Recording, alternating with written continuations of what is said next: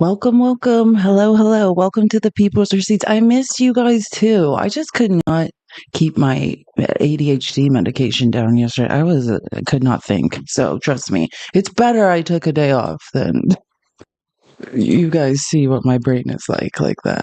I'm fine. I'm much better now though. I'm so glad to be back. And man, never a shortage of things to talk about.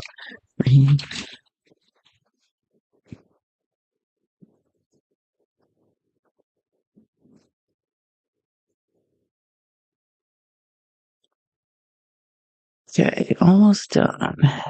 Almost. We are live on YouTube. We are live on Twitch. Yay!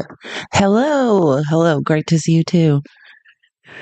I am here. What's up, Easy Sister? Hey, Russell. Welcome, welcome. The usual. What is up?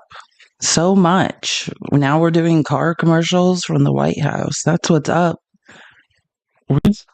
I don't even, I was going to make a joke. I was like, this is not funny. I don't even know what to say anymore about what's going on in this country. We're just selling Teslas from the White House, which is so funny because it just shows you that for money, Trump will do and say literally anything. But does anyone remember his whole campaign? The whole time he was running, and for years prior, he's been like, nobody wants electric vehicles. Does anybody remember that? Like, he doesn't want, nobody wants electric vehicles. They're disgusting. I'm going to put an end to the electric vehicle mandate that didn't ever exist. Good noon. I know. And I remembered to be here an hour earlier. I almost forgot again, but then I'm still a little late, but I'm getting there. Daylight savings messed me up. I have got to start getting up. I need to change my whole Bible, shirts, cars, why not? Exactly. You're right. What am I talking about? Who cares if he's selling? Wait till you guys see what I saw last night. Like, Maggie Haberman is reporting, and they don't call her the Trump whisperer for no reason. And she is reporting some crazy stuff about that. Like, that, I don't think Trump's doing that for free. I think Elmo's giving him like 100 million. I saw like well, I think I have I'm fairly certain I have the clip, so don't worry. We'll get there. We'll get there in this show of horrors I will be putting on for you today. But pretty much, yeah, I'm pretty sure Trump is not doing all that nonsense for free, which I honestly don't even know if I should feel better about that or worse at this point. Is it worse he's not doing it for free?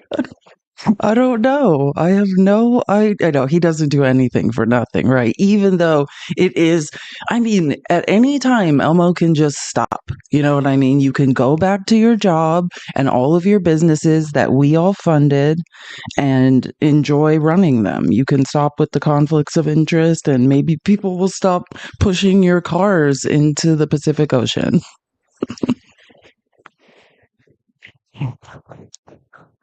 Is that what's known as running government like a that is my pet peeve when people say that. Like, yeah, we should never, anyone that thinks we should be running government like a business, then obviously doesn't understand how businesses run, right? Like, we should be, maybe if we were a socialist government and then we were all shareholders and we had equity, maybe then we had some skin in the game. Maybe then we should run the government like a business, but not as of now. The government is to help people. Hey, Sarah. Hey, y'all. Tap the screen. Let's get some people in here. Share the live.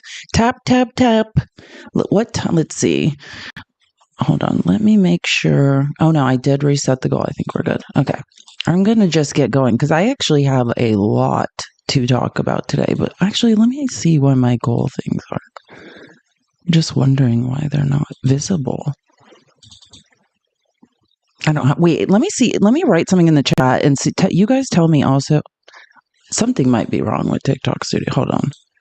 I feel like it's for, I can't, well, I can move certain things, but not others. Maybe I could not comment in the chat again. Okay. Remember, I couldn't on Monday and I uninstalled and reinstalled TikTok Studio. Okay, well, now at least I have a cursor. Tell me if you guys can see this. Can you guys see my comments? Oh my God, you really can't because I have it open too. Why? Yeah, I guess you guys still can't see. I'll try to uninstall and reinstall again. I have no idea, but I guess nobody can see me commenting, so I won't bother. I won't bother. I wrote like 50 things on Monday, and finally everyone's like, we have no idea what you're talking about. I know, I'm literally banned from my own live. Is that possible? I uninstalled TikTok Studio and reinstalled it because I was like, maybe it's a glitch. I don't know. I'll try again, but it's giving, I literally am banned from commenting, which can't be possible because they tell you if you get violations in TikTok Studio. So I don't know. Yeah, whatever. I have the microphone. I'll just do it that way. Anyways, welcome. Happy Hump Day. Not so happy of a day. I just want to say before I start talking about this subject that we all need to just breathe through it. Even though I don't agree with it, I personally don't like this and can't believe it's happening. Like, we all very well are still going to need to vote for Gavin Newsom. That's what I'm trying to tell you before I just go into what I have to tell you now. Because we thought Charlie Kirk was bad. Oh, it's much worse. It's much worse this week with Gavin. So I'm just saying, though, just because Gavin seems to have lost his ever-loving mind, I mean, doesn't mean we're not still going to have to vote for him if he's the candidate. Before I show you this, I'm just saying it out loud. Everyone just remember that regardless of what I'm about to show you, we probably still need to vote for Gavin Newsom. Like, what's most important is that we pull our country back from authoritarian, rule. So I'm just going to show you this New York Times article that I find extremely disturbing. This is real. I woke up, people on X are losing their minds. I don't know who's losing their minds more. MAGA is mad. The left is mad. People aren't even sure who they're yelling at anymore about this stuff. MAGA's what the F is going on? Have you guys seen, this is real life. Gavin Newsom, first we thought it was weird he had Charlie Kirk on and was talking to him like they were old friends and asking him for advice on things. Well, now he's doing the same thing with Steve Bannon, which I'll actually, and I'm going to I'll let Adam Kinzinger say it because I think he made a good video this morning, which was it's kind of along the lines of my thoughts. I'm trying to think of what order to go in. Yeah, this is real life. Well, actually first, and I'll just show you, this is, I notice how, and I'll say maybe he got a little smarter because before last week, he posted a picture with his arm around Charlie Kirk, the day before the new podcast episode came out. And people were like, what the F is this? What is wrong with you? And then the next day he started posting clips and was adding Charlie Kirk. This is a clip of him and Steve Bannon, but there's no indication Steve Bannon's in the clip, probably because he knows people are going to be pissed. But I guess we're just going to go forward with this strategy of hey, anyone who is involved actively planning a coup or, goes along with Trump's delusions, has recently spent time in prison, let's treat them as a political expert and have them come on the show and ask them for advice. I know he is turning into Bill Maher. It's true. He is turning it. Yeah, that's actually a good way to look at it. He is the new Bill Maher. 100%. He is. Keep tapping the screen. Are we tapping? Tap, tap, tap. Let's get it. He is for Bill Maher. Because I listened to Bill Maher years and years ago, and then Bill Maher lost his mind. And so I'll let you listen. Let's listen to this clip of Gavin. This is the clip Gavin chose to release of him talking to Steve Bannon. And then I also Yasser Ali, who's a great reporter. He actually has some of the transcript as well that we can listen to. So I'll play both. But this is the clip Gavin thinks is a good idea. I don't know. Whatever. Ones impacted by these. Talk about those red states. Aren't they disproportionate the ones impacted by these tariffs? I mean, to your point, there's going to be some tears here. And I appreciate the larger geopolitical and what you're trying to argue for ultimately coming out on the other side. But this transition is not overnight. The transition will come at real cost and consequence. Let's just be pragmatic. Up in Minnesota, Michigan, in New York, they're looking at $100 more a month on electricity bills as it relates to the retaliatory nature of what happened. That's a threat. That's if it goes through some but that's just one example. I mean, every economist looks at the impacts of these tariffs. Obviously, California will be disproportionately impacted. We did this, Governor. We did the most significant tariffs we've ever done on the Chinese Communist Party, and I think there may be some dislocations in the short term. But in the intermediate term, I think it's really the way you get to the sunlit uplands of really having back to the American plan of, remember, world-class industrial manufacturing that generates so many other opportunities. I think it's a mutual goal for all of us. But industrial policy, which I think is missing a little bit from the Trump agenda, with targeted tariffs, I understand, but broad tariffs without an industrial policy to back it up is where I start to lose a little.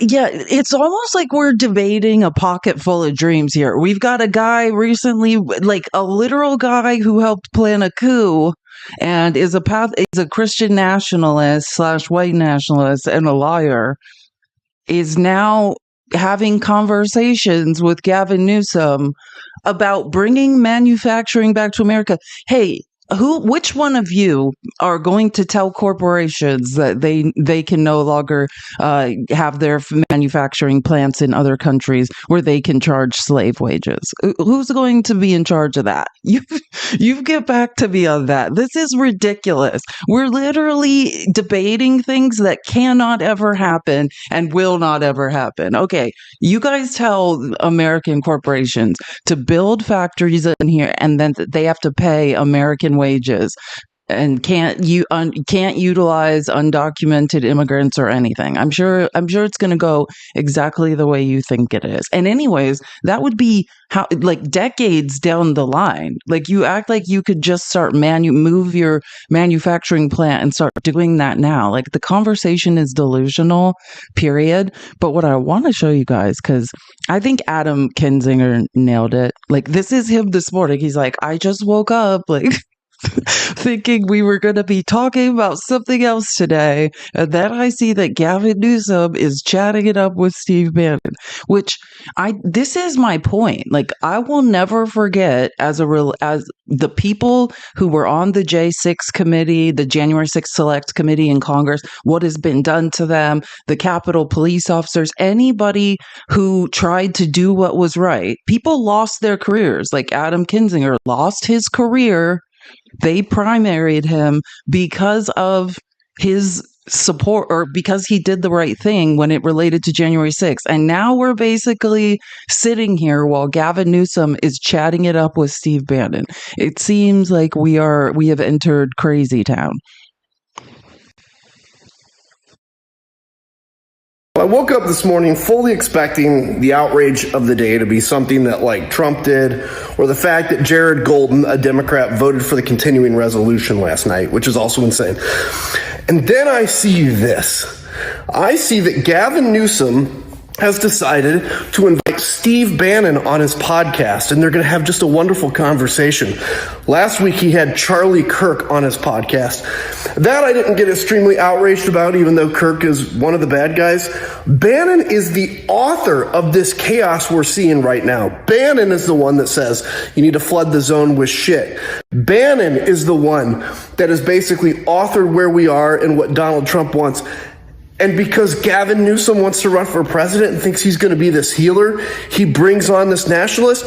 Many of us on the right sacrificed our careers taking these people on, and Newsom's trying to make a career with them. This is insane.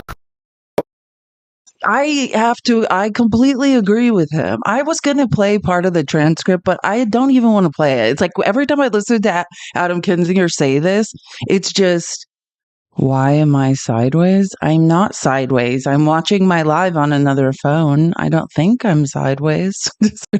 Is my live sideways? I don't think so. But yeah, every time I hear Adam Kinzinger say this is like my third time today, it just makes me angry. He's right?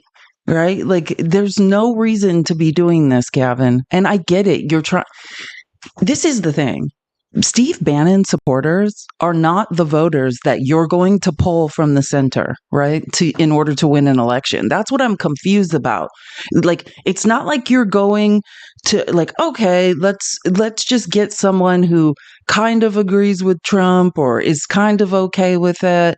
You know what I'm saying? Like, you're going to the far right fringe. These are Christian nationalists, lying wackos who, and that is absolutely the truth.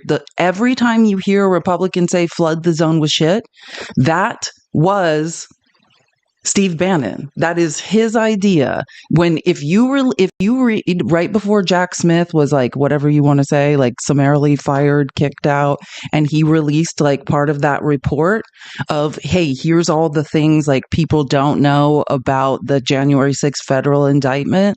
That is what it's talking about, is all the effing crazy shit Steve Bannon said and did. Like, if anything, Steve Bannon should be indicted in that federal indictment. It's crazy town. And we have to sit here while Gavin Newsom does this. But then again, I just want to point out, because I think it's important, that we still might have to vote for him. So, like, we just start needing, I don't know who his PR rep is that has decided this is the road to go, but we still might need to vote for him. Like, we have to. We don't have a choice. I mean, I could give you a list. Like, I literally have a list in my notes app on my iPhone of all of the people who are creators on TikTok who spent months saying, I refuse to vote for Kamala Harris. Right? Like, this is why we lose elections. Like, we don't have a choice. Oh, I agree. I'm not saying, well, first of all, it's not really our choice who the candidate is. I'm just saying, once the primaries are done, if in fact I would prefer, I don't even know if Chris Murphy, this is just something I've been saying out loud about Chris Murphy. I don't know if Chris Murphy wants to be president. I think he'd be good at it personally. But once, like, I'm just saying, whoever comes out of that primary as the candidate, we have to support. Yeah, I don't want it to, you know what I mean? But like, we're also talking about a man who has the resume. He's ran the fourth largest economy in the world for however long it's been, like 8 years. So it's hard. But yeah, I'm just saying, because I'm starting to get the idea that I'm going to be very bad at Gavin Newsom once a week. And I just want to keep saying, like, keep in mind, though, whoever comes out of that primary, because he does have the best resume, actually, is who we're going to have to vote for. But I don't know what he thinks this is going to get him. It'll be interesting to see the ratings and if it's getting traction. Not with us. I mean, I don't think it's for us, right? Like, very clearly, I don't think Gavin Newsom is doing any of this for the left, because who would want to see this? No one. Pete is going to run for Senate in Michigan. I heard he might. I didn't know if I heard Pete Buttigieg might run in Michigan for Senate, but I didn't know if he actually decided that. But I did hear that.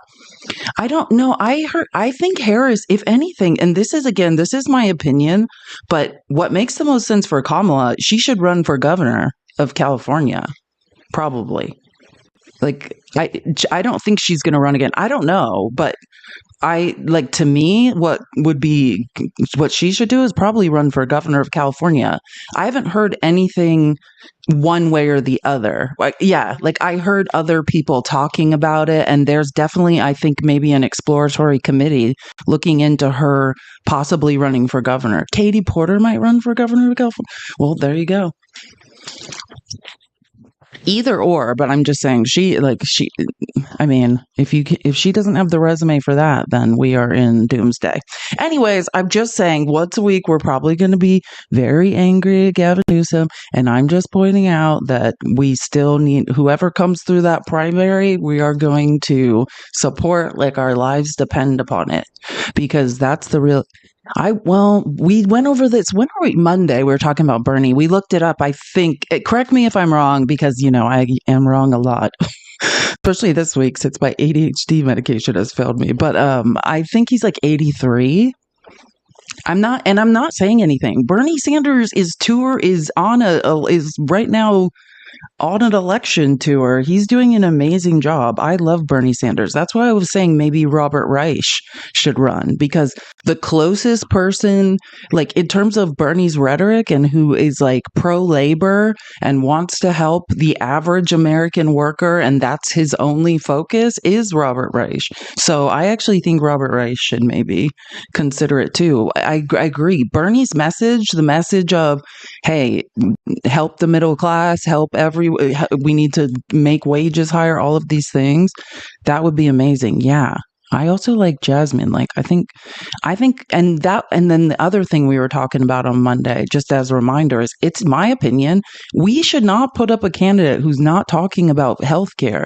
Like, we should have for universal healthcare in this mother effing country. Trump's about to bankrupt us, so it's going to be even more impossible. Yeah, I could see Bernie AOC or Bernie Jasmine would be cool. Jasmine Crockett would be cool.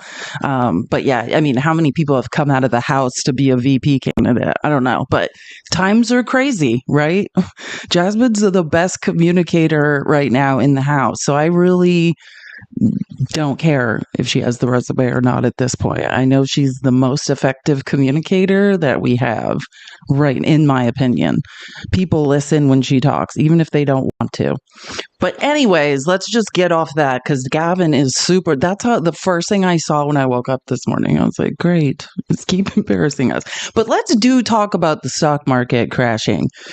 I mean, what is going on with the markets? Trump continues to, in my opinion, manipulate the markets, but also just overall, I think the American people, because you can only cause dips in the markets and then they go back up for so long. Like, people are losing complete confidence in Donald Trump, is what we are seeing. People are just selling off their investments. Yeah, the market is out of control. I keep looking, and it's like giving me, I have whiplash from looking at the market. But anyways, this is from, listen to them on Fox. Argue against that. All right, let's talk about what that looks like, because this is on the heels of having a tough stock market appearance yesterday anyway. There's a lot of money in the stock market, so you could break it down for us. I mean, what are we looking at 2 days in a row of this, if that's the case today? Well, it is true that investors do not like tariffs. They don't like tariff wars. They're nervous about it. There's no question about it. Trump will prevail here. And in the end of the day, there's no question that we're going to see a booming stock market under Trump. Look what happened in his first term, Harris. We have one of the strongest stock markets ever. So this is a temporary transition. We've inherited a god-awful mess from Joe Biden. The debt and the deficit are larger than they've ever been. We've got a big correction to take place here. And I think once we get through this, one other quick thing, we've got to make the Trump tax cuts permanent. So Congress, get going on that. Exactly. That will lower taxes on every business and family in America. Well, and I am so tired of this. First of all, like the blaming Biden for the economy. Everybody knows, right? Like, look, the headline of The Economist was, that our economy was the envy of the world, that interest rates, the Fed was projected to drop interest rates twice more this year, that inflation was going to go down, that the stock market was going to go up, confidence was high.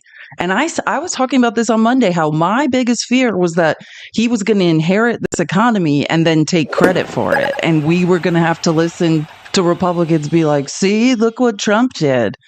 He is literally driving our economy into the ground while we all watch. And Fox's new narrative, just so we're clear, is to say, this is Biden. Biden spent too much money. What? And that's why this is happening. We recovered the best in the G7 from the pandemic. Those are facts. Inflation was going down. Everything was under control. Now we are in a literal, let's see, I just looked up, updated 20 minutes ago, stock market today. U.S. stocks bid for a rebound, lost steam on Wednesday, but tech led repeated tries for a comeback. Yeah, it's lukewarm. It's not as bad as yesterday, but it's not great.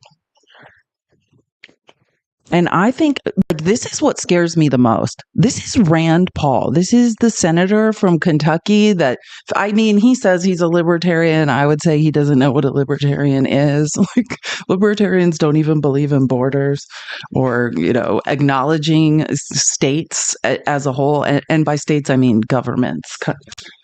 So I don't think Rand's a libertarian, even though he continues to call himself one. But when Rand Paul is the voice of reason of the Republican Party, we need help. He literally, this is him yesterday. The stock market is comprised of millions of people who are simultaneously trading. The market indexes are a distillation of sentiment, which is the smartest thing I've ever heard Rand Paul say. When the markets tumble like this in response to tariffs, it pays to listen. Rand Paul's now the smartest person in the Republican Party. And Trump takes no responsibility and in my opinion, is manipulating the market on purpose. Oopsies. Sorry. I think at this point, and I'll show you, we were talking about this, I was saying, I always talk about Caroline Leavitt, the new press secretary that said she wasn't going to lie. And now, she might be the second most prolific liar in the Trump administration. I'd never seen someone lie with that sort of confidence. It's unbelievable. And even it's bad when Peter Ducey is now lost his mind and it's just calling her out over and over and over. Peter Ducey in her press conference was just like, hey, do you think someone's fixing the stock market? And I was like, thank you. I'm not the only person that has noticed these very obvious patterns. He's like, do you think someone's fixing the stock market? Yeah, I know. She's so gross. I'm going to show you clips of I think yesterday, she got community noted off of X yesterday with her her backing up Trump's lies. It's unbelievable the amounts of lies this woman is willing to tell, and she just shames people. I'll show you. It's unbelievable. I didn't clip everything because I'm so tired of it, but man, Caroline Leavitt is something else. She's like Trump Jr. And again, this is from Brian Krasenstein, which he's a moderate Democrat, the Krasenstein brothers on X. They're kind of friendly with Elmo, but I thought, hey, whenever I agree with them, I will just post it. Breaking. In case you're wondering why the Dow just plunged another 400 points, it's because Trump just raised steel and aluminum tariffs on Canada to 50%. Trump said that Canada can have the tariffs removed if they become the 51st state. Trump threatened massive tariffs on Canadian automobiles on April 2nd. Trump threatens to declare a national emergency because of Canadian electricity tariffs. That's what it is. And you can play with investors a little bit and try to move the stock market up and down so you can enrich yourself. But after a while, people are just going to say, this guy's nuts. And I think that's where we're at. And man, Rachel Maddow was on fire. I think this is, let's see, Tuesday. Was this this I think was Monday night, I believe. Or it was Tuesday night. I can't remember. I'm sorry. But Rachel Maddow was on fire, or is on fire as usual, calling Trump out. I'm going to miss her. Joining us this hour. So this was the front page at Bloomberg News today. Banner headline, markets rocked by Trump show economic fear across Wall Street. Right under that, next headline, NASDAQ 100 sheds $1.1 trillion in value. Right under that, next headline, stocks fall most this year with recession warnings blaring. Right under that, next headline, Tesla. Wait, I didn't mean to scare anyone. Rachel's she's not leaving the network. It's just, if you don't know, Rachel Maddow, a long time ago, she did 5 days a week. Then she went to one because she's become she does produces documentaries, and she has her podcast. It's an award-winning podcast called Ultra. If you've never listened to it, highly suggest it. It's about the onset of fascism, the history of it. And she started doing all these other projects. So she just became became like only Monday night only. And then when Trump was reelected, she got, she signed a deal to do the 5 days a week for the first 100 days. Oh yeah, her podcast will change your life. You want a great podcast to listen to Ultra. Yeah, so she's just doing the first 100 days of Trump's presidency, 5 days a week, and then she's going back to just Monday. So what I'm saying is I will miss her 5 days a week, like making sense of things, because she is on fire. You will not even believe the way her brain makes connections. She's amazing. Right under that, next headline, stocks fall most this year with recession warnings blaring. Right under that, next headline, Tesla tumbles most since 2020. Next headline over, billionaires at Trump's swearing in have since lost $209 billion. Quote, the start of Trump's second term has delivered a stunning reversal for many of the billionaires who were seated behind Trump in the Capitol Rotunda while he was being sworn in. That was the front page at Bloomberg News today. Banner headline at NBC News this afternoon.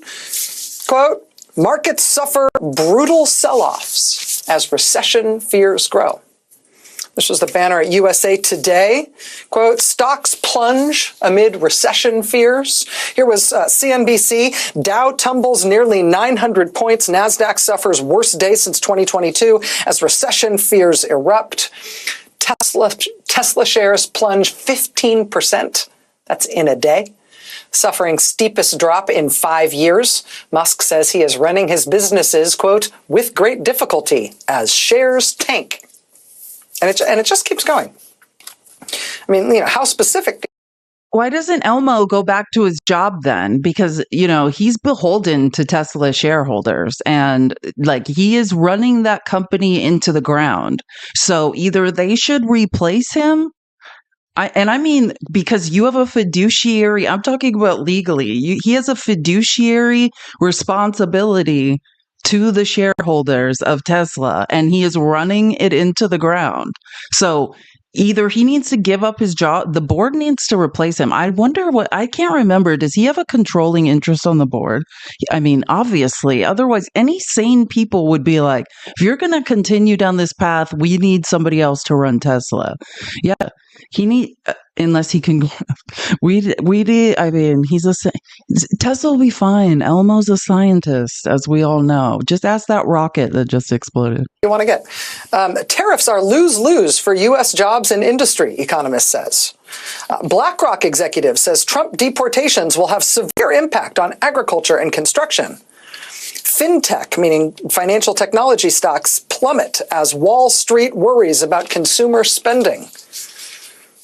And even this one, industry-specific, another industry-specific one, Delta Airlines slashes earnings outlook, citing weaker U.S. demand. Why is Delta citing weaker U.S. demand for air travel? It's because, quote, demand in the domestic market for air travel slumped in February after a series of aviation industry accidents, winter storms, and reduced government travel. Just on that one piece of it, whether or not Americans are interested in flying anywhere these days, after yet another plane crash this weekend, this time in Lancaster, Pennsylvania. The Atlantic magazine is now reporting on how things are going at the FAA under Donald Trump and his top campaign donor, Elon Musk, who owns both Twitter and also SpaceX, the troubled space company, with its subsidiary Starlink, the satellite internet company. The Atlantic reports, quote, last week disruptions occurred at airports from Florida to Pennsylvania because of the explosion of the SpaceX Starship on its latest test flight, which rained down debris and snarled air traffic.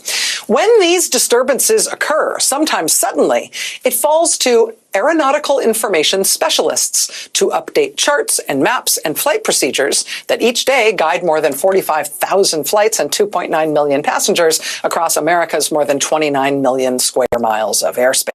Happy flying if you have a flight scheduled anywhere near one of Elmo's rockets. Which, by the way, we'll get to. And someone asked, Did I see the Tesla dealers in France? Yes. Don't worry. That's where we're going. Don't worry. Yeah, I'm gonna take us a tour of burned down Tesla cars and ones that were pushed into the ocean. Tesla's having a rough week, but don't laugh because, as I will show you through another clip, if we laugh about it or if we express happiness that the richest man in the world who's trying to rob us all of our retirement and our livelihood by making up lies and wasting everyone's time, then we're horrible people. That's what they were literally saying yesterday. I was watching Fox and Friends.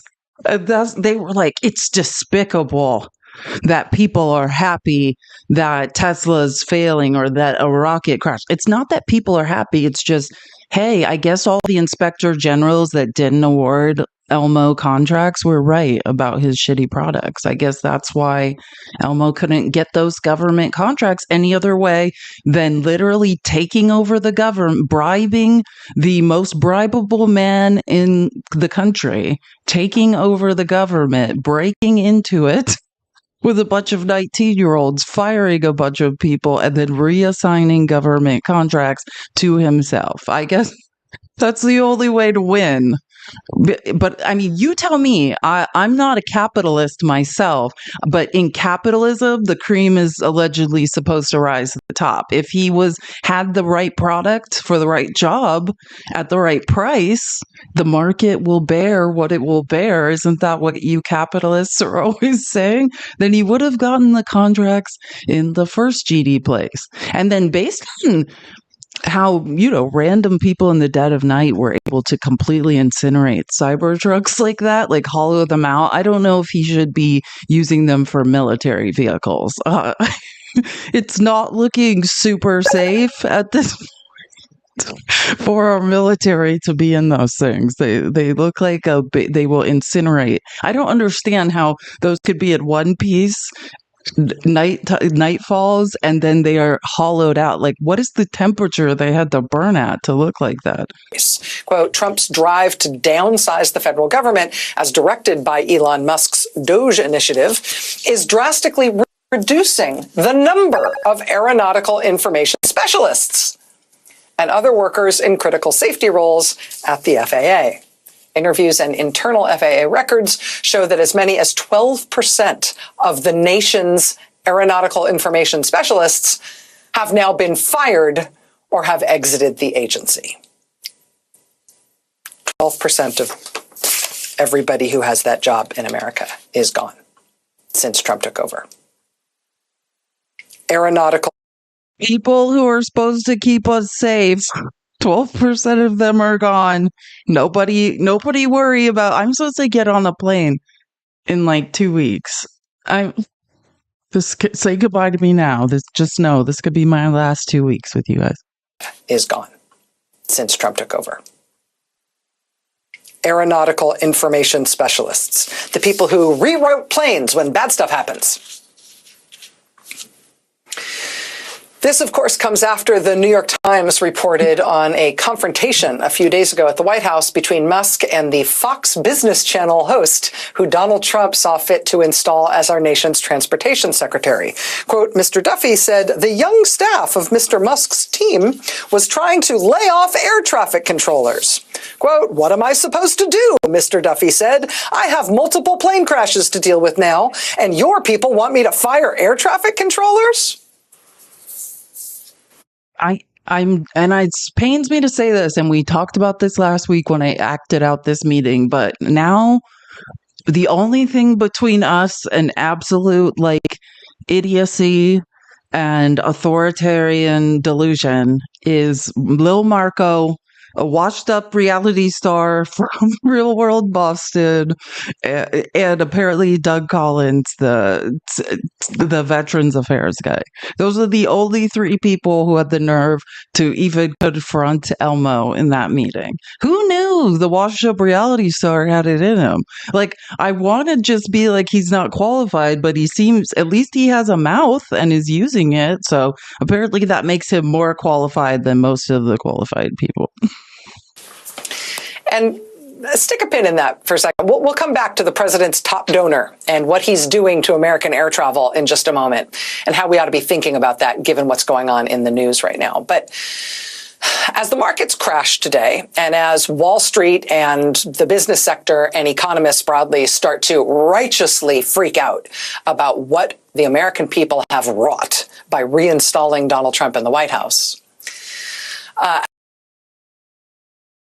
worrying. I have a little more. I found 2 sections of this because I love this. This part, if you think that first part was just maybe trigger warning. I mean, it's just a bunch of facts, but if you think that first part was disturbing, prepare yourself for something very scary.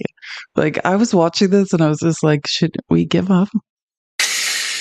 There were also good-sized protests today in New York City after the Trump administration sent immigration agents to address a legal permanent resident of the United States, a green card holder, who had also been involved in protests against Israel's war in. A legal permanent resident. I just want to be clear, and we'll talk about this more. Like, I'll show you guys some clips because someone in Summer Lee did a great piece in Congress about this. I'll show you guys. And then I also, like, a lawyer was on CNN discussing it. But like, I just want to be clear that we disappeared a legal permanent resident of the United States for exercising his First Amendment right.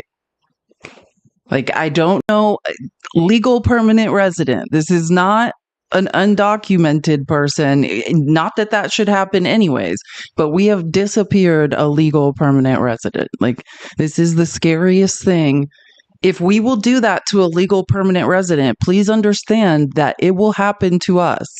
It will happen to all of us. Basically, Trump is saying, you push back, right? You yell something I don't like, I might disappear you and use my, which I didn't even screen record the clip. I think I'm going to find it while Rachel talks, because Mark Elias, the guy that, the Elias law firm, he handles all of the voter suppression and voting rights cases for the Democratic Party. He was talking about this. I'll look for the clip.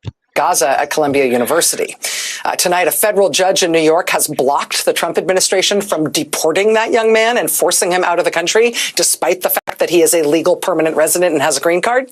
That federal judge has called a hearing on the matter on Wednesday, says he wants everybody involved in that case to be there in person for that hearing, and that young man cannot be sent out of the country.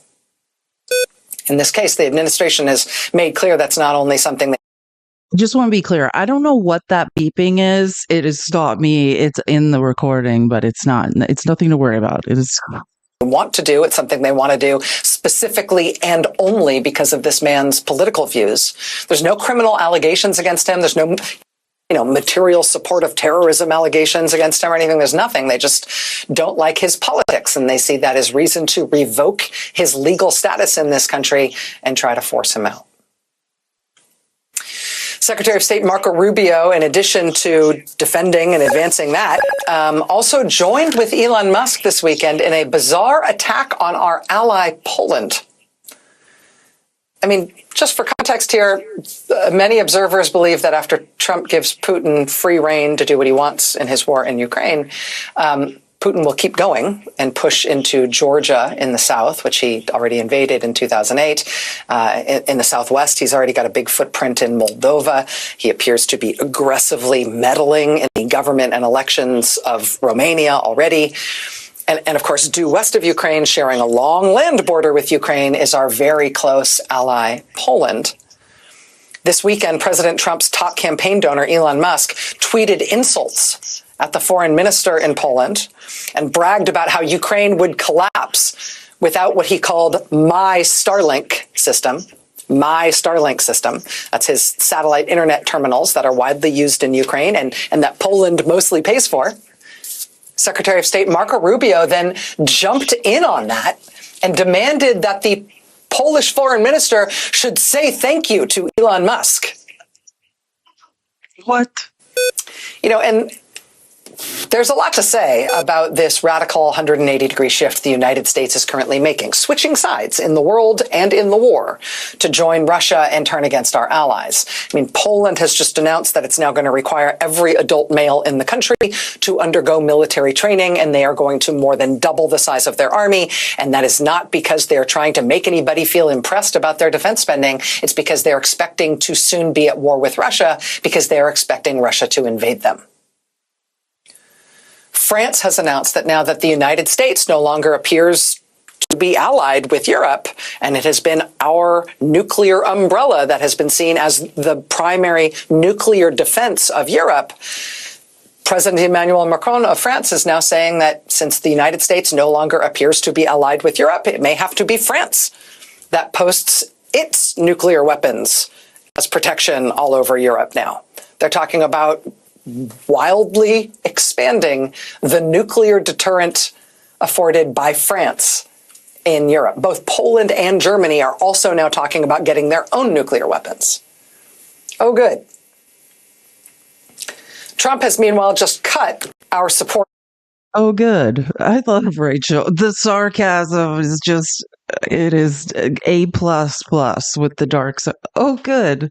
And I think I was talking about this last Friday, and I can't even remember why. I was explaining how our approval ratings, like the Polish people, Poland, they love America, right? Like they have long been supporters of America. For us to run over and shit on Poland the way we are, there's no reason for it. Like there's no reason to alienate our allies, to hang them out to dry. I mean, unless, you have a reason, which is, as former defected KGB officer Yuri Shvets testified, Trump has been cultivated as an asset by the KGB since the early 80s.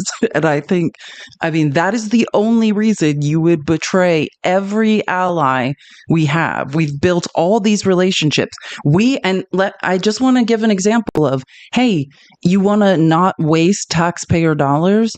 We have invested in these partnerships, in these trade partnerships, in these defense partnerships. We have decades and decades and decades of investing our tax dollars in these partnerships, and you're basically dissolving them all. I don't know what a bigger waste is than that. And all because you're getting got by our adversaries.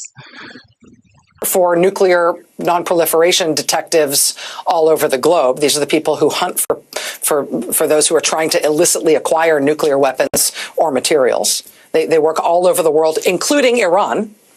Trump has just cut our funding for those activities. Wired magazine reports that Trump and Pete Hegseth at the Pentagon are about to cut 75% of the Defense Department programs that aim to stop proliferation of nuclear weapons, as well as chemical and biological weapons. NBC News reports tonight that Trump additionally is just going to fire 8 to 10% of all the generals and admirals at the senior levels of the United States military, because sure, why not? That one he's going to put a bow on when he delivers it to Red Square, I think, right? That one's extra special. Disarming our own military. I mean, I don't know if everyone's getting that. Like, he is literally disarming us and making us more vulnerable. You tell me logically, come up with a line of logic other than this man is compromised and is Putin's B. What works? Like, what? You tell me a line of logic where making us more vulnerable to attack makes sense. I can't, and I love to argue in my head, like I play chess games against myself. I love to argue both sides of an argument and play devil's advocate. I don't see one. What is it? You tell me, what is it? Why would you be firing generals? I mean, in that case, I think that's pretty clear, right? It's the same thing happening in the federal government. Elmo is mad and wants to fire anyone who is investigating him or will investigate him in the future. And Trump is basically making sure anybody left in the federal government is only loyal to him. will pledge 100% loyalty to him. And that's what he's doing in the military. He's trying to eliminate the people, the millies, the people who understand the Constitution, who are a little too smart for their own good and might pose a problem when he starts asking the military to do insane things. And I've said this before, I'm not worried about, what's the guy's name? It's Andy Ogles who, put the amendment or whatever to allow the president to serve more than 2 terms, like that through Congress. I don't think that's the way Trump will stay in office if he does. I'm not saying he will or he won't, but it will be the path of least resistance, which is not getting 3/4 of state legislatures to ratify and change the Constitution. It would be to do what? A Netanyahu. Just say, declare martial law, start a war. I don't know, with our fake adversary Putin, maybe even, just start a war and say, now I can't leave. That is the easiest way for that man to get rid of elections. Just food for thought. But amid all the things going on with our flipping sides and us now berating and hurting our previous allies, while we take very, very ambitious steps to destroy not only our alliances, but our own military power, our intelligence relationships, and our own economy. While we're doing that, right? Gutting the U.S. federal government, hurting the military, hurting our intelligence relationships, ruining our alliances, and trashing the economy. While we're busy with all of those things, there's just one other thing that I think brings all sides of the news today together. Remember at the top I said stick a pin in that? I mentioned that there's this new reporting on the impact of what Trump and Musk are doing at the FAA, Federal Aviation Administration. Amid all these plane crashes and the crisis they are causing by firing all the people who keep the planes in the sky. At the Atlantic magazine, Isaac Stanley Becker reports on a SpaceX employee who has now been installed at the FAA, quote, to deploy equipment from Starlink across the FAA's communication network. Starlink, of course, Elon Musk's satellite internet terminal. This is so important. This is the most important part. I don't want to scare anyone, but you need to listen and really receive what she is saying, because this is what should keep us all up at night about what Elmo is doing. Imagine if this man is positioning himself to control U.S. airspace, what that means for us. Federal Aviation Administration. Amid all these plane crashes and the crisis they are causing by firing all the people who keep the planes in the sky. At the Atlantic magazine, Isaac Stanley Becker reports on a SpaceX employee who has now been installed at the FAA, quote, to deploy equipment from Starlink across the FAA's communication network. Starlink, of course, Elon Musk's satellite internet terminals company. The directive, quote, promises to make the nation's air traffic control system dependent on Elon Musk, using equipment that experts say has not gone through strict U.S. government security and risk management review. So just put those two things together. While we've got, this weekend, Elon Musk threatening our ally Poland, which is more than doubling its army, talking about nuclear weapons, and preparing to be invaded by Russia. We've got Elon Musk threatening them, saying, my Starlink system, my system, is what is determining the course of the war right now. So be quiet, small man. He actually said that, be quiet, small man. It's my technology, my Starlink system that is deciding the war. I'm the one. And while we've got Musk behaving that way against one of our allies when it comes to Starlink, we apparently are simultaneously giving over all U.S. airspace to Starlink as well by letting him take over U.S. air traffic control technology at the FAA, installing his own company in place of the companies that have been cleared by the FAA to provide that technology. Not to put too fine a point on it, but as noted today at The Atlantic, quote, Starlink presents many risks, said one expert. Quote, part of the risk is that Musk could simply choose to switch the devices off. If Starlink runs American airspace, because that's what Donald Trump is letting his top campaign donor do, that gives Elon Musk the ability to shut down American airspace at will. Because after all, Starlink is my Starlink system, according to him, and he can do with it what he wants. I want to just explain this and let me just give you a scenario. Like, that's why I was bringing up, like, to me, I wouldn't worry about stupid Andy Ogles from Tennessee and his amendment to let Trump stay in office. That's not our problem, right? Imagine if this man, Elmo, can shut down U.S. airspace, right? The power that gives him. If we were trying to resist and airspace is shut down, U.S. airspace. It's terrifying to think about that he could now be in charge of all of air traffic control. I know. Deja Rudder said, I hate that this information will never be heard by the people who need to hear it. Amen. And I mean, think about that is what he's doing. And I'll just remind you, like, the worst thing he's doing is not saying to Poland, oh, just be thankful, like Starlink's in place because I'm the only reason I'm the one fending off Russia for you. Remember the Wall Street Journal, Rupert Murdoch's publication, the Wall Street Journal, reported in an exclusive that, let me make sure I get this right because it's confusing. Putin contacted Elmo for Xi of China and said, don't turn on Starlink satellites over Taiwan. I want to cut them off from communication. And Elmo did it. Like, I mean, think about the systems this man controls. It's terrifying to think about. So the least we could do is resist by tanking his stock. This is insane. This is absolutely insane. Trump is not having him, like, it's not like there's security clearance checks, there's checks and balances to make sure whatever he's doing, like, we actually have control over. Nobody knows what he's doing. In my opinion, they are making sure that if Trump doesn't want to leave office, he doesn't have to. That's just what it seems like to me. Right? They're gathering all the compromat, all the information, all the metadata, everything about us, infiltrating now the air traffic control. He can control U.S. airspace. I mean, you tell me.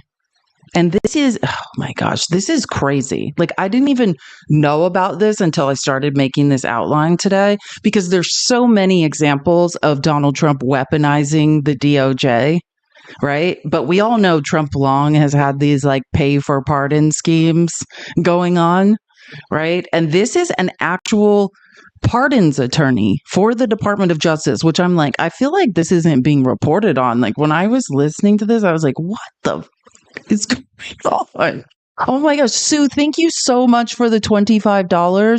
I appreciate you so much. I miss you too. And I'm going to text you or call you for sure. It's on my list to do. Sue's my accountant. She's an amazing accountant. Thank you, Sue, so much. I will talk to you soon. So again, thank you. Thank you. Again, this is my Cash App and Venmo. Thank you guys so much. And I'm just going to say this, which Steve is going to kill me. So Steve told me facts don't matter. Remember last week I was just saying 25% of whatever I made was going to go to Steve. Yeah. So we did that. Like, I think I made it ended up being like $106 was 25% of what I made on Cash App and Venmo. And then I gave it to him and he's like, thank you. And I was like, oh, I'm planning on, we talked on Sunday. He's going to kill me. And I said, I'm planning on helping you until we figure it out. And he basically, Steve, he's like, no, it's fine. We've already started another fundraising thing. You don't need to help me. And I know he told everyone that he needed like $3,000 $2,500, but I have it on good authority. It's like kind of double that. He's already started a new fundraiser. So I'm just saying that. I'm not doing anything about it. He asked me to stop, so I'm stopping.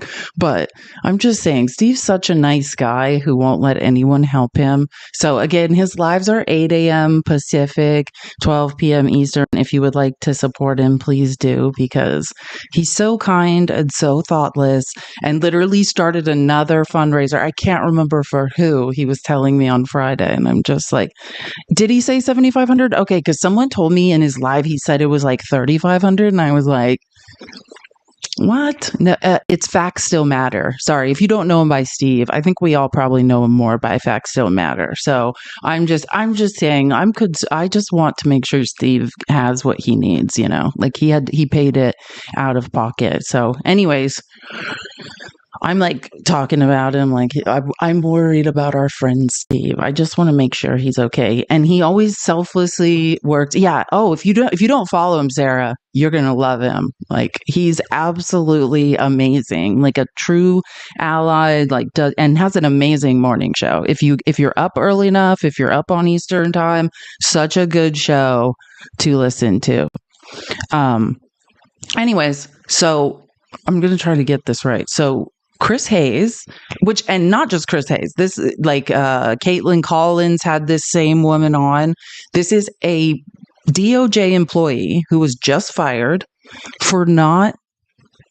about Mel Gibson. Have you guys heard about this? You know how Mel Gibson's has some DV situations going on, hasn't always treated women in his life the best or something, and there are laws about DV and owning pew-pews.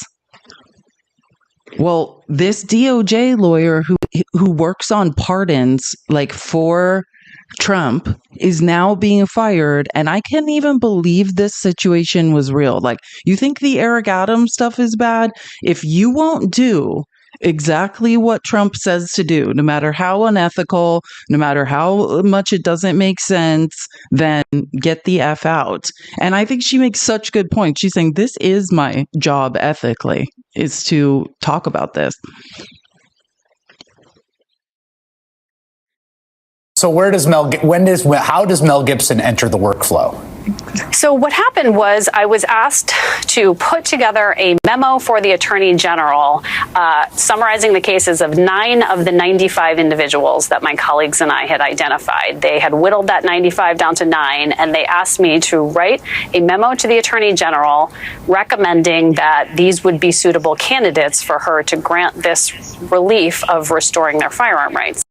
And I was comfortable doing that with those cases because I had a great deal of information about those 9 people and had already recommended that they were suitable candidates for a presidential pardon.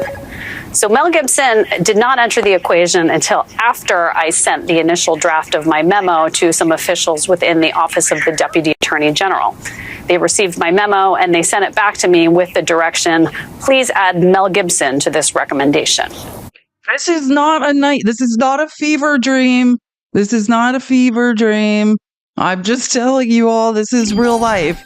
This pardons attorney who works on presidential pardons was finding suitable people that qualified for pardons for a cause, I guess, to prove Trump's loyal to 2A or whatever he's up to.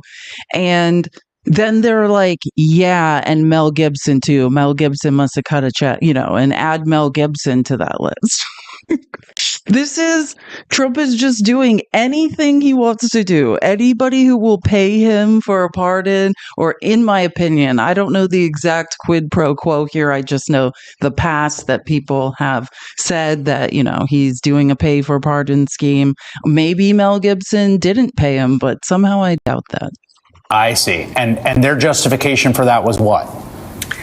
Well, there was no justification specifically provided, but they did attach a letter that had been sent. Someone asked, why is Mel Gibson of importance? He's not. Like, if you look at who Trump has pardoned, right? He had in his first term, and you can look this up and read the reporting on it. He was doing a pay for pardon scheme, and it's anybody who will pardon or who will pay him for a pardon. It's just about, do you have the funds?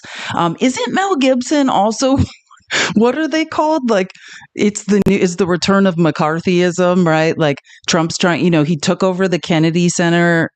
He is like, who is it? It's like John Voight, like Mel Gibson, and like, who's the third one? Like, that is in charge of watching Hollywood and making sure they're not up to like woke weirdness. That's, yes, clean up Hollywood. Thank you. Who said that? Bruin hater. Yeah. Clean up Hollywood, I believe. Sylvester Stallone. Yes, there we go. Just the fearless group. Angelina Jolie's estranged father, John Voight, who is out of his mind. Sylvester Stallone, whose face looks like it's melting off, so he fits right in. And Mel. Those are the three. Well, I don't know. I'm just saying Trump. These are the three that Trump named in the post, in that one True Social post, and it's like they're gonna clean up Hollywood and make sure people aren't doing woke things. And I'm not saying this, but I have definitely noticed like Jeff Bezos is bending over backwards for Trump. Remember, we went over like before Trump even took office that he's giving Melania. Bezos doesn't even have the rights. $50 million for like licensing the rights to do a documentary about her. And have you guys noticed all this weird Christian content that's showing up on Amazon Prime? I have. Like, we are in full on crazy town. Yeah. Well, I mean, and it's smart. Let me just say, like, that's why during McCarthyism and stuff, they had lists of who they said were communists in Hollywood, because they rightly believed how Hollywood presents things, like, so goes the country. Like, the imagery is important. Yeah, exactly. Double Doug. I'm very sensitive to it as somebody who was raised insanely evangelical. By Mel Gibson's personal attorney to the then acting attorney general and acting deputy attorney general, in which Mel Gibson's attorney requested that he receive this relief from the attorney general. Mel Gibson's attorney laid out that Mr. Gibson had a previous conviction for domestic violence in 2011, and that he had attempted to purchase a firearm in 2023, and that he was denied because of his criminal background. And the attorney stated that Mr. Gibson is a high-profile actor who's made lots of famous movies, and that he has a relationship with the president, and asked that he be granted that relief. Todd Blanche, who is the number 2, I guess, now at Department of Justice, has this to say about your account here, saying that former employees who violate their ethical duties by making false accusations on press tours will not be tolerated. I don't know what that means. This former employee's version of events is false. Her decisions to voice this erroneous accusation about her dismissal is in direct violation of her ethical duties as an attorney, is a shameful distraction from our critical mission to prosecute violent crime, enforce our nation's immigration laws, and make America safe again. What do you say to that? Well, Chris, the reason that I'm here talking about this tonight is because what's going on inside the Department of Justice in terms of silencing dissent is so frightening that I felt like I needed to share this story after I was fired. And frankly, I think Mr. Blanche's statement really just proves my point. My ethical duty as a Department of Justice employee, and now a former one, is to the laws of the United States and the people that I was entrusted to serve. It is not to the bullies who are currently running the Department of Justice. Tell the people, I love this woman. We need more. And that's the thing. Like, it's not your ethical code isn't something when you're a lawyer that, you just sign on to their ethics code, right? You're beholden to the bar. It doesn't matter where you are, if you're in your private life or at work, they have a code of ethics they have to follow. That's what this woman is saying. She's saying, I am following the appropriate code of ethics. That's what Danielle Sassoon and the other, however many lawyers it was now, like, I think it's over 10, who like left the Department of Justice for saying you're trying to make us violate our code of ethics, and we can't. Yes, woman. Thank you, Youper. Woman speaking up again. Isn't that the craziest thing? It's almost like we have nothing to lose. Yes, and someone asked in the comments if Mel Gibson was a citizen, because I think we all are under the impression he's Australian. But here we go, which I didn't know this, so we all get to learn something. Yay! Love a learning moment. Mel Gibson was born in Peekskill, New York. Like P-E-E. Wait, was that too many E's? Peekskil, like Catskills, but peak, like peekaboo. New York, making him a U.S. citizen by birth, although he moved to Australia as a child and is now an Australian permanent resident. He's holding dual Irish and American citizenship. I knew none of that. I literally didn't know any of that. So there you go. He's, I guess, has three. He is holding dual Irish and American citizenship and is a permanent resident of Australia. So interesting. Learn something new every day. And now, actually, I was gonna play this, but this residency. When I was recording it, oh, this is just him like recording his TV, which is kind of you. I want to talk about the Department of Education. I'm going to try to do it without becoming enraged. But Amy Klobuchar was on CNN talking about it this morning, I actually think. And she, Amy Klobuchar is an amazing speaker. Go Minnesota. So I think I'll let Amy Klobuchar talk about this. If you have no idea what I'm talking about, Trump suddenly, basically yesterday a notice went out that the Department of Education employees need to like vacate their offices by 6 p.m. and I think they're looking to cut about 50%. And Amy Klobuchar was talking to the silver fox, as I call him, Anderson Cooper, about it. My mom taught the second grade till she was 70 years old. I still have people come up and tell me she was their favorite teacher. So this is personal for me. I look at what the Department of Education does. First of all, it is especially helpful when it comes to student loans. And I don't know what they plan on doing and what havoc we will see when that's the lifeblood for so many of our students. Number two, people in rural areas really depend on the Department of Education for help. And then number three, kids with disabilities. Wait till those parents and those families find out about these cuts. One of the things I've loved about the Department of Education is that they can take models like, say, and scale them up, like community college. How can we help high school kids get 1- and 2-year degrees? Because not everyone's going to get a 4-year degree, and we need a lot of workers that have those 1- and 2-year degrees. So they've done incredible work in this area, and now they're just going to get rid of it. And Anderson, if you're going to make cuts, okay, a business person comes in, they look at a business, they say, okay, I'm going to stop this line of business. I'm going to look at these employees by merit. Instead, these guys come in and they say, well, all probationary employees, so all the younger employees who are less expensive, we're going to get rid of them. We're going to get rid of the probationary employees who are the ones that just got promotions. Oh, that's smart. And we're going to go. I mean, that's the thing about probationary employees is you think, oh, it's just like the interns who just started, and it's not. It's also people who have been there for years and years and years and got promoted because they did a good job and they've been promoted to another department. They're automatically let go. Exactly. So my point here is that they are once again using a sledgehammer, and they are not doing this at all in a smart way. But mostly this is going to undermine so much of the work that we're doing in education, which is, of course, the heart of the American dream, the heart of the success for so many people across the country, is that we have had the right to education and the ability to move ahead no matter where you live or no matter how much money you have. My mom. Tell the people, I love Amy Klobuchar. I'm also a big fan of Minnesotans in general. Just my grandfather had a farm in Minnesota. I just like what's going on in Minnesota. Real salt of the earth folk in Minnesota.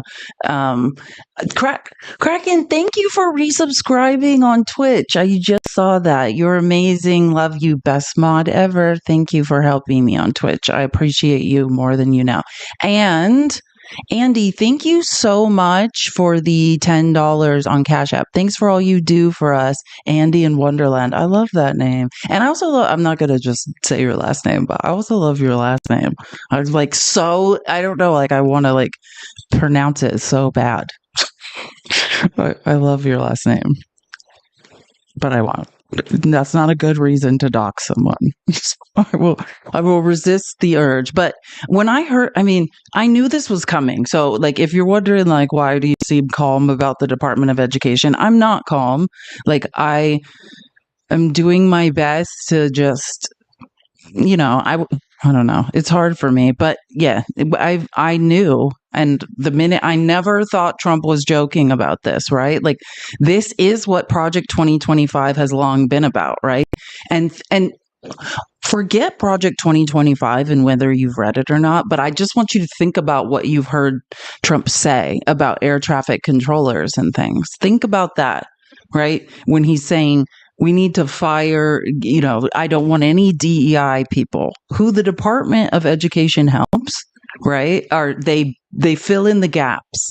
We know we use this Jim Crow method of funding public schools, which is based on property taxes. So there are some schools that have unbelievable amounts of funding, and there are some that have less than nothing, right? And then federal funding, the Department of Education fills in those gaps in a lot of ways, or provides children food for school lunches or different things that they need. Don't even get me started on the IEPs, right? Like disabled children or children that need extra help or time, like neurodivergence, like myself. Like it's not like we're not brilliant, right? Our brains just work a little differently, and we might need some extra time or a quieter room or, you know, some extra therapy or work with a teacher. And that's what the Department of Education provides. And Trump is basically saying anybody who needs a little something extra who's not living in a rich public school district, F you. And then I just would also like really stress how crazy this is, because it's not the Department of Education. I mean, this is going to be crippling. But then on top of that, like I harp on school vouchers all the time. And this is why. School vouchers are literally people taking their money out of local public schools. That's what it is. So they're going to lose all this funding. Private schools don't provide IEPs. They don't have the resources, the precision, you know, the people that can teach and handle kids who are disabled or, you know, on the spectrum or things like that. That's only public schools. And then we have people pulling money out of public schools, more money out of public schools, and then saying, hey, the extra supplemental funding that comes from the federal government, let's get rid of that too. You would be an idiot to believe at this point that Trump wanted anybody to be capable of upward mobility. This will cripple our economy. Making it more difficult for people to learn cripples our economy. And I do think this will be, like when we talk about effing around and finding out, I think this will be one of the biggest ways that MAGA does, right? Because, I mean, these schools in red states, in these welfare red states, they are going to be decimated by this stuff. And let me get back to the presentation because I have some disturbing clips to show you. I just want to show you then how Fox News was covering this. Keep tapping the screen. Love you guys. Let's get to 200K. Tap, tap, tap. Let's see if we can. I feel one day we got to 800K. We can do it. Tapping is clapping. We have 574 people in here. A tap and rage. Tap and laugh. Whatever. Tap so you don't cry. Whatever the case may be. Keep tapping. I'm trying to get to 400 subscriptions today on TikTok. If you can subscribe, please do. And like always, this is my Cash App and Venmo. Speaking of which, Monica, thank you so much for the $5. She said, thanks so much for all you do. Thank you. I appreciate you so much. So this is just a trigger warning because this is going to be gross. This is exactly who you think she is. If you took my documentary recommendation, this is Linda McMahon, Vince McMahon's wife, who he cheats on all the time, as we learned in the documentary. And she is now in Trump's first administration. I believe she was in charge of the Small Business Association. Now she is in charge of the Department of Education. She is not qualified in any way to do so. And oh, you did watch it, Laceface? It's crazy, huh? I know. But it says it teaches you a lot.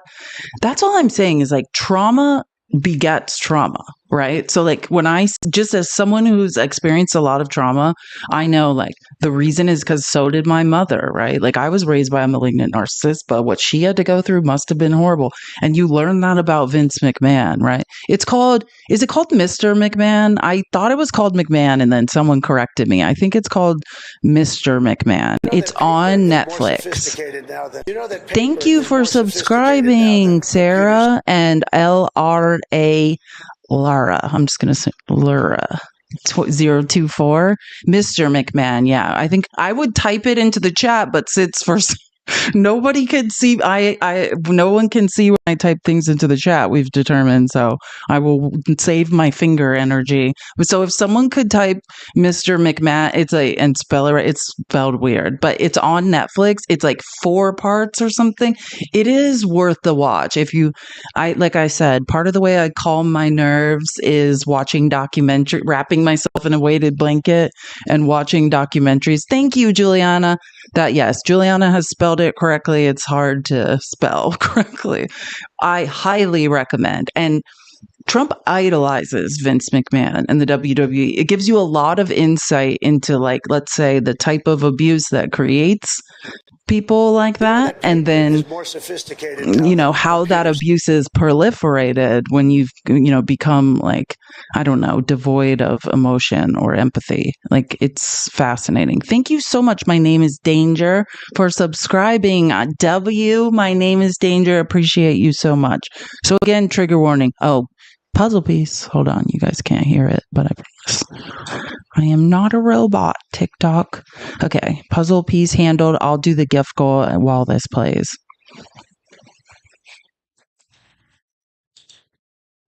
Oh, sorry.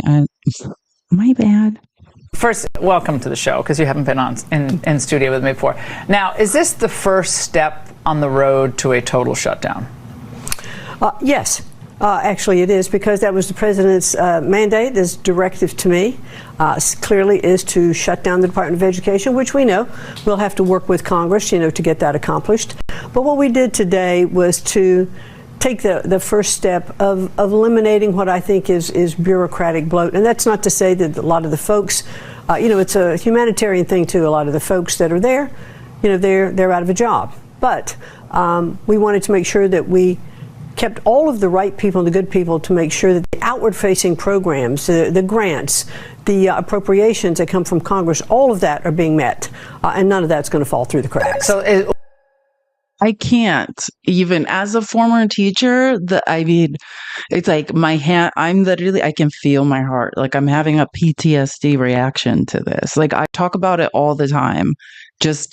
When I student taught, like how horrific it was, how I was supposed to be student teaching in like a classroom with another teacher, and I had 45 kids in a classroom speaking 3 languages. And like, I knew, like, if they didn't have free school lunch, they weren't eating until the next day. Like, this is just, and for her to just be like, oh yeah, like keep smiling, weirdo. Like, and I mean, if you missed it, I also took us on a journey of why Linda McMahon should never be around children. If you don't know what I'm talking about, just Google the Ring Boy scandal or watch the Mr. McMahon documentary, and you could tell people are scared to even talk about it. So also, like, if you just Google like McMahon Ring Boy scandal, you can look that up, how well this woman's protected children. Vile stuff. We are in hell. And it just gets even better. It's almost, I can't even. Prepare yourself. Shocking, given how much, and we're putting up a graphic, given how much we spend. can't even. Yeah, I mean, it's terrible. Well, I'll tell you, it's unbelievable. And when you think about high school seniors that are graduating, only 30% of them are reading proficiently. Now, that doesn't mean that they can't read words, but they can't read cognitively, and that's what we're missing. You know, you read to learn. Hey, if you can read words, that's reading cognitively. What the F are you talking about? You mean like for comprehension? Like what? What do you mean, lady?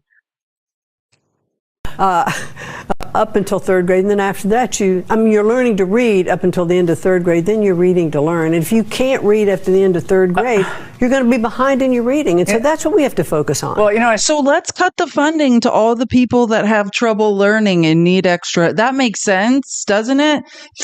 Thank you, Nauseous Ambiance. I love that name. That's the best name. For resubscribing. You're amazing. Appreciate you, Nauseous Ambiance. And Wonder Woman, thank you for sharing the live so much. You're my champion. Thank you so much. But I love, you are literally talking about how children aren't learning to read. We know because Republicans wouldn't shut up about it, that because of COVID, right? Children are behind in reading. And then you're saying, let's get rid of funding to the Department of Education that fills in the gaps of places where we need extra funding if you're not in a rich, well-to-do school district. Early intervention, thank you. And special ed services, yes. Amen. Well said. I say to my own kids, if you don't read, I'm not talking about this, by the way. I'm not talking about phones. I'm like, if you don't read real books, you probably can't write. True. You must read to write. I've been preaching this gospel. I'm not saying my kids are all that great at it. Look at these two. I mean, it's sickening. It is sickening that these two are having this conversation. While I know, don't try to make sense of it because it doesn't make any sense. Just so you're like, I'm sorry, what now? Like, yeah. And these are all the reasons we need more resources in education, not fewer resources. Oh my God. I don't even know if I have it in me to play this. Like, if you think that conversation is bad, just prepare yourself, because Kevin O'Leary, who, by the way, I'm pretty certain, because one time I was like, what's wrong with Mr. Wonderful, the guy from Shark Tank? I mean, he's a billionaire and he's completely delusional. I believe he's a complete Nepo baby. So I just want to be clear. This isn't someone who comes from no money. He's a Nepo baby, but I'm pretty sure made his money on Hooked on Phonics. That's not true? Tell me. But I think that was one of his first things that made money.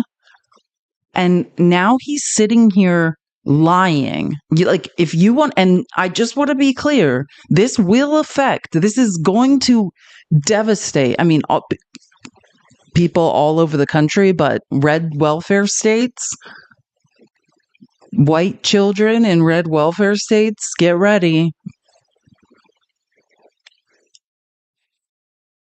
Yes, Arkansas. The recipients, but also the farmers that are there able to purchase from. That's the main reason it's a Department of Agriculture. This issue is not going to go away because it's very contentious. But when you cut in any organization, government or private, it's very demoralizing. It's traumatic, and it gets lots of bad press, as we're doing right now.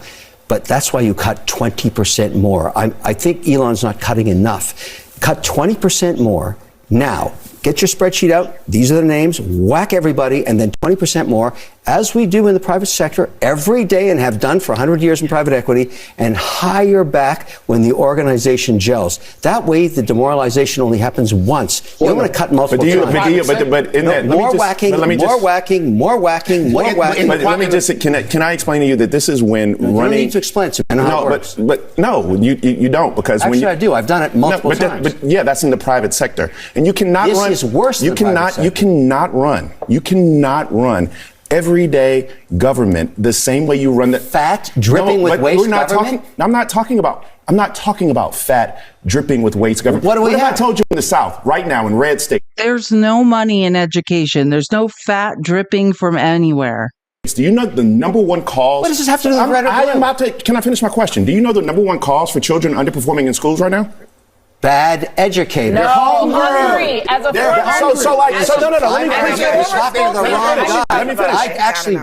They're saying they're hungry. And that is my experience, my student teaching experience. I was in the poorest district in Arizona, in South Phoenix. 4 languages were being spoken in the classroom. Kids were starving,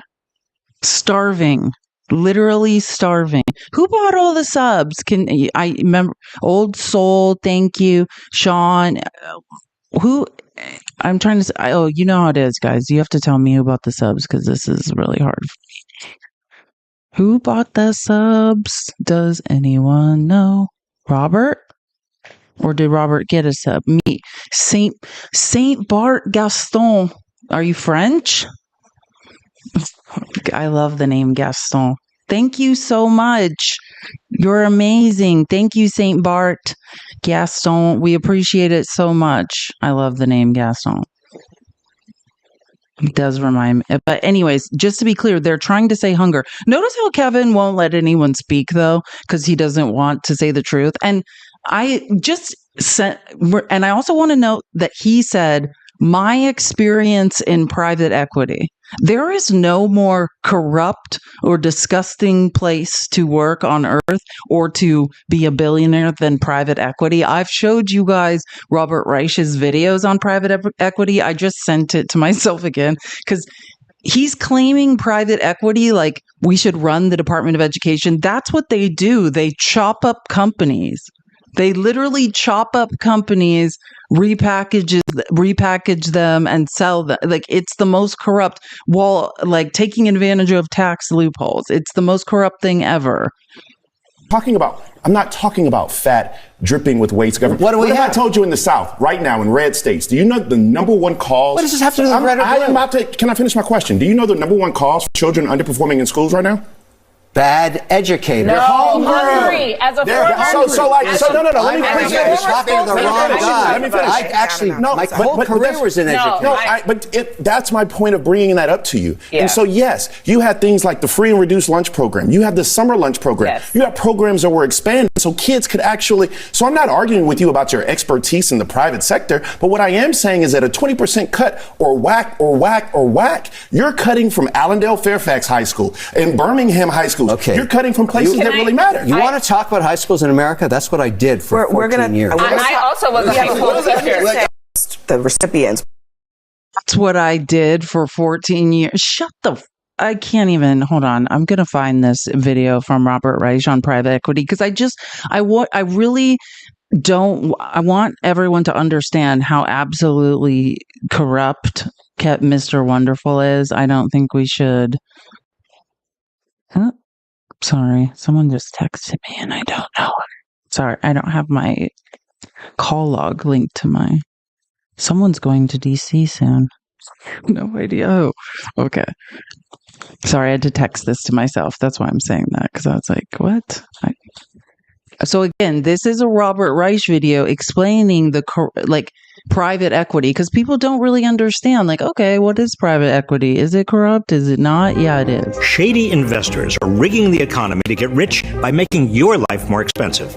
It's called private equity. So while you tap the screen aggressively, share the live, subscribe, gift, I just want you to remember, picture Mr. Wonderful from Shark Tank, Kevin O'Leary, and how he's talking about chopping up the Department of Education and saying, I'm basing this on my experience as a horrible person in private equity. So I really let this wash over you. This is what he's talking about. This is who he is. He's saying we should do this to the Department of Education.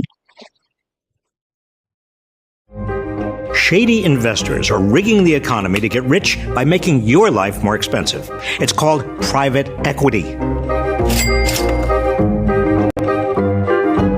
Private equity firms are privately owned financial organizations. Here's how they make money. They buy struggling companies with borrowed money, often using the company's assets as collateral for the loans. They then make the purchased company profitable by cutting wages, outsourcing jobs, and stripping assets. Then they resell what's left of the company, often laden with debt, and pocket the returns. Private equity managers have their tentacles in so many industries that they touch almost every part of your life without you even knowing. These are just a few. First, housing. Private equity has a hand in today's skyrocketing housing costs. Private equity-backed real estate corporations are buying up both single-family homes and apartment buildings at record rates. In 2021, private equity investors bought nearly 1 in 7 homes in the country's top metro areas, and private equity-backed corporations now own at least 260,000 homes across the country. It's a lucrative business. Blackstone, one of the largest private equity firms in the world, made a cool $7 billion when it sold off its shares of the rental company it created, Invitation Homes, more than double what it initially invested. So what happens when your landlord becomes a private equity firm? Higher rent, faster evictions, punitive fees, shoddier repairs and services, if anyone even shows up at all. Even if your building isn't owned by a private equity firm, their impact on the market is probably driving your rent up. When corporate landlords gobble up already scarce homes, they shut out millions of people from being able to buy their own homes, preventing them from building financial stability and generational wealth. In essence, it's a direct transfer of wealth from the middle and working class into the pockets of private equity managers. Next, healthcare. Over the past 2 decades, private equity in healthcare has exploded from $5 billion to over $100 billion a year, from buying hospitals to staffing emergency rooms to taking over nursing homes. Team Health, a staffing agency owned by Blackstone, charges about 6 times what Medicare charges in emergency rooms. Team Health and Envision, another private equity-owned physician staffing firm, are notorious for their surprise medical bills. Don't you just love surprise bills? Team Health and Envision doctors aren't covered by insurance. So when a patient goes to an in-network hospital but is seen by a private equity doctor, the patient gets stuck with a surprise out-of-network bill. Beyond eye-popping costs, patients can also expect lower quality care. A sweeping study examined private equity-owned nursing homes and found dire effects. Staff hours were slashed, jobs disappeared, and the use of antipsychotic medications, which have a host of dangerous side effects, skyrocketed. All this contributed to a 10% increase in patient mortality. That's more than 1,000 lives lost every year on average. Now, if private equity is doing so much damage, how come it isn't the front page story on every paper in the country? Well, for starters, hedge funds and private equity firms own half the nation's daily papers. And about a quarter of U.S. newspapers, over 2,000 publications, have shut down over the past decade and a half. The result? Reporters, staff, and readers lose, while private equity managers get even richer. A 2022 study found that after private equity buyouts, the number of reporters and editors declined by nearly 10%. The East Bay Times in Oakland, California, owned by Alden Global Capital, laid off 20 employees just 1 week after the paper won a Pulitzer Prize. Declines in local news coverage are associated with lower voter turnout, less competitive local elections, and more government corruption.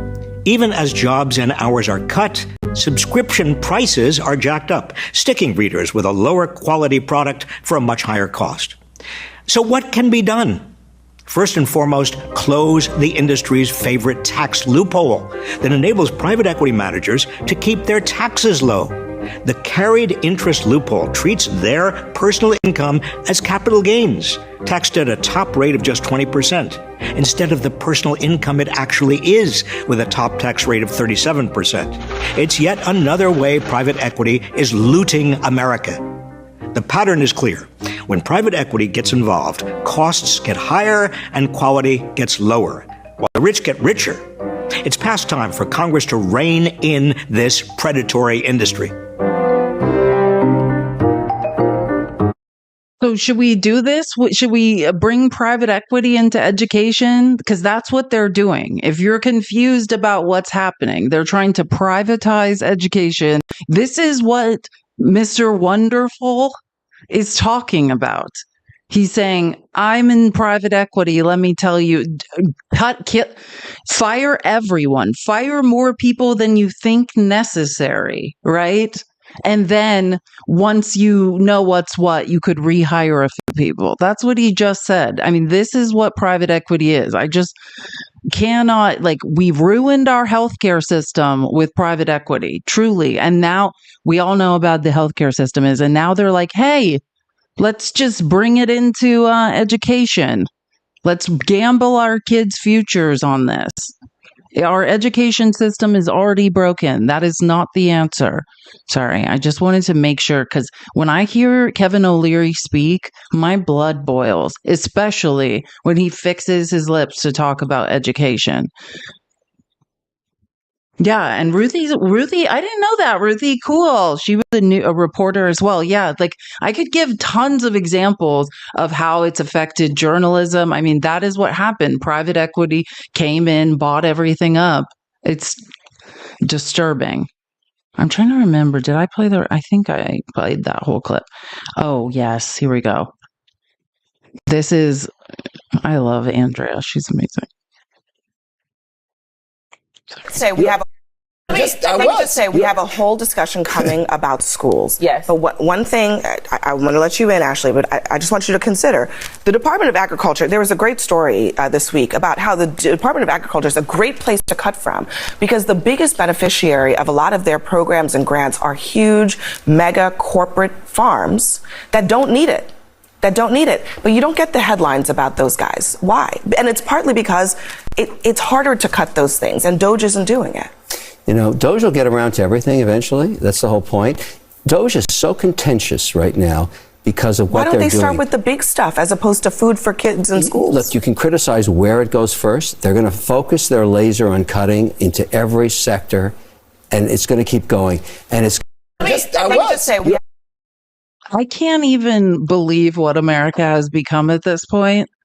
I mean, the fact that we send kids to school every day not knowing, like, is this the day I'm going to be unalived by a pew-pew, you know? Just the stress of that alone, I just want to be clear as a teacher, it's very hard for kids to want to learn. It's very hard for anybody to want to be a teacher, just because, you know, like, no one cares if we live or unalive at school. And now he's literally saying, hey, no big deal. Let's just take from America's children, the truly innocent people in this world, the only people that deserve our protection, truly. Who cares about them? Let's take from them. Let's limit their upward mobility. Let's crush their hopes and dreams. Who cares? Who cares if one generation of kids can't read so good? Like, that's the reality, because I'm a private equity expert, and this is amazing. Like, this is Bakari Sellers. He was a former, I believe, from South Carolina. Bakari Sellers was a rep from South Carolina. Sorry, I'm fairly certain Bakari Sellers was from South Carolina, but he's very intelligent, and he's, oh my God, this is going to piss you off, but Bakari Sellers is awesome if Kevin would shut up and let him talk. Please, I mean, it's an open show. As an individual who worked in the education system for 14 years, there's 110,000 high schools in America. No, stop. You did not. Stop pretending you sold a product. You did not work in the education system. Please stop. The majority of them are in New York, Florida, Texas, and California.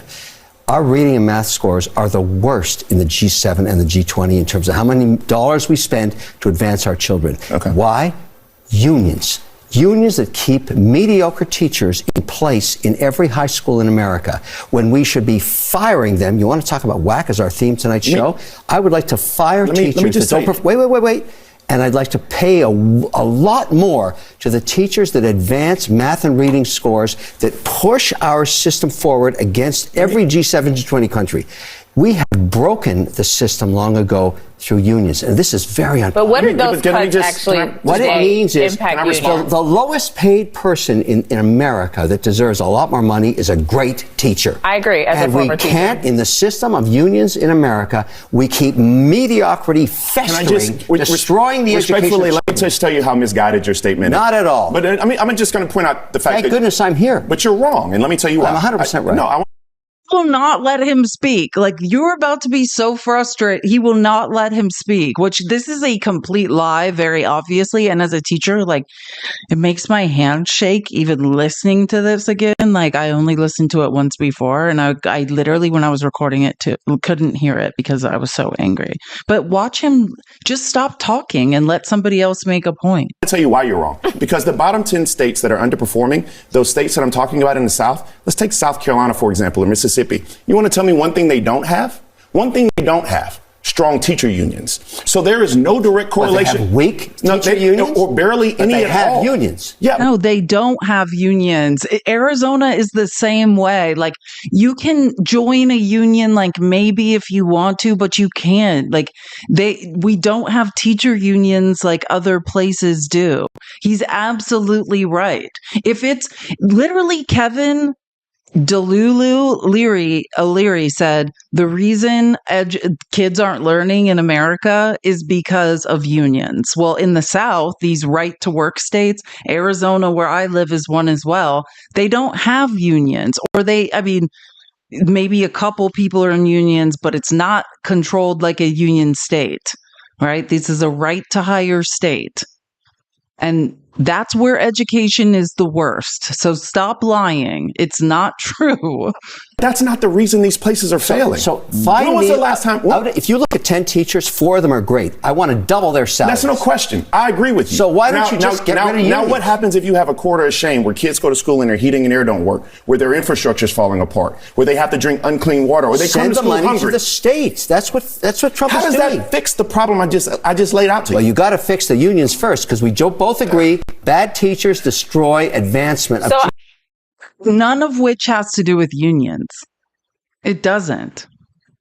It's impossible. Like, if only you knew what it's like being a teacher. The idea that you can't be fired as a teacher if you're bad at it is is just a lie, period. Like, it's an impossible job. Imagine my student teaching. I was supposed to be in the classroom with another teacher. 45 kids show up. These kids don't have food. 4 languages are being spoken, and I'm by myself, like, doing the best I can with 45 kids. You tell me, is that my fault? It's not. Like, you do the best you can, knowing every day that, like, oh, something is going to fall through the cracks. Like, someone's education. Like, I don't have the resources I need. That's the reality. And all Kevin O'Leary is doing is ensuring more people. Why would you be a teacher? Hey, you're going to live in poverty. You will not make enough to survive. The amount of stress and emotional duress you'll be under every day is unlimited. And then every day in the news, when you get home, you'll be accused of transitioning students, turning kids gay, being a shitty teacher, and that's the reason our education system is in the shitter. Not because Trump just dismantled the Department of Education. It'll be your fault solely. I wonder why no one would want to be a teacher. Oh, and this is going up. I don't know if this is going to make things better, but it's sad when this is like the palate cleanse. Like, I'm like, oh, and I'm going to tell you something funny, which is not funny at all. And I recognize that. But this is where we're at in America, that I'm like, oh, don't worry. I'll entertain you with some more horrifically depressing news. So, you know how, apparently teachers are wasting all of our money and our shit bags, as we just learned from Kevin O'Leary and Trump cutting the Department of Education, because that's what they're doing, right? They're cutting waste, fraud, and abuse, and apparently extra funding for disabled kids, IEPs, early intervention, preschools. All of the things we're doing with the Department of Education is pointless. It's waste, fraud, and abuse.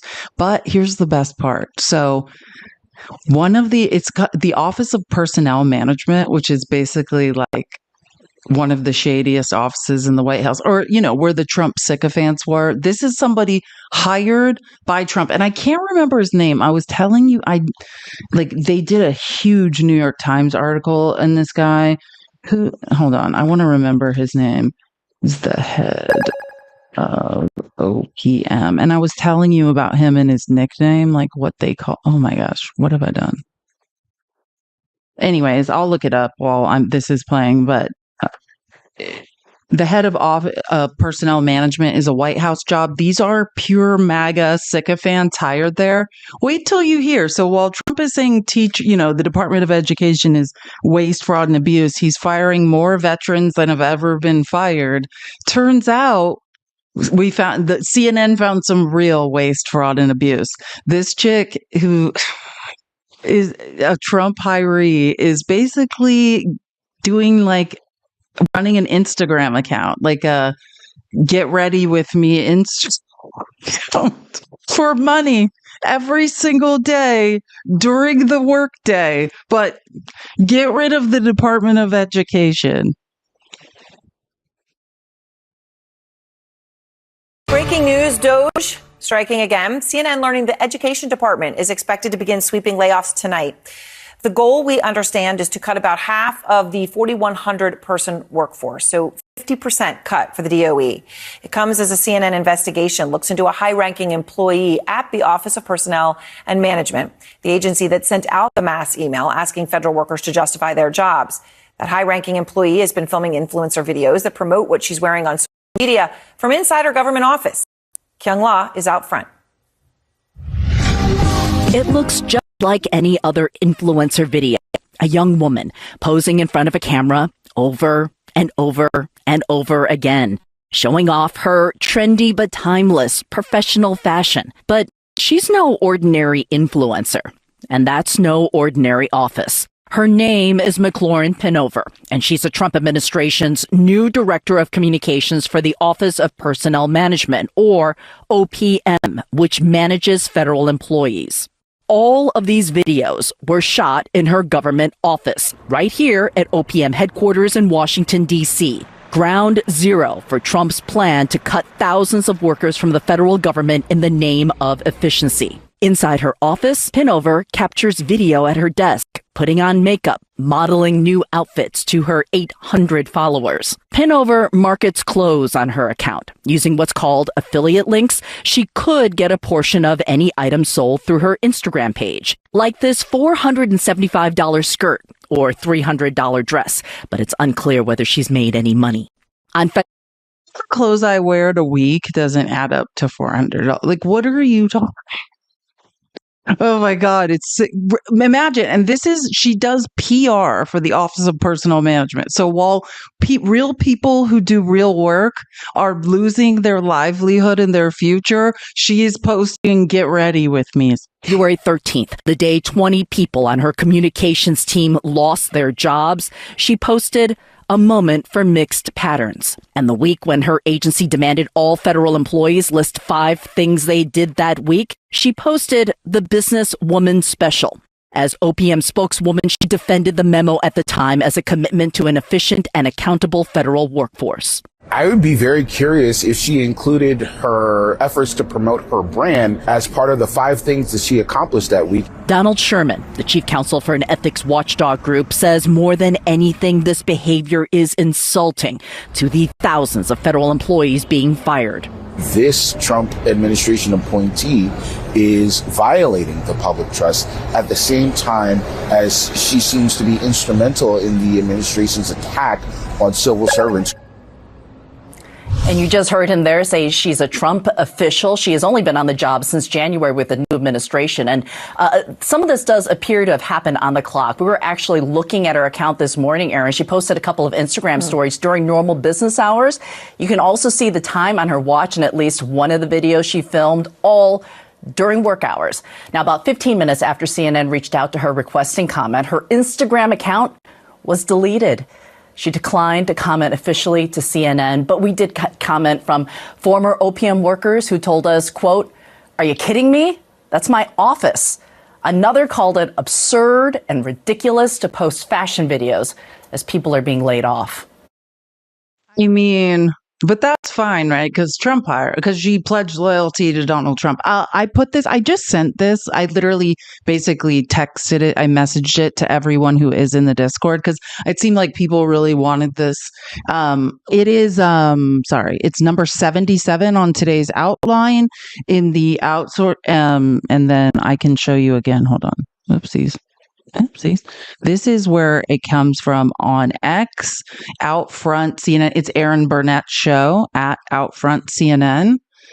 So you can find it that way. But I literally just sent it to everybody in the Discord. It's in the general chat section too. But I added everyone when I sent it out. So if you're looking for access to the link, again, you can join the Discord through my link tree, whether you're on Twitch, YouTube, or TikTok. There is a forever link to join in the Discord. Please do join because all the outlines, all of the clips I show, we put in the live sources section again. But if you need to find it and you're not in there, I would screenshot this.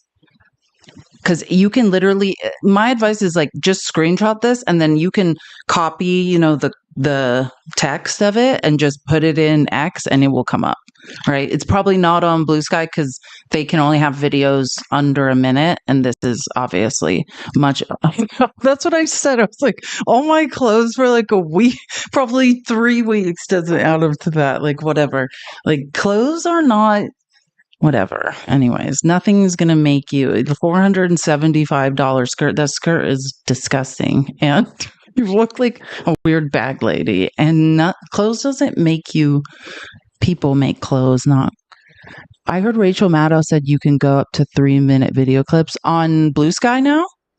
I don't know. I don't think I have that ability, but maybe they're rolling it out like to certain people. I hope so. The faster we get to longer form videos on Blue Sky, the faster we can all get the F. So yeah, I hope so. I mean, that's what they're probably working towards, right? They need like bit more server farms and like it just Remember when Twitter was a place you could only have 160 characters of text and nothing else? Like, it's just, they're building it up and they're building it up fast. So hopefully 140. Thank you, Victoria. I said it and I was like, that doesn't sound right. Like most things I say, I wish you guys could follow me around all day because, okay. Prepare yourselves as if Jesus. I don't just laugh so you don't cry. But as we all know, Al Green was censured for, defending Americans and specifically his constituents and saying Trump does not have a mandate to cut Medicaid, right? Or Medicare or veterans benefits or all this stuff, right? Al Green was at the joint congressional address standing up for Americans, which I support. He was censured as a result of that.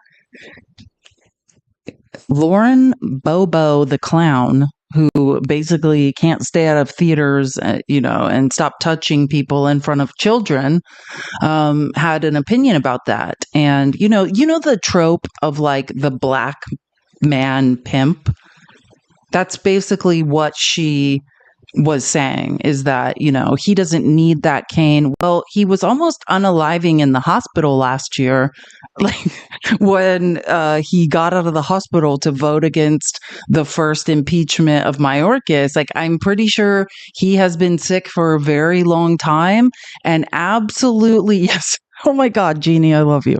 She said Kid Rock's girlfriend. If you weren't here or don't know what we're talking about, yeah, Lord Bobo and Kid Rock have been hanging out in the middle of the night. Yeah, she's on the guy that owned the bar in Aspen that she was caught touching during that Beetlejuice performance.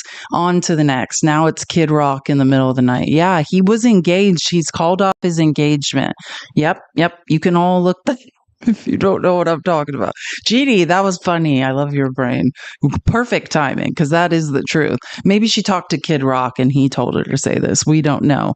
But instead of saying like, oh yeah, that's pretty inappropriate, that's disgusting and bigoted thing for me to say, here's how Boebert feels about, because basically and I'll show you her name. I believe I looked it up. I can't remember her name right now, but I have it after this. But just listen.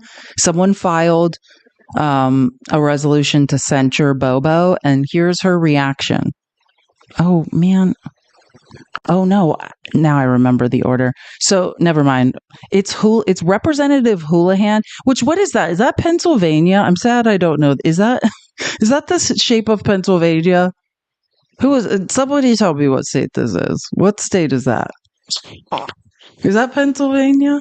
Or it is. I got it right? By sight. So Chrissy Houlihan introduces resolution to censure Representative Boebert. There's not many details. It's just, like I said, after my discussion, today, Representative Chrissy Houlihan, Democrat, it does say Democrat, Pennsylvania, a resolution to censure Representative Lauren Boebert. After my discussion on the floor last week, when Speaker Johnson told me he'd have to censure half the members if he actually enforced the rules of Congress, I decided to help, and tonight introduced a resolution to censure Representative Bobo the Clown for her racist and derogatory statement about Representative Al Green, a Democrat from Texas. Love this woman. I decided to help. Fabulous. And then it just says, whereas on March 7th, 2025, during an interview with Real America's Voice News, Representative Bobo the Clown of Colorado said, quote, for him to go and shake his pimp cane about another member representative from Texas, Mr. Al Green, whereas the words of the representative from Colorado are disparaging, derogatory, and racist toward another colleague and are a breach of proper conduct and decorum of the House of Representatives. W. Chrissy Houlihan, who I didn't previously know who she was, but I am here for it. So this happens, and you know how Bobo is. I'm sure she's extremely remorseful, or she's a disgusting human. It's one or the other. To attack me for referencing his cane as a pimp cane. And Grant, I stand by it. I have never seen Al Green actually use his cane as a support to walk. I have seen him shake it for years, all throughout the Capitol during any meeting that I've ever been present with him in. And if that gold-plated cane isn't a pimp cane, I don't know what is. But maybe Hula Hoo is really the racist here. Are only blacks pimps? Is that what I'm hearing? Are there no cisgendered white pimps in America? To attack. I cannot. Good luck. Chris Rock and Bobo, they're perfect together. They're both perfectly disgusting.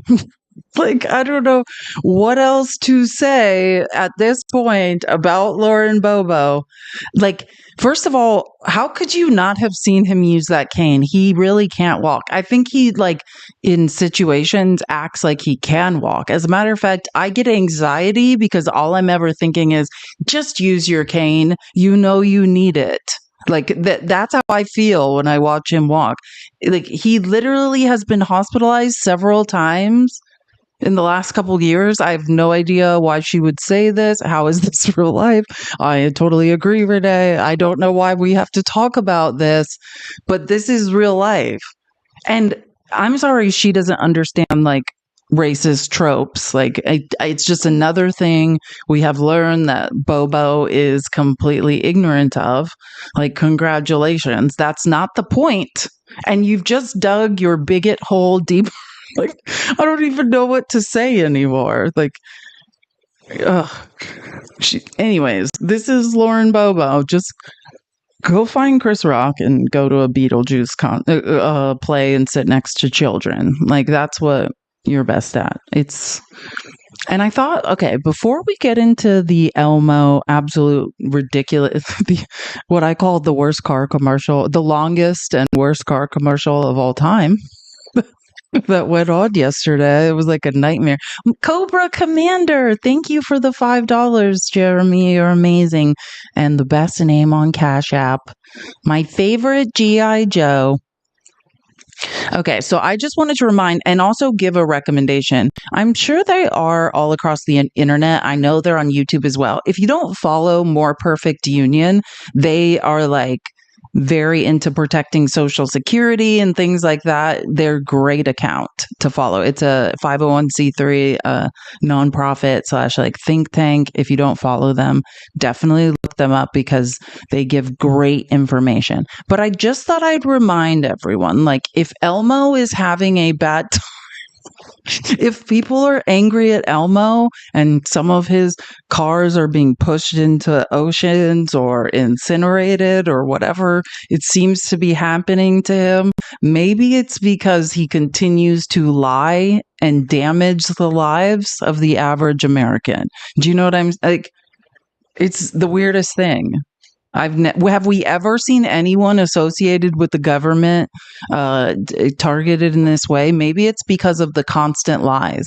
Maybe it's because now that forensic accountants and auditors have looked at his numbers and they've all turned out to be lies, people are upset. And then he literally had the nerve to call Social Security a Ponzi scheme. This is the rhetoric that is coming out so that they can steal from us. And am I surprised that people are a little weirded out when he's trying to rob all of us and then give himself government contracts that have been assigned to other companies? No, I am not. The waste and report in entitlement spending, which is which is most of the federal spending is entitlements. That's like the big one to eliminate, because that's the sort of $500 billion, maybe $700 billion a year. That is also a mechanism by which the Democrats attract and retain illegal immigrants by essentially paying them to come here, and then turning them into voters. Yes. What? The F are you talking? That has nothing to do with Social Security. It's the opposite, you delusional liar. They are paying into our retirement. That is what is going on. Undocumented workers pay into what you call entitlements, what I call the social safety net that we all deserve. Yes, of course. That's what what? It's literally the exact opposite. Undocumented workers pay into our Social Security and our Medicare funds and never take the money back out. They're just enriching us. It is a net positive for all of us. Yeah, I know. I'm sorry I've had to play this clip again. I just wanted, if people are deciding that it's important to push Cybertrucks to the ocean, I just wanted to point out maybe why. This is why the Democrats are so upset about the situation, because they're losing. If we turn off this gigantic money magnet for illegal immigrants, then they will leave. And they'll lose voters. Okay, so it's like when this is billed, people are like, oh, he called it a Ponzi scheme. Which is a total lie, right? Hi, Johnny. I just saw that. Thank you so much for the super chat. I appreciate you, Johnny. Thank you so much for your support. Hi back. Super chats are on YouTube if you're wondering what the F I'm talking about. But again, I just want to be clear. It's 100% a lie to say Social Security is a Ponzi scheme. It's also, though, like what disturbs me more is that lie. This is neo-schmatzy great replacement theory rhetoric, which is a lie, right? We know that. The Heritage Foundation is tracking that. We are not bringing people into this country to, what are the lies they say, to vote for the Democrats? Well, Heritage Foundation is tracking undocumented people who either attempt to register or attempt to vote. And it's been less than 100 attempts since 2002. And I mean, hundreds of millions. It's like almost 1 billion ballots have been cast, right? Like it was 678 million ballots cast before this presidential, and I'm just talking presidential elections. Forget all the other local elections. So it's probably well over 1 billion. But I'm just saying, It's insane to say this. They pay in undocumented workers, even though they're not citizens, they are taxed. They have ITIN numbers that are taxed, that pay Social Security tax and pay Medicare tax. So, this man needs to be stopped. And I just liked this quote because this is a quote from FDR, that our de facto cult leader, former labor secretary for Bill Clinton, now leading our cult, and he doesn't know it. Someone should tell him. Get a chance to talk to him. This is an FDR quote he posted after he reposted this, and I loved it. It said, "The liberty of a democracy is not safe if the people tolerated the growth of private power to a point where it becomes stronger than the democratic state itself. That, in its essence, is fascism. Ownership of government by an individual, by a group, or any controlling private power." FDR 1938. Dude, make sure to tell him. If anyone knows Robert Reich, tell him we all said hi. But again, I'm just going to read it one more time. That is the perfect definition of fascism. The liberty of a democracy is not safe if the people tolerated the growth of private power to a point where it becomes stronger than the democratic state itself. Do you think giving Elmo taking over control of U.S. airspace is a private power becoming stronger than the democratic state itself? Yeah, I think so. I think this is FDR. That's a warning that we all should have heeded. And again, I love this video. This is Robert Reich when he's younger. And he said, "I said it 30 years ago, and I'll say it again today. You cannot balance the budget on the backs of working people." And that is the truer words were never spoken, right? Which, again, it is a complete lie. When you hear any Republican say, we're rooting out waste, fraud, and abuse because America's in debt, we're not. We're not balancing the budget. This is just to give tax cuts to the rich and to corporations. That's all we're doing. It'd be one thing if they're like, no one's getting tax cuts. We're all going to struggle and save together. This is about paying down the debt. That's not what's happening. Trump is still going to spend more. And as we know, whatever Doge is doing is not finding waste, fraud, and abuse. Right? It's been audited. I showed you guys a couple articles. You can research it for yourselves.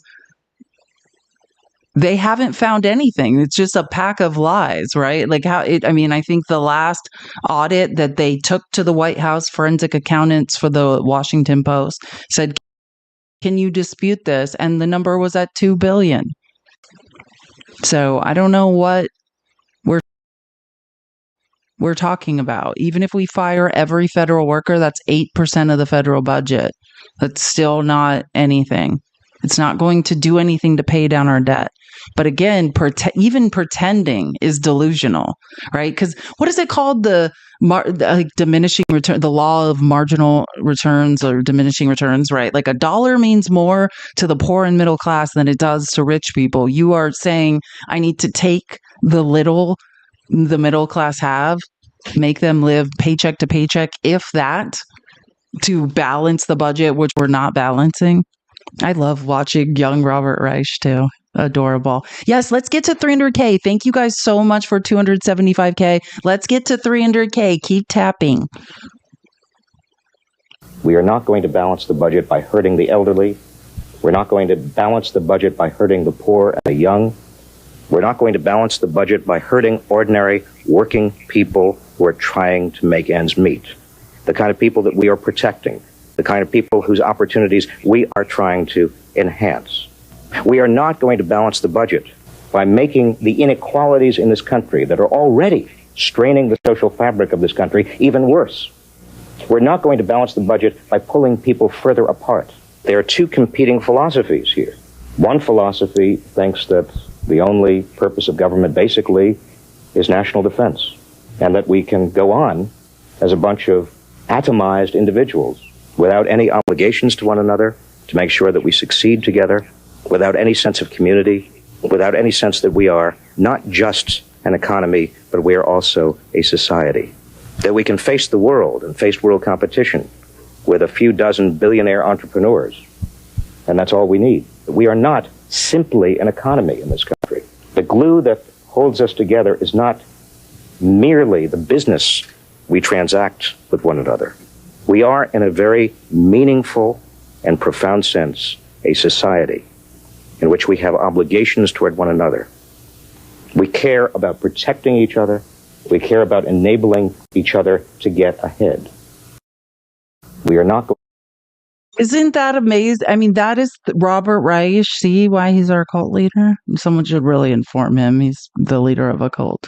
I'm gonna send the video to. Oh, what is that? I don't know what those. Hold on. I'm trying to put the video in the Discord. I sent it to everyone and it's in the Discord. It's on his, I'm sure it's on every, he's on he has like 3.5 million followers on Facebook. Robert Rich is like a huge deal on Facebook. But I sent it to everyone in the Discord and I added everyone. So it should have been messaged. The link should be messaged to you. I agree. Like, we need to get our cult leader's message out there. Robert Reich is, like I said, he's a younger Bernie Sanders, right? Like, this message of, hey, like, we need to focus on the middle class American labor. Like, this is who we need to be lifting up. This is who we need to be protecting. Like, no, Asher. I just think he should run. Like he's the Bill Clinton's Secretary of Labor. Like he is obviously wildly popular. This man has millions and millions of followers all across the internet.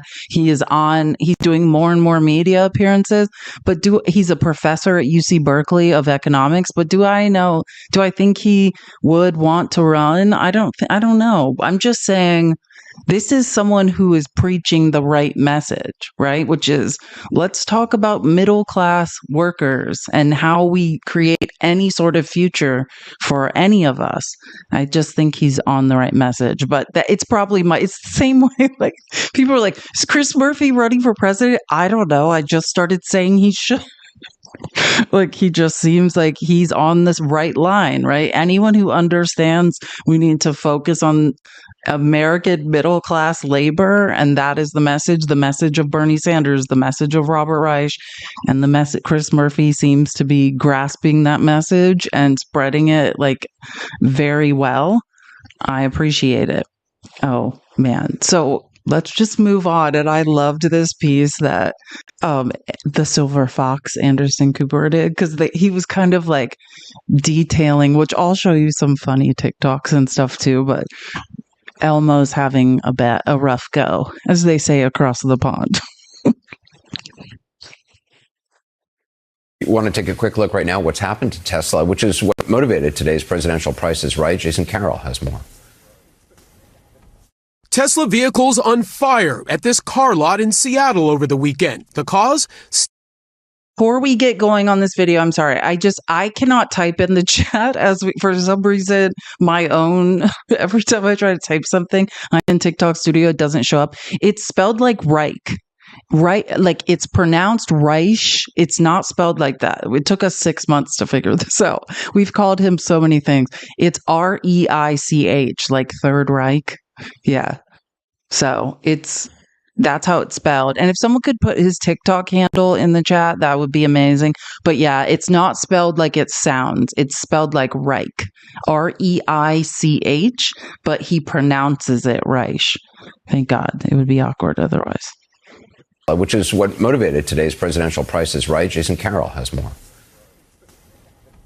Tesla vehicles on fire at this car lot in Seattle over the weekend. The cause? Still under investigation. A fire erupted at a Tesla charging station in Littleton, Massachusetts, after police say vandals targeted that center last week. This person caught on camera throwing a Molotov cocktail at a Tesla showroom in Oregon weeks after police near Portland responded to shots fired at the same location. It comes as protests have broken out across the country at Tesla locations from New York to California, all in response to Elon Musk's involvement with Doge, the Department of Government Efficiency, and its cut to federal workers. He's also facing criticism over his alignment with far-right politics. Tesla shares have plunged, losing nearly half of their value since Trump took office and Musk began slashing federal agencies. The richest man in the world has taken a hit to his fortune, losing $29 billion in net worth on Monday alone, though he's still worth over $300 billion. Some Tesla owners are feeling buyer's remorse. Had I had the option of purchasing a Cybertruck after the inauguration, I just wouldn't. Others have decided to sell at a loss. About $18,000 to $20,000. Loss? Yes. And those who proudly want to keep driving their Teslas. I'm going to keep it. I'm going to defend it. So, no, I'm not selling my Tesla. If they don't like my Tesla, don't drive it. Kumate Giroux uses his Cybertruck to advertise his body sculpting business in Worcester, Massachusetts. He says he has been harassed, his vehicle vandalized, threatening voicemail messages like this left on his phone. Take your gold Tesla, the bunch of you, climb in and drive down to Florida or drive to Tennessee. I refuse to get terrorized. So to do. I just say the people of Massachusetts are doing the Lord's work. I've talked a lot about how, like, the representatives in Congress who seemingly, like, when Trump puts pressure on people to be quiet, like the Congress people from Massachusetts just seemingly get louder and louder. Like, I'm here for it, Massachusetts. Hold people accountable. You guys are loud AF, and finally it's paying off. I might. Something they want me to do, to force me to do that. Tesla owner Angela Kenslow knows what it feels like to be. Yeah, by the way, that background, that's Arizona. Like, she was on the news here, by the way. This woman unfortunately lives where I live. On the receiving end of threatening messages, she says driving a Tesla was fun at first until Musk got involved in politics. The thumbs down, flipped off, mean mugged, cut off. She wrote an essay about her experiences for Business Insider. Then she says things got worse. I've been sent death wishes. So folks have sent, I wish that, I hope, how do they say it?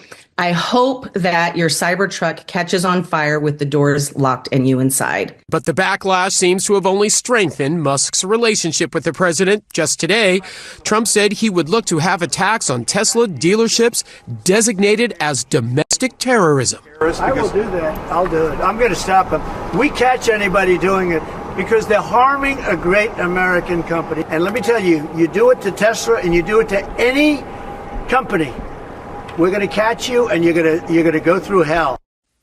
And Jason Carroll joins us now. I mean, it is kind of crazy that people are attacking people who are driving Teslas. I mean, just driving a car. Without question. And, some of those that we spoke to today, having said all that, the one thing that all of them had in common. Yes, a Tesla. That's funny, Carrie. No, I just want to say, like, my brother my brother is like a, corporate lawyer who makes the big bucks, like $1,000 a billable hour. And he has like an older Tesla, and then he has like a Rivian truck, which I highly recommend. I mean, I've only been in it once, but they're super nice. But like, the funny thing is like, he talks to me about this. He's like, I'm scared because, he has 2 kids and, he works a lot. So his wife like drives the Tesla, and he's like, I'm scared someone's going to like do something to them. So I do agree. Like, we shouldn't be like harassing people, but I do think like, if you want to represent that company and drive that car around, I do think you should be prepared for people to have an emotional reaction when their retirement funds are dwindling, when people are losing their jobs, when veterans are suffering, when he's calling the social safety net a Ponzi scheme and pathologically lying. I just think people are going to have a reaction when they see you driving around, right? Like, period. So, I mean, I just think that's kind of like, that's the conversation I have with my brother. Yeah, I agree. I wouldn't have your kids in a Tesla because I don't think it's safe. Okay, so I said I would show some other videos, and which I think this one is like it's pretty silent. So we don't. If anyone wants to know what account this is, it's Truth on the Streets. Like I just find these from like aggregate accounts that post different like TikTok. So I don't know about this account personally. I'm just showing you if you want to know where this came from. But this is the dealership,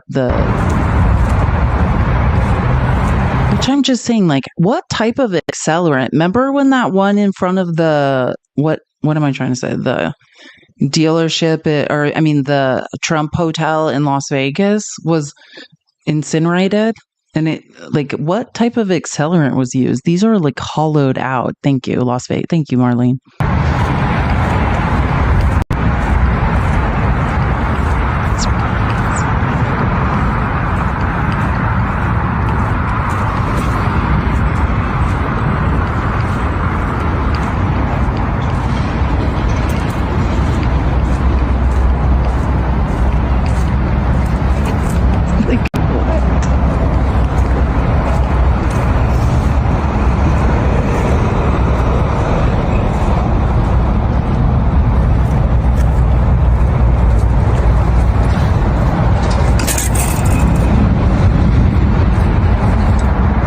Oh, yeah.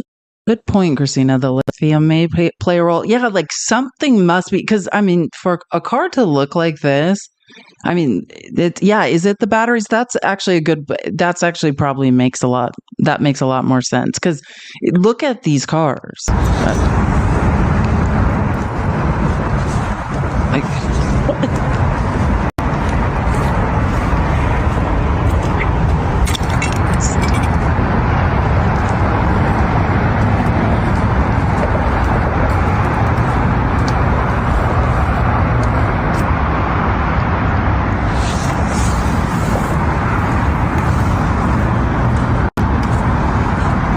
The whole interior is plastic. I didn't know that. I've never been in a Cybertruck. I just can't get that video out of my mind of when Elmo said the windows were bulletproof and then like threw a baseball through the window.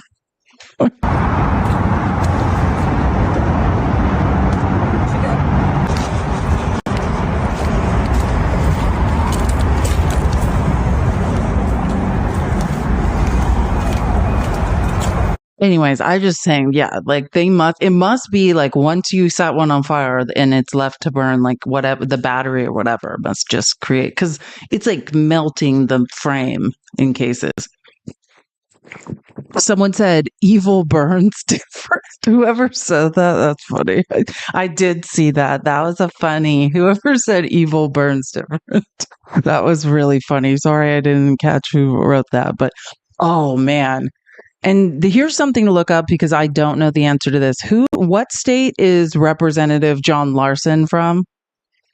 Can someone look up and tell me where Representative John Larson? Because I don't know who this man is, but he's my hero today. He's from Connecticut, another Connecticut. Now we have Chris Murphy and this guy. Amazing. You can't spray water on lithium. Yeah, like once the electrical fire. Yeah, exactly. I do agree with that. Once it's going, it's gone type fire. But yeah, so I didn't know who Representative John Larson was. Like, I don't hear him a lot, like, in like oversight and accountability. I don't know what committees he's on, but this man is my hero today. Representative John Larson from Connecticut, doing what district? Can someone tell me the district? Because usually once I hear something once, I'll remember. What district is this man from? So we can all remember, because he deserves... okay. Thank you, Dolphin. Amazing. I will the 1st District of Connecticut. Representative John Larson is my new hero. Listen to him calling out Elmo and just like the ferocity. Like, this man's like, I've got nothing to lose, and I'm screaming. Oh, wait, hold on. Now I have to find the video. Don't worry. No one panic. I have it. I just have to find it. Sometimes when I'm making these. Oh, sorry. Let me find this charming gentleman. Oh, here it is. This is my favorite. We should all use this in. a clip because this is amazing. I love this. It just makes me smile because you guys, when I see videos or like when I find clips now, I'm like, I can't wait to show them. We're an equal branch of government. And you start off with a blather, and yet look at the empty seats here. Where's Elon Musk? I'm sure he's a genius and is a very credible person because of the wealth he's accumulated. But that does not put him above the law or the responsibility to come before this committee in this Congress. If he's so great, if these plans and all the fraud and abuse that he found are so eminent, why isn't he here explaining it? You know why. Because he's out to privatize Social Security. He's been on television the last couple of days talking exactly about Social Security, Medicare, and Medicaid, and what he intends to do. Privatize it. The American people, some of them may have been born at night, but not last night. I love that man. You tell him, yeah, no, Elmo's not a genius. But I just want to say, like, I don't think it's that these people really believe Elmo's a genius. I think it's that they're saying, hey, I understand what your dumbass argument is. I'm acknowledging that and say that argument notwithstanding. Do you know what I mean? Like, that's what they're doing. Nobody at this point, I don't know how anybody could think that. But yeah, no, I do agree with everyone in the comment. Yeah, he's being sarcastic. I also like lower your blood pressure. Somebody check on Representative Larson from the 1st District. But like, let's get more of this energy. People, we should be about to have a heart attack screaming about this. I agree. Like, I'm here for this guy. Scream to the hilltops. Oh wait. Oops, I messed up the gift goal. I'm trying to reset it, Dolphin. Thank you for reminding me. Hold on. And I completely messed it up. I'm going to try a new gift. What gift? It can't be too expensive. I want to see something I haven't seen. Oh, those fairy masks cost 450 coins. That's a lot. Oh, we haven't done hanging lights. What about gold medals? Oh, I miss these flower crowns. I love a flower crown. I should have been a hippie in another life. We all should be hippies. We shouldn't have to be worried. Oh, I forgot about the bows. Those remind me of Daffy Duck. I love them. Okay, I need to go back real quick to I left the presentation. Give me 1 second to get back in here at our spot. But I didn't know the representative of the 1st District of Connecticut, and I am 100% here for him. And I'd like to see people getting more and more angry. Like, this is what, if I was representing people, you know what I mean? Thank you. I love flower crowns. If my job was to protect people, and people were doing this crap, that's exactly what I would be doing. I would be losing my mother effing mind. I'd be like, I'm responsible for 70,000 people, and I will not stop screaming until I know they're going to be okay. This is okay. And someone was mentioning, I don't remember who, someone was saying Europe's really mad at Elmo. Like, if you think what happened in Seattle is bad. Yeah, and this is not really being covered in the mainstream news. So I think this is awesome. I mean, I'm not saying anything. I'm just saying this is something that happened in Europe. Which, if you know anything about the French people, like, remember when they broke into BlackRock? Like, if the French people are angry at you, good luck. Hey, if you hate Elon, you're going to want to hear this because it's not getting talked about a lot on TikTok right now. This past Monday in France, one of the largest Tesla dealerships in the country was burned to the ground in what is a suspected attack of arson, destroying over 550,000 euros worth of vehicles overnight. This is also not accounting for the property and infrastructure damage that was caused by this fire. But when I say burned to the ground, I mean there's nothing left. It is ash. This also comes on the heels of a rash of arson and arson attempts against Tesla chargers in France, which are being seen as a political reaction to Elon's backing of fascists worldwide. And between this and the German election results that show that the party that got Elon's support actually took a hit in popularity as a result of it, shows that Europe is fed up with Elon and probably going to move against him very soon. In fact, the German government, which is making very clear signs that they are going to cut the far-right AfD out of any future coalition, is signaling that they are preparing to investigate Elon Musk for election interference. And the important thing to remember about that is that most, if not all, of Elon's Tesla factories in Europe are located inside of Germany. If they find him guilty, they're likely going to seize all of those Tesla factories from him, bringing Tesla's stock crashing down and bringing his net worth crashing down. Because these would be seized as part of a criminal investigation, it's very unlikely he'd be able to get those back, especially because Germany takes its elections very seriously since the 40s. That's all for now. I'll try to keep you updated on this situation. Yeah, I agree. Germany does. And here's the fact, I'm not saying it's right to vandalize things. And actually, I have more of a problem with destroying people's personal property. That's what I'm saying is however you came to have a Tesla, let's say, if only we could know who bought one now. You know what I'm saying? But if people's personal property is people's personal property. Cars are already a depreciating asset, in the first place. So it's hard for me with destroying people's personal property. But as far as destroying Elmo's property, interfering in elections, literally, he is responsible for how many seats did the AfD get in Germany? This is in that country, he has committed a crime. He is interfering in government elections there. He's doing it in Italy. He's doing it in the UK. And he's not doing it if he was hey, let me provide some helpful, honest information, that's a different story. The man is delusionally lying and trying to spread misinformation and disinformation and using his social media platform to do it. Freddie, where are you? He did it here. You mean here in America? Oh, yeah. 100%. Yes. If you're here, I agree. He did it here too. But I'm saying Germany has very strict election laws because of what happened, because of the G-side in the 40s. It is a real crime. What he's doing there is pretty serious. So I do hope he is investigated and I hope he gets punished. I like this one. So again, this is USA Today, a video, and again, Mike Singleton, if you don't follow him, he's a great person to follow. Just saying. He's a good person to follow. And he's all over the internet. He always posts interesting. But remember what I said, people were pushing Cybertrucks into the water? This is a video of them trying to get a Cybertruck out of the water.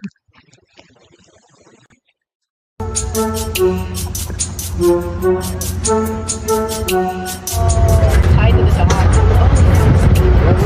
Yep. Dude, get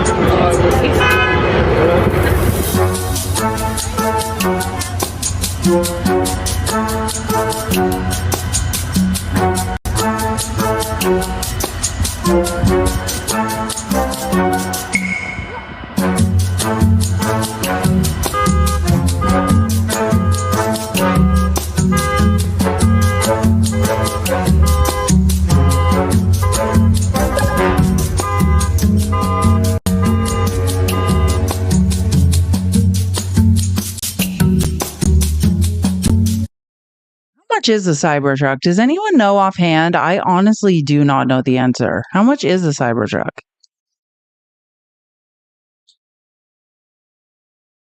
$120. Oh, okay. I'm actually surprised. I'm surprised. It's like 120, 110, 120. I actually am surprised.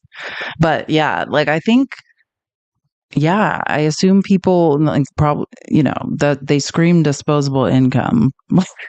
So my guess is when people are doing things like this, they're just thinking, if you have one, you can afford to replace it, or you have insurance that will, covers theft or damage. That's probably, he missed the boat if he would have made them huge pickups. Baga would already have them. I know. I don't know. They're so ugly. I don't know what he's thinking. I agree actually with that.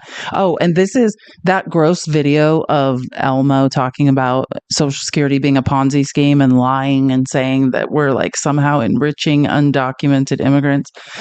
Robert Reich was commenting on that, and he was saying Republicans have been out to gut Social Security for years because it's one of the most popular and successful programs ever created.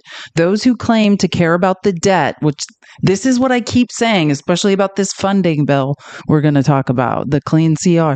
Those who, well, it's not a clean CR as it turns out, which we'll get to. Those who claim to care about the debt while pushing for trillions in tax cuts for the rich and corporations don't really care about the debt. Stop saying you care about America being in debt when you are pushing America further into debt. That is the point. If somebody has the nerve to say to you, "Oh, our debt is huge," well, I'm sorry. What does that have to do with what Elmo's doing? Nothing. He's not saving us any money. They are funding the government at the same levels, right? Like that's what's happening. They're passing a CR to fund the government at the same levels, and then when they push their one big beautiful bill through, as Trump calls it, nothing they do with the federal government is going to balance the budget. They are spending more. They want to raise the debt ceiling by, is it 4.5 trillion? So yeah, this has nothing to do with fiscal responsibility. Republicans are not fiscally responsible. They haven't been since Reagan. Oh my God, this is what I was talking about. Well, this is just one example because they were on this yesterday all morning, but this is Fox and Friends. Listen to them be like, how can they do this to Elmo? What? How can he do this to us? The richest man in the world. And on Fox, they're just like, they're so mean to Elmo. He wants to go and rescue those astronauts. If that is successful, can you imagine? They'll still hate him. He wants to reduce waste and fraud. He wants to save American tax dollars, but they still hate him. He's helping the blind to see, he says, and they still hate him.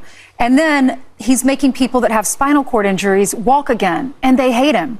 It's evil. It's mean. Laughing because the rocket blew up. I mean, why? I hope that we would never do that, even if we disagree with his politics. He wants to go. What? Like, I'm sorry, he's helping people with spinal cord. I'm sorry, did I miss? As I am a big fan of medical research, I must have missed that breakthrough. I also missed when he was helping the blind to see. Notice how she said, he says. That's to save them from the lawsuit of lies. Like, in what the are you talking about? Stop. Oh, I know. We'll get to them. Thank you, Smashley. We're going to get to Mark Kelly. Yeah, no. Yeah, because Elmo is very mad that Mark Kelly is not a liar and he's a real astronaut. Mark Kelly's really been to space, not someone that just talked. Oh, see, Smashley, right on time with that comment. So Mark Kelly, if you don't know, he's my Arizona senator. He's our replacement for John McCain. You know, in Arizona, we love a military man. He's a former Air Force fighter pilot, like very decorated fighter pilot. Then he went to space. He has a twin brother who also is an astronaut who went to space. Yeah, we like... It's very on brand for Arizona. We're like desperately trying to replace John McCain. And then we're like, an astronaut. Even John McCain hadn't been to space. So we are loving every minute. But the problem is Elmo decided to disparage Mark Kelly and shit on him. And basically, I can't even remember, like, all Mark Kelly did was say the truth about Ukraine. Just basically say, like, hey, I went to Ukraine and nothing you guys are saying is true. And then Elmo decided to shit on Mark Kelly. And then Rachel Maddow, which we love Rachel, interviewed Mark Kelly about it.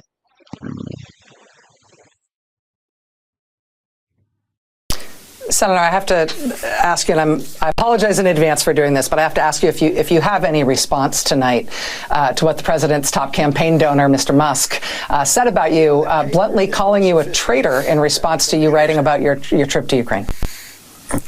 Well, Rachel, when I was 22 years old, before getting sworn into the Navy, or as I was getting sworn in to the United States Navy, I swore an oath to our Constitution to protect and defend the Constitution. I have lived that oath my entire life. I flew in combat in the first Gulf War. I served in the United States Navy for 25 years. I spent 15 years at NASA risking my life flying the space shuttle. And the only oath I can think of that maybe Elon has sworn is an oath to his own checking account, to his pocketbook, an oath maybe to ruining the lives of veterans.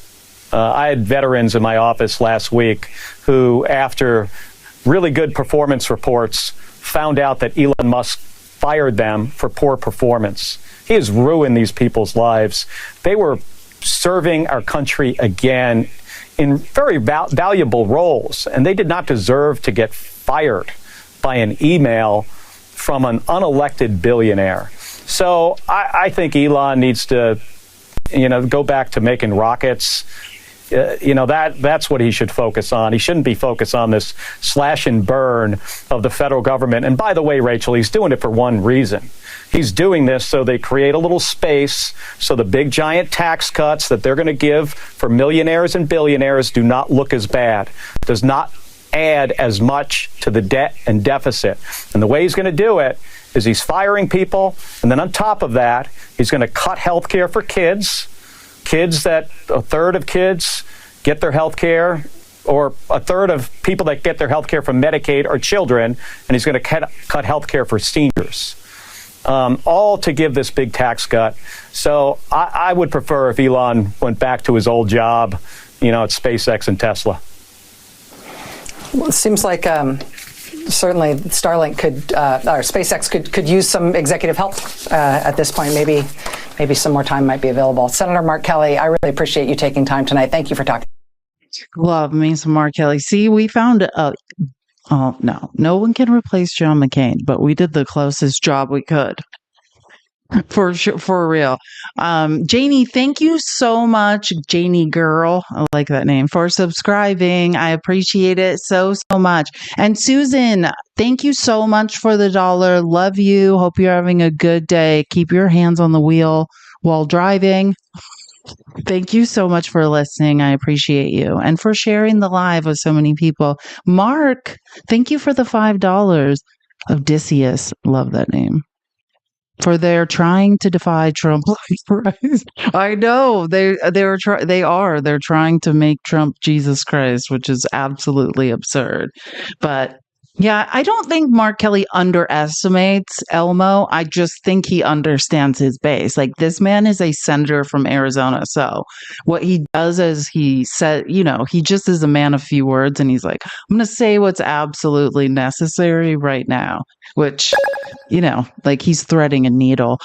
Thank you so much for the the fireworks. I love pretty things. That's amazing. I really need to update the gift goal. I will do that. But yeah, Mark Kelly's awesome. I promise. For Arizona, we couldn't, if you told me we could figure out a way to get 2 Democratic senators from a swing state like Arizona, I would have said no way.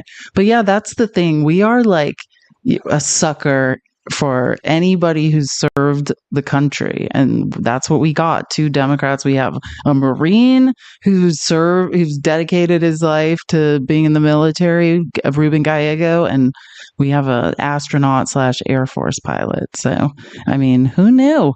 But this is what I want to remind everyone of as we get into the corruption of Trump and Elmo. Does anybody remember this clip from 2023? This is Trump talking to Sean Hannity. So that's why it's so wild now when I saw the world's longest and most pathetic car commercial of all time yesterday. Is like Trump campaigned all of 2024 saying that he hates electric vehicles, that he's getting rid of them, that Biden's forcing everyone to buy electric vehicles and he's going to put a stop to it, which was a complete lie. And now he's like standing next to one. Make it make sense. Oh, well, let me guess. Someone bribed him. We have, and it's what people want to drive right now. And there's a little story about it, but you're going to see it a lot, I guarantee you. They have so many electric vehicles, nobody wants to buy them. They're expensive, although you probably get them by the way, cheap now. Nobody wants to buy them. 3,000 dealers around the country wrote Biden and said, please stop making us sell something they don't want. Ford lost $4.5 billion. Let me ask you this. You know the government is subsidizing that. A lot. They're paying a lot. Saying every time you make a car, we give you thousands and thousands and thousands of dollars, and the people don't want them. Oh, the people don't want them, even though yesterday you're telling us all you hope stock goes up and that everybody will buy a Tesla. If you guys don't get it yet, you're either you're incapable, you're in cognitive dissonance, or you're complicit and benefiting from this grift somehow, or it's a combination of all three. This man says one thing, all of a sudden someone presents him with a fair sum of money, and all of a sudden he says another. He stands for absolutely nothing. Oh yeah, this is another good one. Midas Touch posted this one. Remember this? This is I don't remember. Is the date on here? I cut it off. Sorry, I don't remember. But this is recent. When Elmo came to the White House asking me for help. I mean, not since he's been president, but like a year ago. When Elmo came to the White House asking me for help on all of his many subsidized projects. This is Trump saying, I know Elmo and the American tax dollars have built all his businesses. Oh, so you do know that Elmo's a welfare queen. Okay, just checking. Whether it's, and by the way, $8 million a day, his current government contracts, Elmo is getting $8 million a day of taxpayer money, the richest man in the world. I'd much rather pay for kids to have school lunches. I'd much rather pay for disabled kids to have IEPs. I'd much rather subsidize school districts whose property taxes are low. I don't want to help the richest man in the world literally take over our country a day longer. Anyways, asking me for help on all his many subsidized projects, whether it's electric cars that don't drive long enough, driverless cars that crash, or rocket ships to nowhere, without which subsidies he'd be worthless. Without our tax dollars, he'd be worthless. This is Trump's own words. And telling me how he was a big fan, a big Trump fan and Republican, I could have said, drop to your knees and beg, and he would have done it. I mean, Trump in his own words. Trump in his own words. I was just saying I cut off the date of this, but I don't know. I don't even know if it's on. Like, this had to be like a year ago. It's not long ago.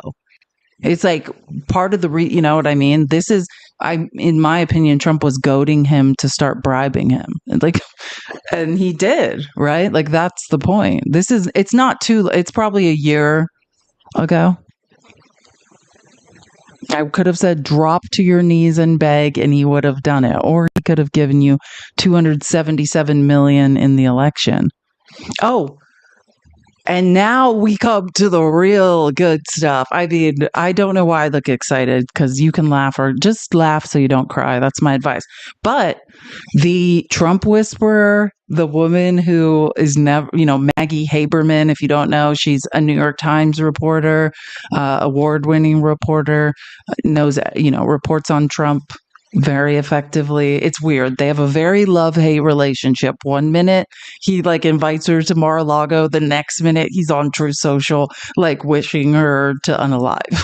It's sick. But this is what I'm saying. If you think that weird ass car commercial Trump did at the White House yesterday was for free, I don't think it was. Maggie Haberman seems to have information that would say otherwise. That car commercial cost $100 million.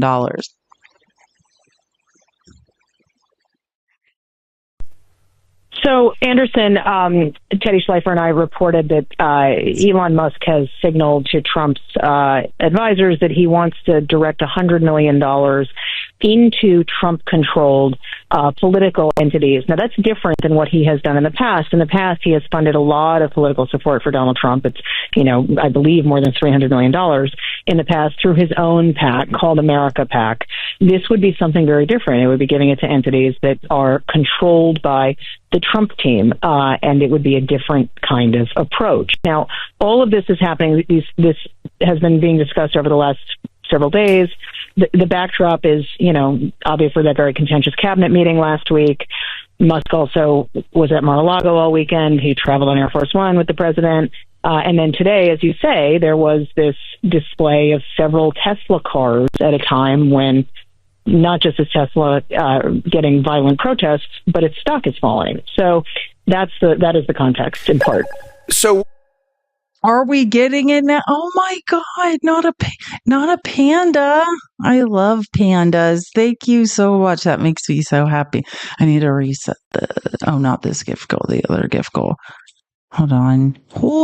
I'm going to thank you, Joanna, or whoever said, I think that was flower crown. I'm going to reset the gift goal. But I just want to be clear. Trump doesn't do anything unless he's being, paid to do it. And so this is much worse. Before, Trump was being supported by Elmo through Elmo's super PAC, right? This is $100 million that's going to be funneled in Trump's control. This is insane. So it's much different. But if you're wondering why would Trump do this weird ass SHIT, would $100 million make somebody do it? It sounds like it would. I'll put this, I'll find out which one this is. Okay, it's number 62 in the outline. I'll send it to everyone too, because I feel like this hasn't been reported on, and I think it's very important. Like, Trump isn't just out here doing this stuff for free. He is literally, this is what is written. Oh, why does it always do that? Sorry. Okay. Okay, I sent it to everyone. It's in the general chat section of the Discord if you want this link. Because I think this is the important story, which is that Trump is being bribed, right? That's the point of Trump's meme coin, is to allow people to bribe him in untraceable ways. Trump does not get out of bed if he's not being paid to. And I think it's much more disturbing that before this, Elmo was funding him through his own PAC, and now he's moving it to Trump's PACs. It's super disturbing, and I feel like not enough people are reporting on that. But that's what this is. This is a huge bribe. And that's what security reports, I think it was The Atlantic that did a huge piece on this before Trump became president. They said, this is one of the most concerning things about Trump is that how bribable he is, how when you're a narcissist, everybody knows. China knows, Russia knows, Saudi Arabia knows, France knows. All you have to do is bribe this man and you can have whatever you want. That is the most disturbing part. He's pay for play, right? Play for pay for, did I say right? One of those. But yeah, this, I love how Midas Touch said this. Americans, we'd like to afford basic necessities, keep vital programs, and not lose our retirement savings. Trump, best I could do is a car commercial for the richest man on earth. The car commercial that would not end. That was a slow motion train wreck from literal hell. And I'll just say this, if I'm not saying you have to, but just oh my gosh, why do I always forget the name of things when I'm called upon? Is it Fact Post? Whatever the rapid response of the Democratic Party is it Fact Post? I'll have a post from them soon. But this is Trump's rapid response. It's at rapid response 47. So the funniest part is he's proud of this. I would be like, no one posts any clips of this. This is obviously something I'm doing because I'm being bribed. It's inappropriate and it's going to anger people. He's posting these clips himself. He wants and is literally saying, "Oh, I hope this boosts Tesla shares. I hope this stock goes through the roof." Like, oh, I'll show you some embarrassing clips. Like, Trump's delusional. Oh, and there's Elmo with his human shield again, which is also like, how sad is that that's how much your dad cares about you? He's literally telling people he's worried about being unalived and won't be in public without a kid that he can hold up in front of his face. That's the saddest part. Most people would say, I don't want my kids with me because I want to protect them, but like, not Elmo. Hello, President Trump. Are you looking to buy or lease today? Well, I'm going to buy, and I'm going to buy because, number one, it's a great product, as good as it gets, and number two, because this man has devoted his energy and his life to doing this. I think he's been treated very unfairly by a very small group of people. And I just want people to know that you can't be penalized for being a patriot. And he's a great patriot. And he's also done an incredible job with Tesla. And I mean, nobody else has a car company started up in the last 30 years that's been successful. I don't think so. And not only successful, but super successful. And because he's able to find billions and billions and billions of dollars of fraud and waste and all of the things. I mean, our country is going to be very strong very soon because of a lot of the things that he's done and a lot of the things that I'm doing. And there's no better team, but there's no better for what we're doing. There's nobody like this, and he shouldn't be penalized. And when I watched the other day, I said, I can't believe it. It should be the opposite. People should be going wild, and they love the product, but because he's finding all sorts of terrible... This is not going to help. Like, I mean, the fact that these two weirdos don't get it yet is mind-boggling. Like, if I was Elmo, this would be when you created distance for your brand. You know what I mean? The last person I would give $100 million to try to get support from would be this person. And yeah, no one loves the product. Like, if there's one thing we're all sure of, no one loves the product.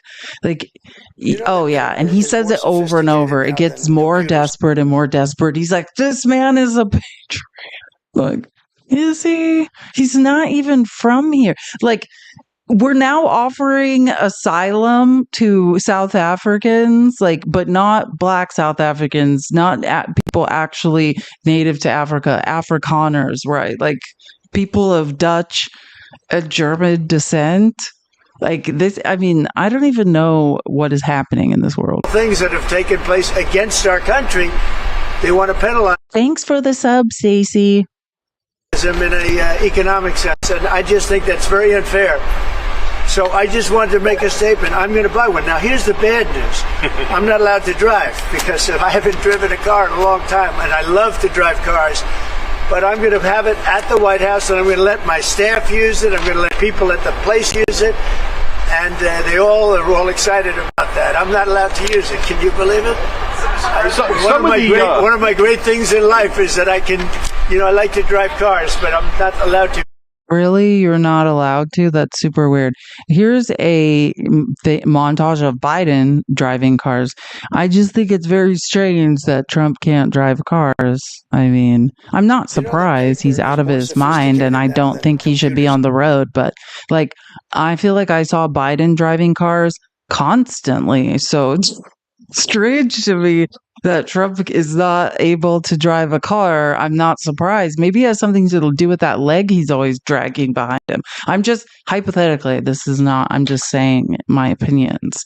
Like, why was Biden always driving cars? And you guys said Biden was old and he can't drive. But I know. Yeah, no. I'm trying to think if I've ever seen Trump driving a car. I mean, I'm sure he has. I'm not saying he never has, but I also thought, like, because Trump's like, oh yeah, like people are like, yeah, presidents don't drive, they're driven. That's what people are saying on X. Like, no presidents drive. Then what the F is this? I don't, if no presidents can drive, somebody explain to me what's happening.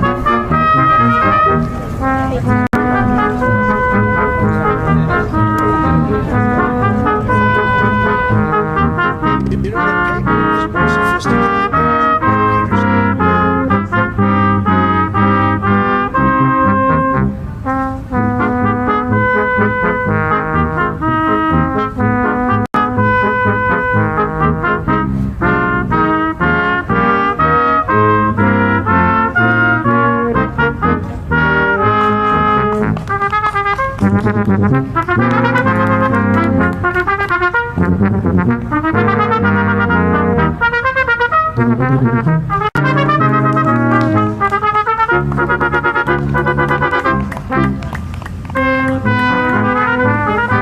can't even drive like just on the property down the street. Like, it's just super weird to me. No one's asking you to drive into traffic. Like, simpler times. Yeah, I know. Biden didn't know what he was doing. Now we can see what it looks like.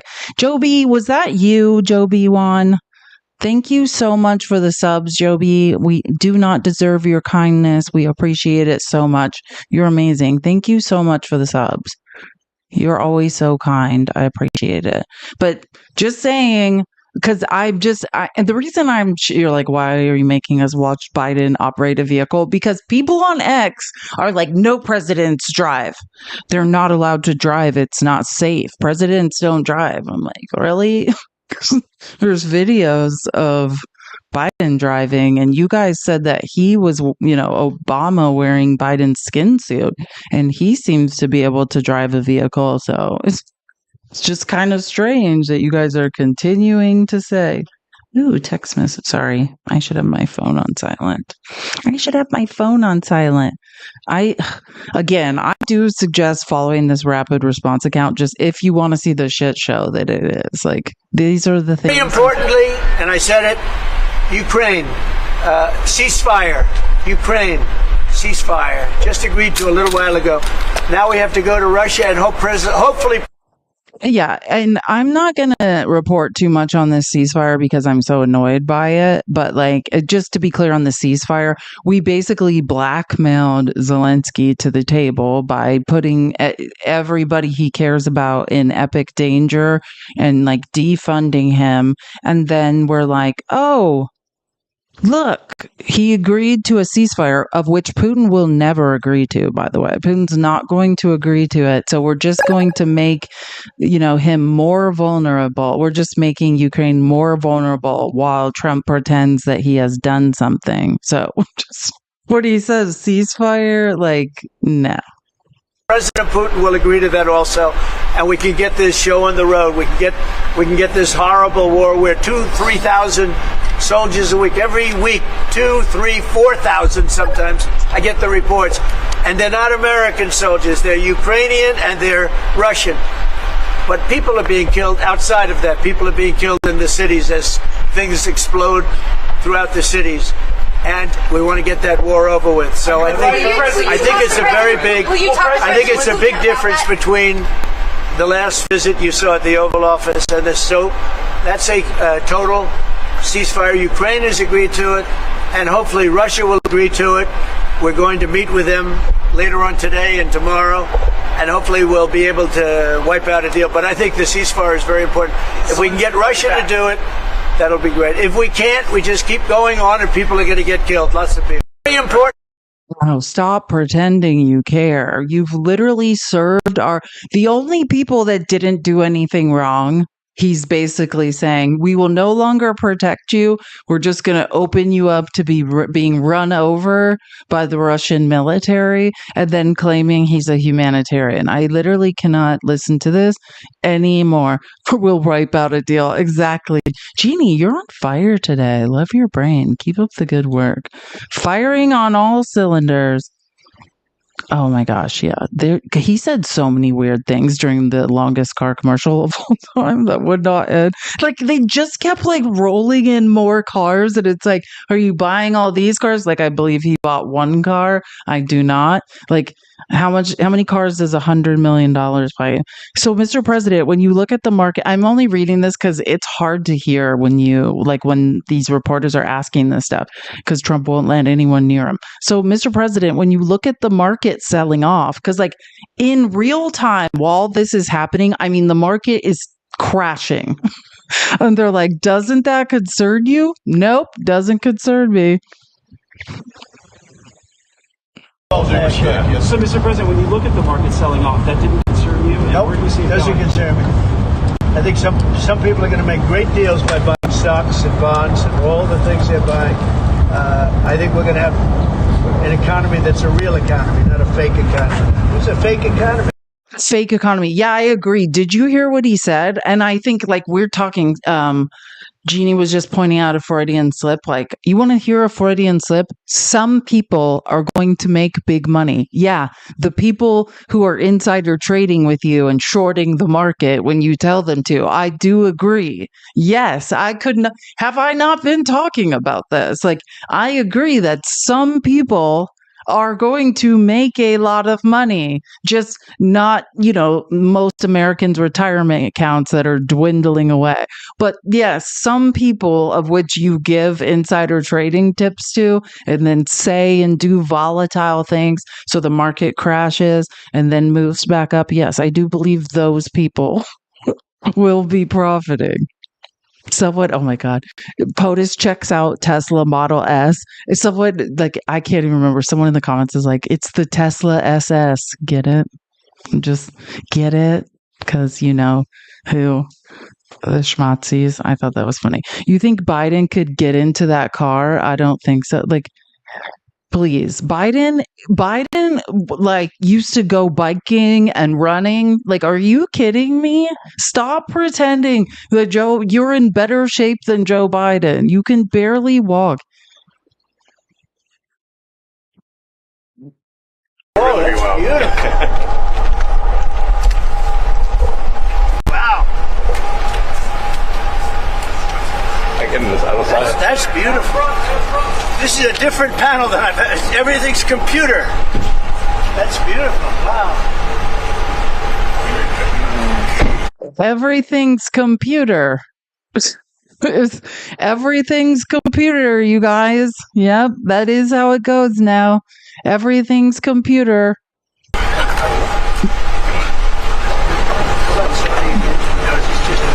Yeah, it's just a brake and an accelerator. I don't want to give Secret Service a effect. That's beautiful. Yeah. Keep starting. Should I? I'll start. Oh, it's. You can't start it. Do you want to actually drive it? You don't want me to drive it, do you? I saw Biden do a. I'll tell you, it could be. Once in the Jeep. Peter Doocy, can I say, like, I think Peter Doocy talked more shit to Trump and to, like, Caroline Leavitt yesterday. I'm like, is Peter Doocy switching sides? Has he finally had it? Peter Doocy was just like, this is bullshit. Like, Peter Doocy made more sarcastic comments than I've ever heard. He's like, I saw Biden drive a car. That's what he just said. Like, he said so many sarcastic, I'll show you.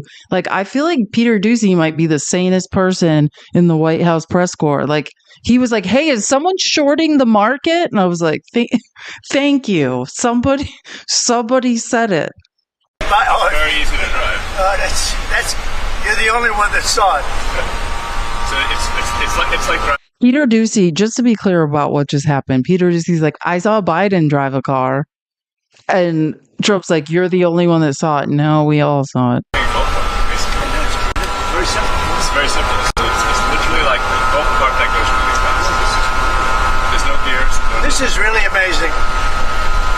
It's really amazing. Let's take a look at it. Trump's never been inside, like, the driver's seat of a vehicle is what we're learning, which is not that uncomfortable for grossly rich people in New York.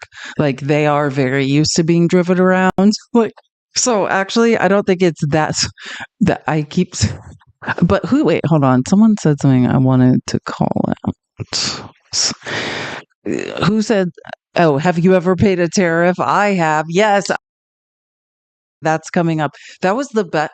Caroline Leavitt is like Trump number 2. She's like, and now I regret asking the AP a question. Why? Because the man just said something very factual and you didn't have a response. And now you feel embarrassed because you've been community noted all across X saying that you're a liar. Like, don't be mad at people who are just saying factual things. Like, that was one of my favorite parts. Thank you, Kira, for the $5. He drove the garbage truck. Oh my God. Kira, he did drive was he driving that remember when he pulled his, like, dead leg into that garbage truck? I forgot about that. Was he driving the truck or was he in the passenger seat? Yeah, I don't know if I just remember him like dragging his leg. I remember him like barely being able to get into that truck. Yeah, I think he's a passenger. I don't think he can drive. I honestly don't. If you grow up with hundreds of millions of dollars in New York, I don't think you learn to drive. I mean, I think most people would. Get me off the horn. Oh my God. Ugh. Can you? And that's just one clip of the many humiliating times. That's the leader of the free world. Well, I wouldn't call this place free anymore. But this is going to make you cry. So I was trying to do some juxtaposition. I don't want to just show Trump. Like, this man's name is Richard Hobcraft Allen III. He's an 80-year-old veteran. He chained himself to a sign near the White House yesterday, and it will make you cry. This is what I'm saying. Like, this is civil disobedience. Did you guys see this? Oh my God. It's like, I can't. And he's just like, you could tell even the cops are like, oh shit, we're going to have to do something. We don't want to do something. We don't want to do anything about this guy. It's his 80th birthday. This man, for his birthday, and like, he's a real protester too. That's when you put a tube around your arm so they can't like just cut the handcuffs off you. Like this man's hardcore, and he literally is screaming during it, like, put this on social media, put this on social media. So I was just like, we will watch this and support Richard Hobcraft. He's fighting for veterans who are losing their rights because VA hospitals are being closed. This will bring you to absolute tears. But I just want to say, while Trump is doing BS commercials for the richest man in the world because he was bribed to the tune, allegedly, of $100 million, we have 80-year-old veterans chaining themselves to signs to support us. Like, this is a real American. That's what I want to say. And I just need to go get my inhaler real quick, so I will be right back. Try not to cry too hard. Tap the screen. Let's get to 500K.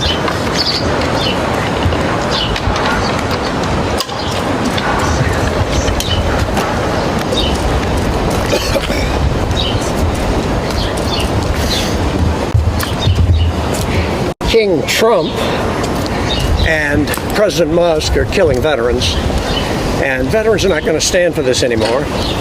We are marshaling all over the country on the 14th of this month at noon. I don't know where that dog is. It's on this side, hanging out over there.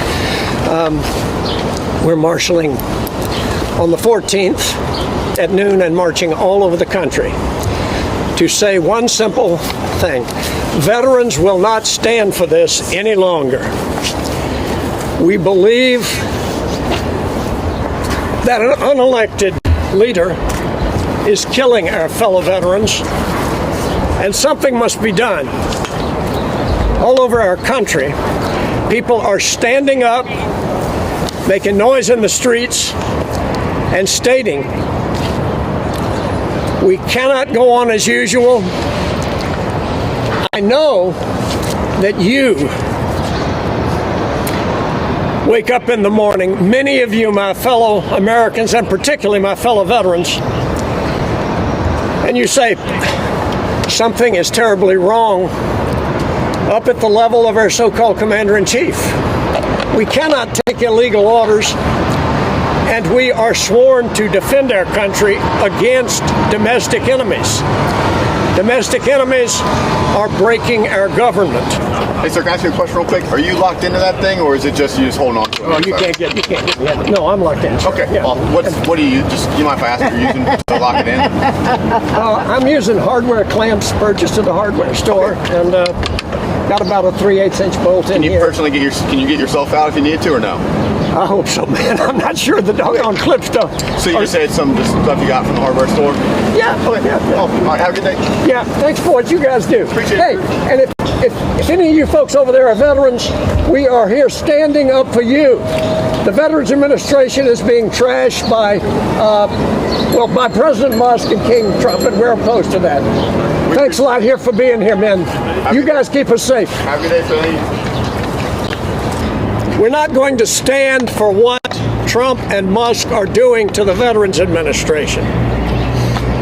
If you see this video, if you can hear my voice, if you know anyone who is a veteran, put it out on social media that veterans are starting to stand up. This lockdown will go on until, I don't know, until they break me loose. They are closing down the leases on veterans' hospitals. They are slashing support for veterans at the VA by 50%. They have already laid off close to 100,000, according to reports, staff all over the country. You cannot take care of people who are in serious medical difficulty, psychological difficulty, by putting them out on the street. That is where we're going, and it is intolerable. Oh, I'm going to pee down all of this. Let me take the cap off. Yeah, just take it, just put it in my mouth. And they give him a drink of water. Like, I can't with this video. Like, this man's amazing. Let me have a sip. I don't need much. If you just ask me that every 15 minutes. Huh? Okay. Ready? There you go. Tell me when to stop. Done? All right. Put it back. Please, thank you. Yeah, just wet my whistle. All right. Just wetting my whistle. He said, just wetting my whistle. I can't. I can't keep rapping all day, so You're pretty good at it. As I told a couple of my friends, my vet and Quaker Men's Group friends down in Charlottesville, I said, of course, this event will be covered by the Times of London. And I believe that they've got reporters on planes coming right now. Yeah, right. But it would be decent. A military veteran, talk to them about their service and tell them they must stand up to protect America right now from the devastations of King Trump and President Musk. Put this on your social media. Be an activist, please. Save the VA.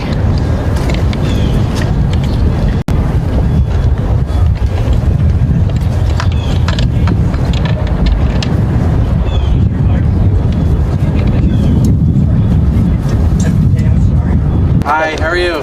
Hey guys, thanks. Park Police. Are you with like a certain group or anything? Yes, I am. I'm with United States military veterans who have been trained to fight and protect our country. Okay. And odds are very strong. I'm looking at two guys. But if you are not veterans, odds are the guys you drink beer with or coffee or green tea are veterans. Because so many guys come out of service, you're well trained, and you go into police forces. I want to thank you for what you do. Appreciate it.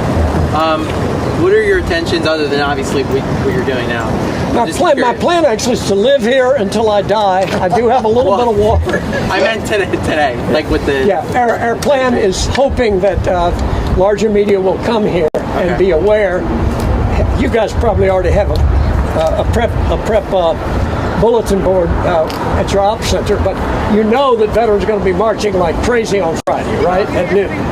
So what we're doing is we are alerting veterans around the country because it's going to be going on around the country. We are the largest single, let's call it interest group in the country, and they're slashing our budget by 50%. What do? You take these WIAs and people who are suffering from burn pit poison and just say, get back on the street. This is just... How long do you plan on staying here, out of curiosity? As long as I can. I might figure out how to... I don't know why this doggone bike is here. It was here yesterday. Are you like fastened? Like yeah, I'm locked in. This is called a lock. Is it like actually locked? Can't come out. But you guys could go get a saw and cut me out. I'd love to do that. Yeah, we're not going to do that. Yeah. All right. Appreciate They couldn't even do anything. They're like, they couldn't do anything. You can't do anything to that man. And people are asking his name. First of all, I sent the video to everyone in the Discord and it's in the general chat. If you're not in the Discord and don't know what that is, that's an app. Discord's an app you just download. You can join our Discord. There's a link in my link tree, whether you're on Twitch, whether you're on YouTube, or whether you're on TikTok, you can join through a link. It is in the general chat right now. Because just like he said, like 2 or 3 times, like post this to social media, like let's help this man And again, if you want to know his name, and this is where I got the video. It's this account, but Richard Hobcraft Allen III. And like, I just think if this 80-year-old man can get up and do this, we can do it. You know what I'm saying? Like, this is the acts of civil disobedience, right? He's not hurting anyone. He's just saying, like, I'm here. I fought for our country, and what's happening isn't right. And you could tell those people are like, God, I can't even do anything. Like, you'd be an a-hole to touch that man. Like, but again, this is his name. This is where I found it. I just put it in the Discord and I added everyone. So you should have gotten a message. I know I'm going to try to share more. Like, I want to include, you know what I mean? That's the goal. It's not just to have to listen to Trump whine and lie, but also to show real people doing real things and the juxtaposition, right? That's what's important to me. The richest man in the world and another extremely rich billionaire grifter are complaining and enriching each other, illegally enriching each other, while we have an actual 80-year-old veteran who fought for our country, chaining himself to a pole, like, to defend veterans in this country. These are real Americans. Trump and Elmo are not Americans. This is absolutely absurd. Someone said he's an author too. Be still my heart. Don't even tell me that. I did not know that, and I think that's amazing. Okay, and this is I want to talk, and I told you we would talk about this kid who's been disappeared, who's a legal resident, has legal residence in the United States and has been disappeared. So they asked Trump about him, and then I'll show you some clips about the legal implications. Trump, there's this protest leader from Columbia University that the administration is moving to deport. He said that his arrest is going to be the first of many. How many? I think we ought to get them all out of the country. They're troublemakers. They're agitators. They don't love our country. We ought to get them the hell out. I think that guy, we ought to get him. I heard it. Hey, our country is built on dissent. Our country has been built on dissent, particularly on college campuses. And to imply that if you disagree with these two sycophants, that you're not American, is the most offensive thing I have ever heard in my life. Statements too. They were plenty bad.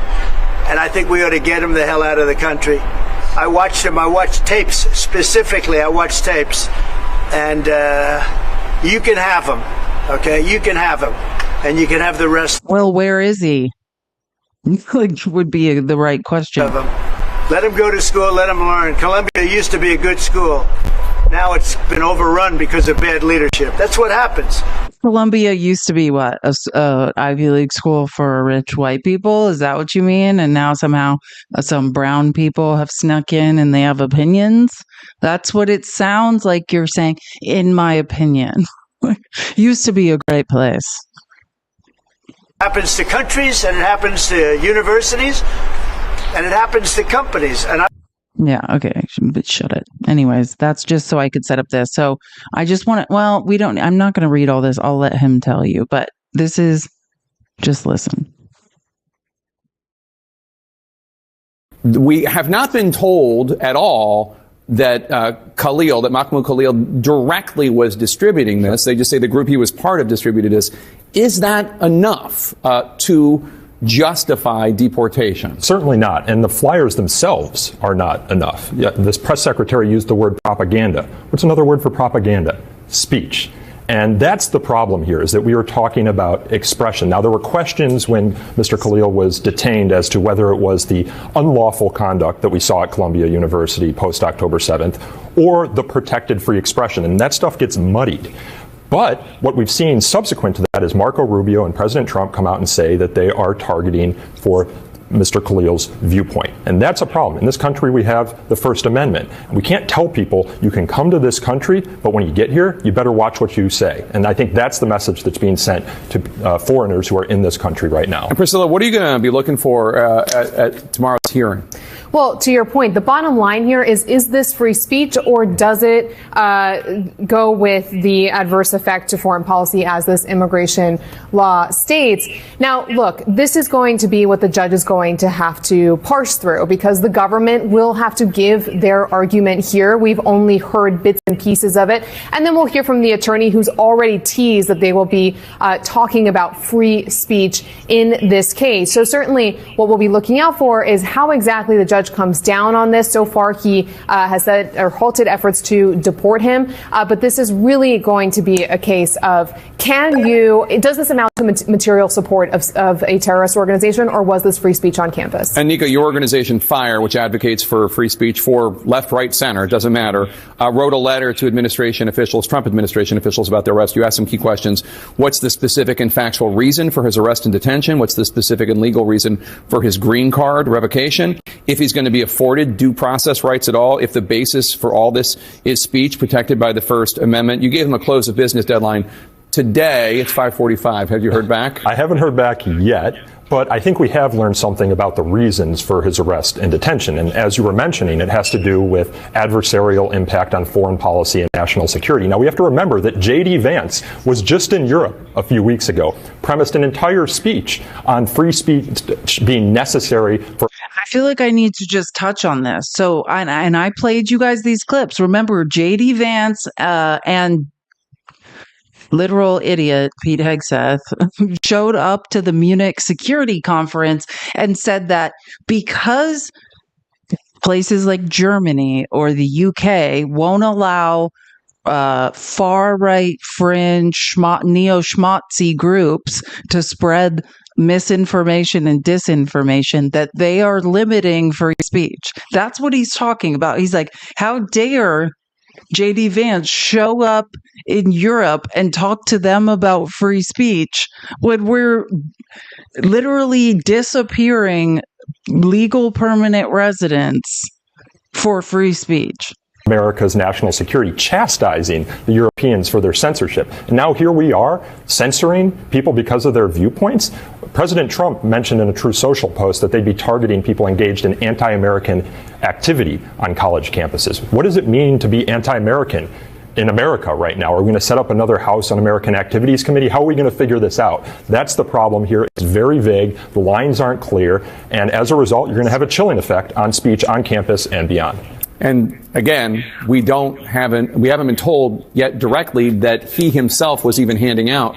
No, we don't. No, and that's why we were asking the administration in our letter, what's the factual basis, what's the legal basis on which you're resting upon? In 2018, Trump's Department of Justice said that it's unsettled law whether foreigners have free speech rights in this country. They have cases that go both ways. And whether this case for Mr. Khalil is going to be the one that the Supreme Court answers that question, or it's another case, it needs to be answered, because right now, I think there are a lot of people in this country who don't know what they can say. Yeah, imagine we're going to determine, and this is, and also because I feel like that was someone speaking like from a legal perspective, from a think tank, but Summer Lee, who's one of my favorite representatives, she was talking about this in a congressional hearing yesterday. Amazing. Just to give you an idea of how horrifying this truly is. I think since we're talking about immigration enforcement at this hearing today, we need to start with the illegal detention of Mahmoud Khalil. ICE kidnapped this university graduate with a permanent resident green card and jailed him in the middle of the night. They shipped him off to Louisiana without informing his pregnant wife or his attorney where they were taking him. They intentionally isolated him from his community and his family, all because he dared to speak out against his university and against the actions of the United States, which is not a crime. Punishing dissent by revoking legal status is a dangerous and illegal precedent to set. It's the first sign of a government moving towards authoritarianism. Freedom of speech, expression, assembly, and religion are guaranteed by the First Amendment for a reason. The founding fathers put it first in the Bill of Rights because of how important those rights are. It's at the core of the formation of this country, is at the core of what it is to be an American, and is at the core of any democratic society. Isn't disagreeing with your government the foundation on which this country was founded? Trump is attacking all of these basic rights as his primary agenda. He's doing everything he can to take away the ability to talk about his actions, the ability to form groups to counter his goals, and the ability of the press to report honestly. Every single member of Congress should be up in arms over this blatant erosion of our fundamental rights. Republicans and some of my colleagues are simply rolling over and giving up their status under the Constitution as a co-equal branch of government. This is a basic tenet that we took an oath to defend. Have we forgotten that oath we take at the start of each Congress, literally 2 months ago? I do solemnly swear or affirm that I will support and defend the Constitution of the United States against all enemies, foreign and domestic. They are eroding our democratic principles to justify literally erasing Palestinians to appease a war criminal. Trump revoked Mahmoud Khalil's legal status over his choice to speak out. It is not a crime to disagree with your school or your government. A judge quickly blocked his removal because there was no legal basis. It can't be overstated how dangerous this action is. If they can disappear someone with legal status, what is going to stop them from disappearing an American citizen who openly disagrees with Donald Trump or our government? If this happened under a Democratic president, Republicans would be screaming about it. And given the topic of today's hearing, is Donald Trump expecting local law enforcement to police the speech of immigrants? If Republicans want local law enforcement to act as federal immigration agents, will they too be tasked with suspending the First Amendment for those who disagree, monitoring their social media posts, cataloging which protests they attend? We are beyond just a slippery slope. President Trump himself said that this unconstitutional arrest is only the start. This callous enforcement and chaotic approach to immigration enforcement is not making us any safer. It is only eroding our democratic principles. I think since we're talking about Amen, Summer. I love Summer Lee. Pennsylvania District 12. If you don't know, she's your rep, and she is absolutely a force to be reckoned with. I love this woman. She is amazing. And that is the reality of what Trump has done. Like, we are now disappearing legal permanent residents who are paying to go to an Ivy League school. Summer Lee is everything. Oh my gosh, she's one of my favorites of all favorites. Like everyone, and don't get me wrong, Jasmine Crockett is amazing, but like I don't know why more people don't know who Summer Lee is. She is a force to be reckoned with. I love her so much. Again, that she's from Pennsylvania District 12. Absolutely amazing. Oh, I love this question. So someone asked Trump at this embarrassing car commercial that apparently cost $100 million, if Elmo was rubbing off on him. Because he's probably even better than I am. Mr. President, is Elon Musk rubbing off on you? Is electric then the way to go? It's not that this isn't for electric or gas, because people have their choices. Yeah. I'm just saying that I know people that have these cars. I know one man, we see him all the time. Yeah. He has 5 of them. Yeah. He thinks it's and he was a big guy for Ferraris and other things. And he says, man, it blows him away. I know other people, they have 3, 4, they love them. They love them. And some people like the gas, and they should have their options. Right. I'm all about options. Because he's probably even better. Yes, he is rubbing off on you. Pennsylvania District 12, or his money I think is more of a correct thing to say.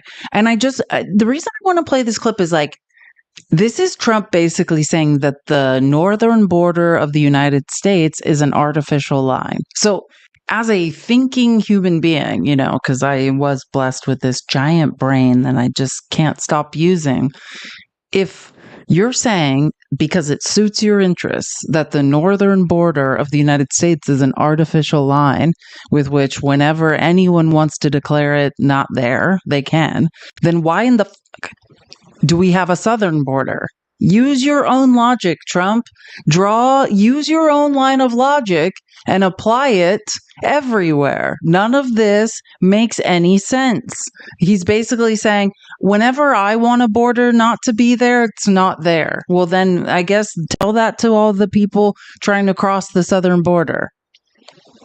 Like, I guess it's not By the way, when you take away that artificial line that looks like it was done with a ruler, and that's what it was. Some guy sat there years ago and they said, "Brah."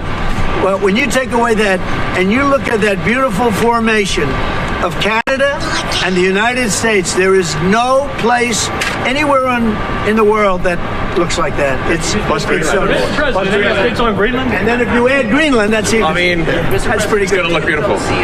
Okay, so I just want to be clear. This man does not believe we have sovereign borders. It's giving very libertarian. So don't worry about people who are entering the country undocumented. You heard it from him first. We don't have borders. They're not real. He's calling them artificial lines.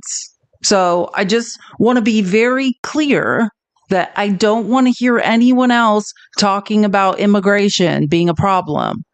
Oh, thank you, Kelsey, for the super chat on YouTube. Matt talked about that veteran on his live this morning. That vet did protest on his 80th birthday. Oh, I love that. I love Matt. I'm USMC Angry Vet. If you don't know, Matt is amazing, and I absolutely love him. Thank you, Kelsey, for telling me that. Matt is an amazing veteran as well. If you don't follow him, please do follow him. He's absolutely fabulous. He's he's trying to annex Canada or trying to give them a hard time. I don't think he's trying to annex Canada. I mean, he can try. I would love it. I mean, it's just going to create bigger problems for him. Like, imagine, why would anyone in Canada want to be part of the US? They have universal health care there. Like, whoever it is, the person that thinks they're the most conservative of conservative in Canada wants no parts of America when they realize what it's like. Like, that's the funniest part. Good luck. Good luck with that. And yeah, I could go into it, but ugh, this is a disaster. Oh, wait. Oh, yeah. Did you guys see this clip when Elmo literally tells him it's like a golf cart, but it goes faster? Grandpa doesn't know anything about cars and doesn't know how to use them. So Elmo had to be like, it's like a golf cart. It just goes faster. It's like driving a golf cart. Very simple. It's very simple. It's literally like a golf cart that goes really fast. There's no gears. This is really amazing. It's like a golf cart. It just goes faster. Like, this is real life. Oh, and this is, I mean, in case anyone didn't hear Trump's threats earlier, like, let's just make it clear. Donald Trump, I guess you pay him $100 million, or allegedly, according to Maggie Haberman, $100 million is going to go from Elon Musk's to Trump's direct PACs. And this is the type of threat he will publicly make for you on TV. No, that's beautiful. Yeah. Mr. President talks about some of the violence that's been going on around the country at dealerships. Some say they should be labeled domestic terrorists. I will do that. I'll do it. I'm going to stop them. We catch anybody doing it because they're harming a great American company. You know, I've stuck up for the NFL. I've stuck up for a lot of American companies and other companies, but American companies. I did a very big favor for the NFL. I do favors for all of them. When you heard an American company, especially a company like this, supplies so many jobs that others are unable to do, when you do that, those people are going to go through a big problem when we catch them. And we have we got a lot of cameras up.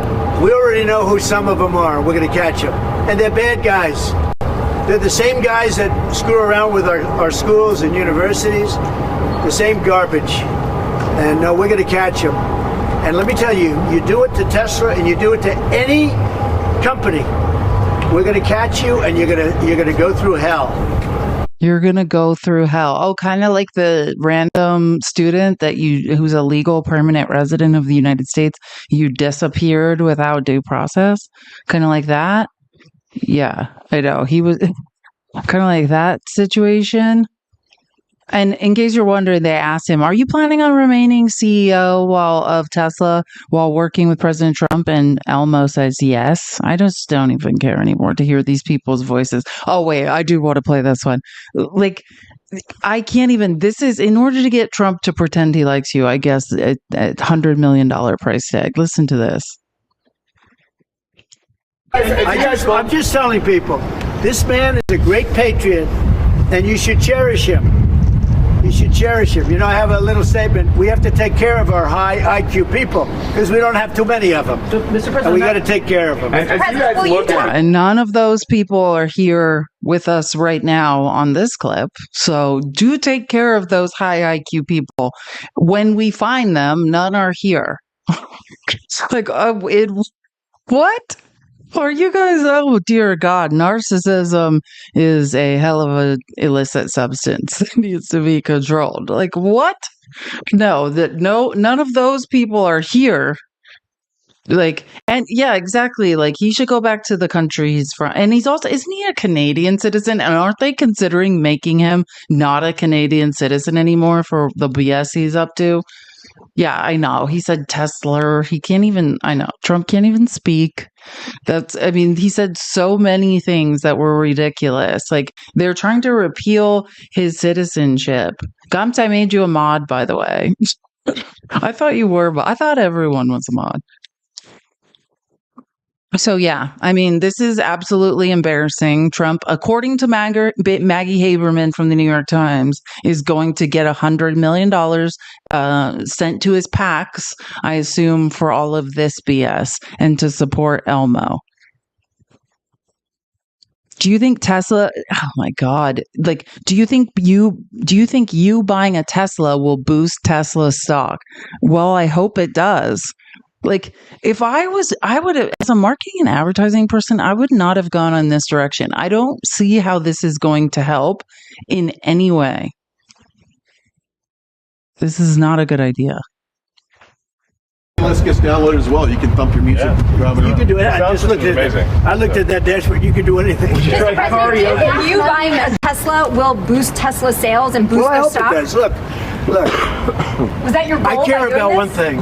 When somebody's a great patriot, they shouldn't be hurt. He's a great patriot.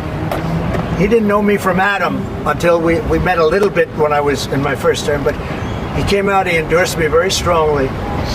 Oh, you mean when you were talking on him in your first term? Like, what are you talking about? He's a great patriot because he started, oopsie, sorry.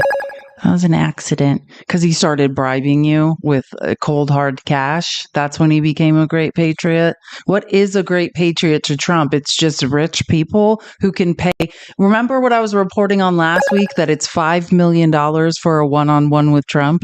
Now $5 million, $1 million for like a seat at a dinner table with other people who have paid $1 million for a one-on-one. It's $5 million. If you don't know what I'm talking about, you can just Google that. Many people are reporting on it. Those seem to be patriots to Trump. Very rich people who can pay $5 million to talk to him. Oh, and this is Trump later, right? That was his embarrassing car commercial. And I think Trump's serious. Like, Tesla stock is crashing. It's not doing well. And Trump's like using Goya beans as an example and being like, oh, don't worry, he's going to make a lot of money. Like, what? Itself and be just the opposite. That's happened before. There's people that tend to go after one group or another, but basically it's the other. They go after conservatives, and when somebody stands up and fights, their business ends up doubling. You can see that. Just a little example. Goya Foods, he was just a wonderful man, the owner and the family, and largely Hispanic foods. And they went after him because he supported me. And this was the end of the first term. And he fought back, and it ended up that he ended up tripling his business, and it's today a much bigger business than it was before. And there are many examples of that, and maybe it's going to be that way with Elon. When I saw what was happening with this, the concerted effort by I think they're paid agitators. And when I saw what was happening, I said, I want to buy a Tesla. Paid agitators? Somebody is paying people to mess up Tesla dealerships? Where do you apply? What are you talking about? Who is paying people to do that? I think that's all of people's own volition. I don't think anyone's paying anyone to do anything. Yeah, excuse me, Tesla, as he says. But anyways, Bernie was talking about Elmo and Trump, and I'm a big fan of Bernie because he's like literally still campaigning. I love what Bernie's doing. Look, I know it's really, really hard to keep up with all the craziness here in Washington, D.C. Bottom line, Musk and Trump are going after Social Security. They're cutting thousands of jobs at the Social Security Administration. They're going after Medicaid. They want to cut Medicaid by over $800 billion. That means millions of kids are going to lose their health insurance. It means that if your mom or dad is in a nursing home, they're going to be in trouble because 2/3 of people in nursing homes get their money from Medicaid. They're going after the Veterans Administration. They want to cut over 80,000 workers at the VA, meaning our veterans will get deteriorating health care service. They're going after public education, you name it. Now, why do they want to cut all of these programs that are so important to the working class of this country? And the answer is very simple. They want to give massive tax breaks to the richest people in America. In their program, they give over $1 trillion in tax breaks to the top 1%. So this is the Robin Hood proposal in reverse. They're taking from the poor and working families, giving to the very, very rich. Just last weekend, I was in Wisconsin, Michigan. We did a bunch of rallies. We had over 9,000 people coming out at Warren, Michigan. That's really quite unbelievable for a non-political campaign. And what all of that tells me is the American people are sick and tired of Mr. Musk and the billionaire class, the oligarchs taking over our government. So I believe that if we stand together, if we fight back, we can defeat Trumpism. We can stop what they're doing, and we can move this country in a very different direction. But we can't do it unless we're all involved. So stand up, fight back. Let's go forward together. Thanks very much. Just like that 80-year-old veteran who's doing his part. Someone I think is asking, I'd assume you don't mean the Department of Energy. I assume you mean the Department of Education. We were talking about it earlier, but yeah, like I'll just give you, this is the latest update from today. That's gross. So Education Department fires 1,300 workers, gutting its staff. The layoffs mean that this is from the New York Times. That was the title of the article. Education Department fires 1,300 workers, gutting its staff. The layoffs mean that the department will now have a workforce of about half the size it did when President Trump took office.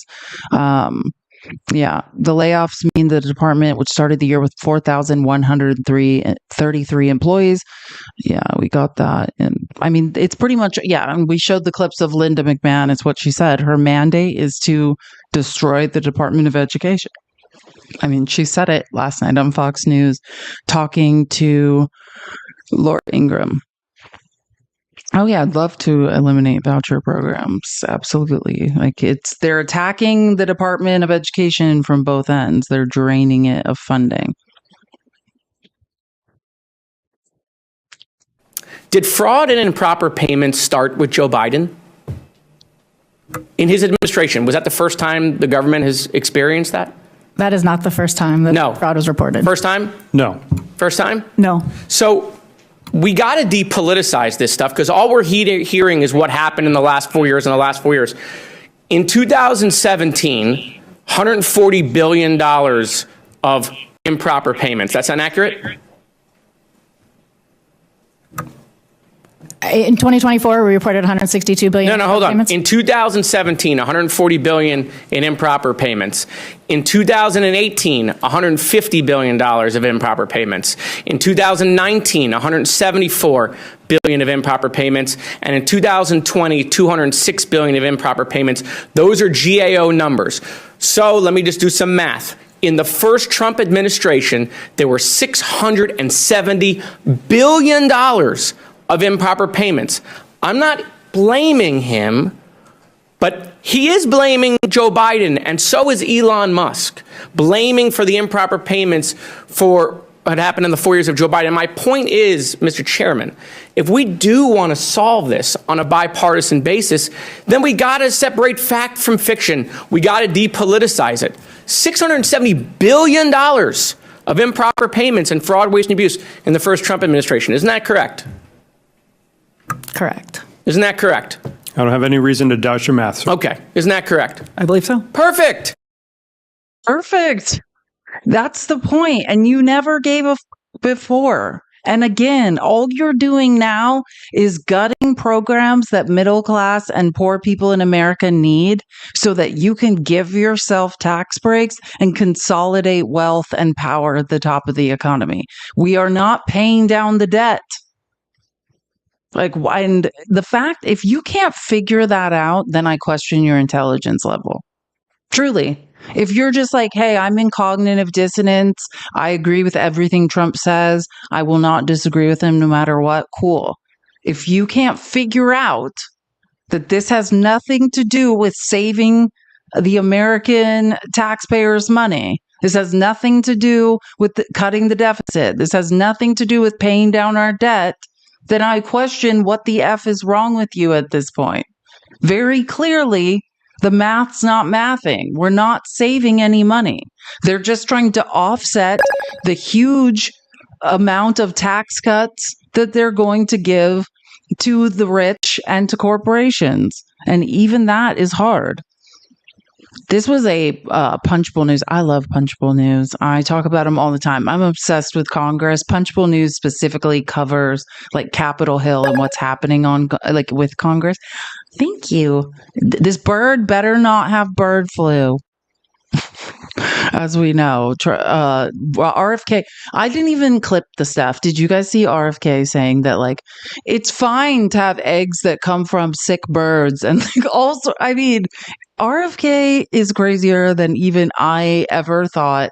He literally was like, no, we don't know if we don't need to unalive those birds that all have bird flu. Like, we don't, people don't get it. So if you eat eggs from chickens with bird flu, it will be fine. If you haven't seen these clips, I would look up RFK talking yesterday. It's absolutely unbelievable. He was like, community noted off of X. Yeah, what is your thought on 2026? We're going to win back control of the House of Representatives. No doubt about that. I have no doubt about it. In fact, they've accelerated the pace of our capacity to do it because they've been so extreme in how they've conducted themselves in unleashing chaos on the American people and done nothing about the core issue. You can't promise all year in 2024 that you're going to drive down the high cost of living, including on day one, while running away from Project 2025 as if it didn't exist. That's what you said to the American people. And then, when it's governing time, you do nothing about the high cost of living.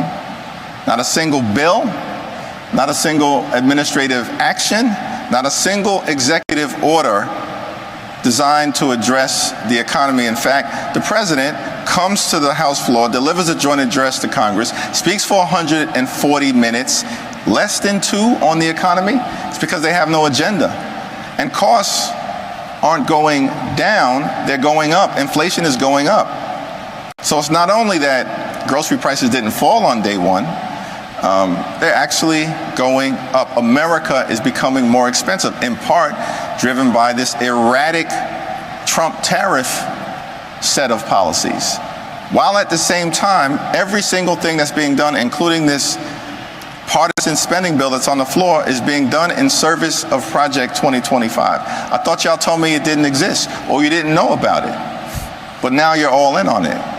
So these are broken promises to the American people, and it will have political consequences for them, just like they underperformed, even with Trump at the top of the ticket. And they wouldn't even be in the majority had they not taken 3 seats in mid-decade partisan gerrymandering from North Carolina, which they won't have available to them this time around.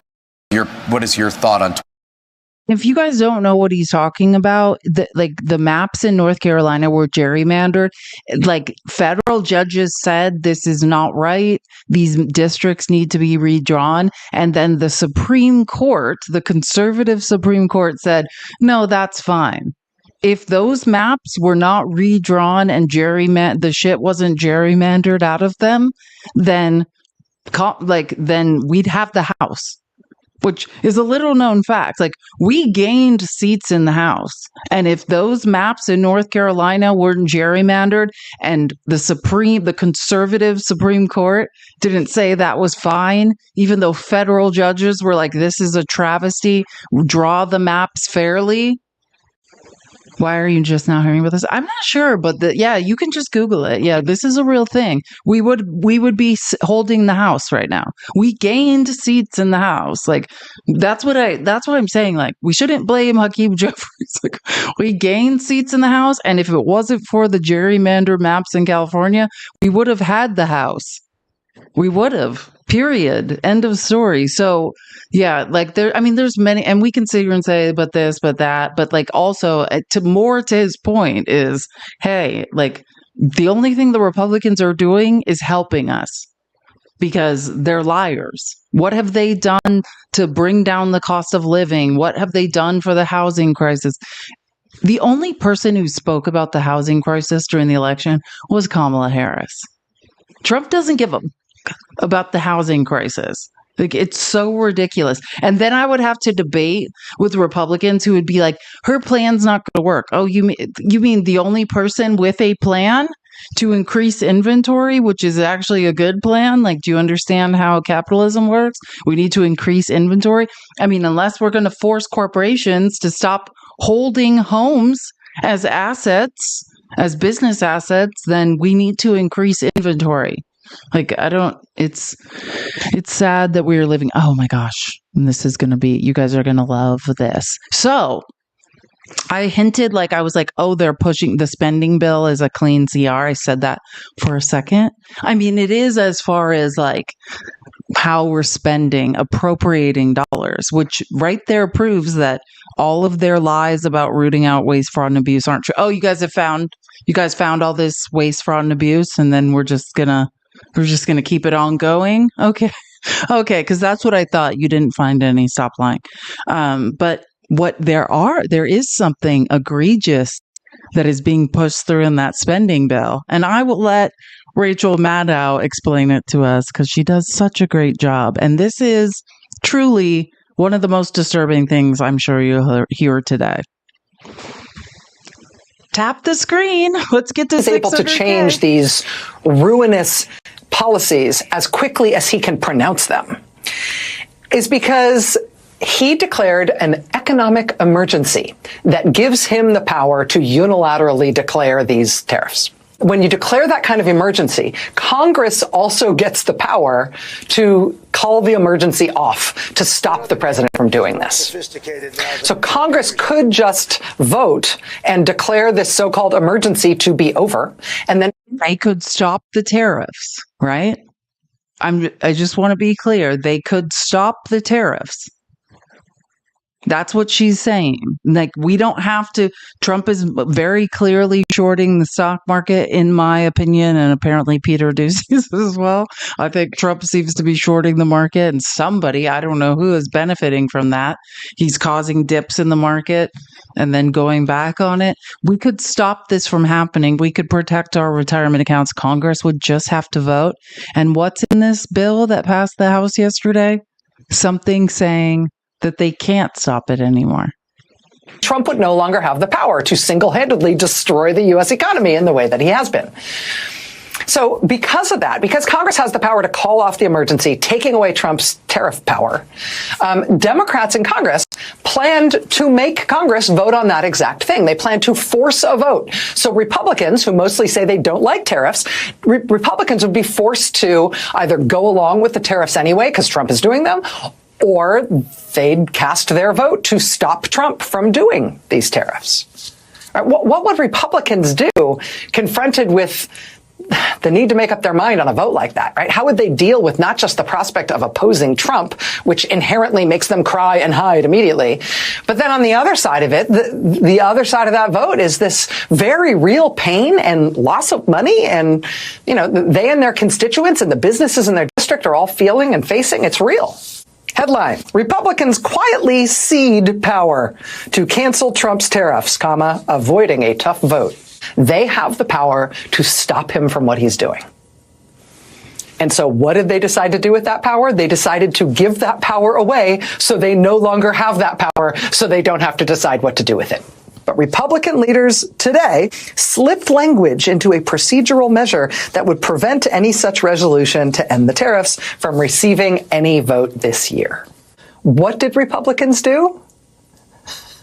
They proclaimed that between now and the end of this Congress, that is just one long day. That's just one day. The whole rest of the Congress. This is real life. You want to know what's in that bill that is egregious? The little power. I mean, Trump has already he's literally cucked them. Any power they have is pretty much gone. He's threatened to primary all them. They've all given up any power they had. They've laid down. Their spines have dissolved in their backs, and somehow they're all still alive. And then now this. They could stop this. And they're literally writing into this spending bill, oh, we don't want to stop it. We don't want to be able to. We want to give up the power for us to push back.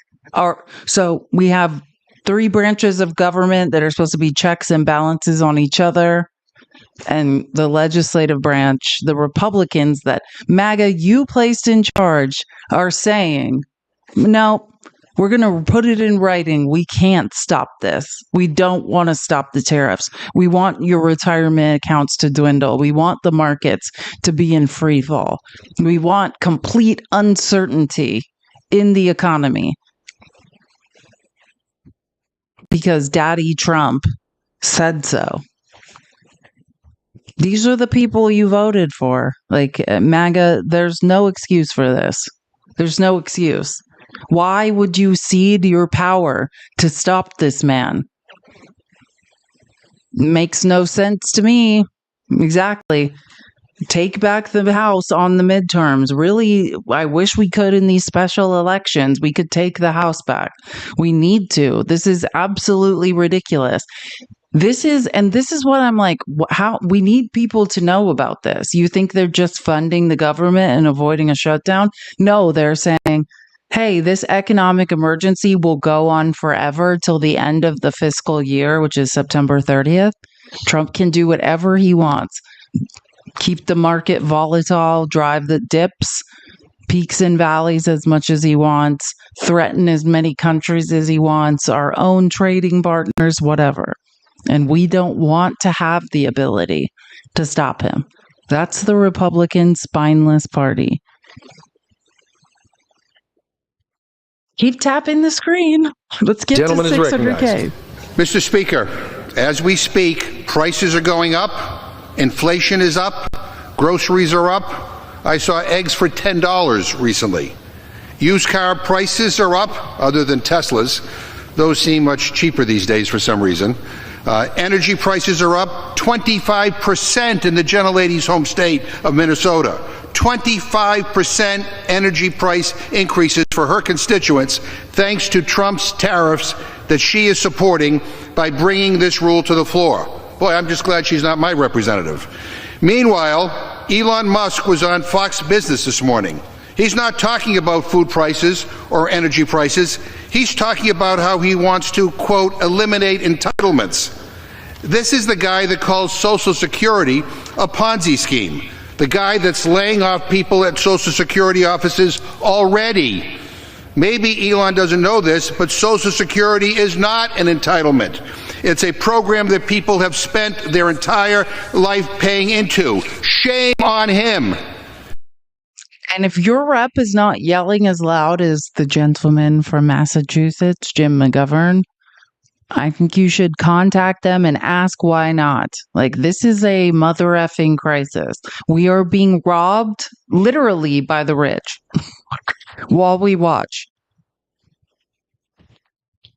Stock market is going down. People in this country are starting to panic because their retirement accounts are dropping.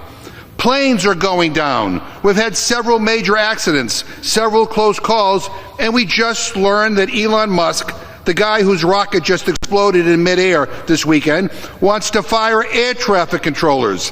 Make that make sense.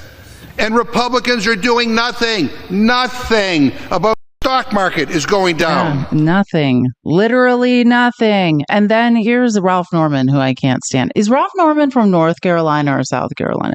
Sorry if I... South Carolina, sorry. It says it on the Chiron.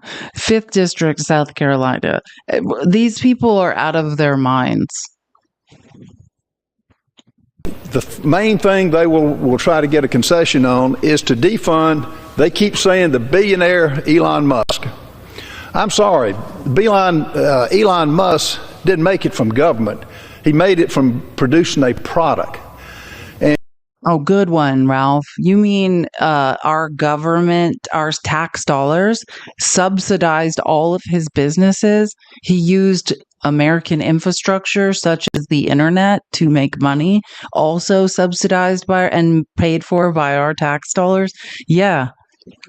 And then he bought products other people, real scientists and real engineers had developed, the real people that developed the science behind Tesla, and then he purchased it because he's a Nepo baby. No, these are Republicans.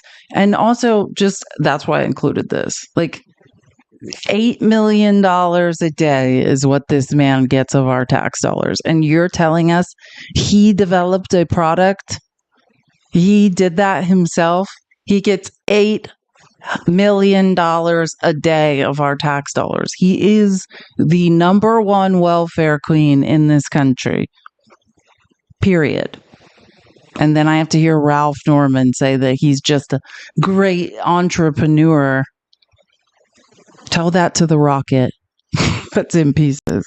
Republicans are really hoping I don't bring up this last part.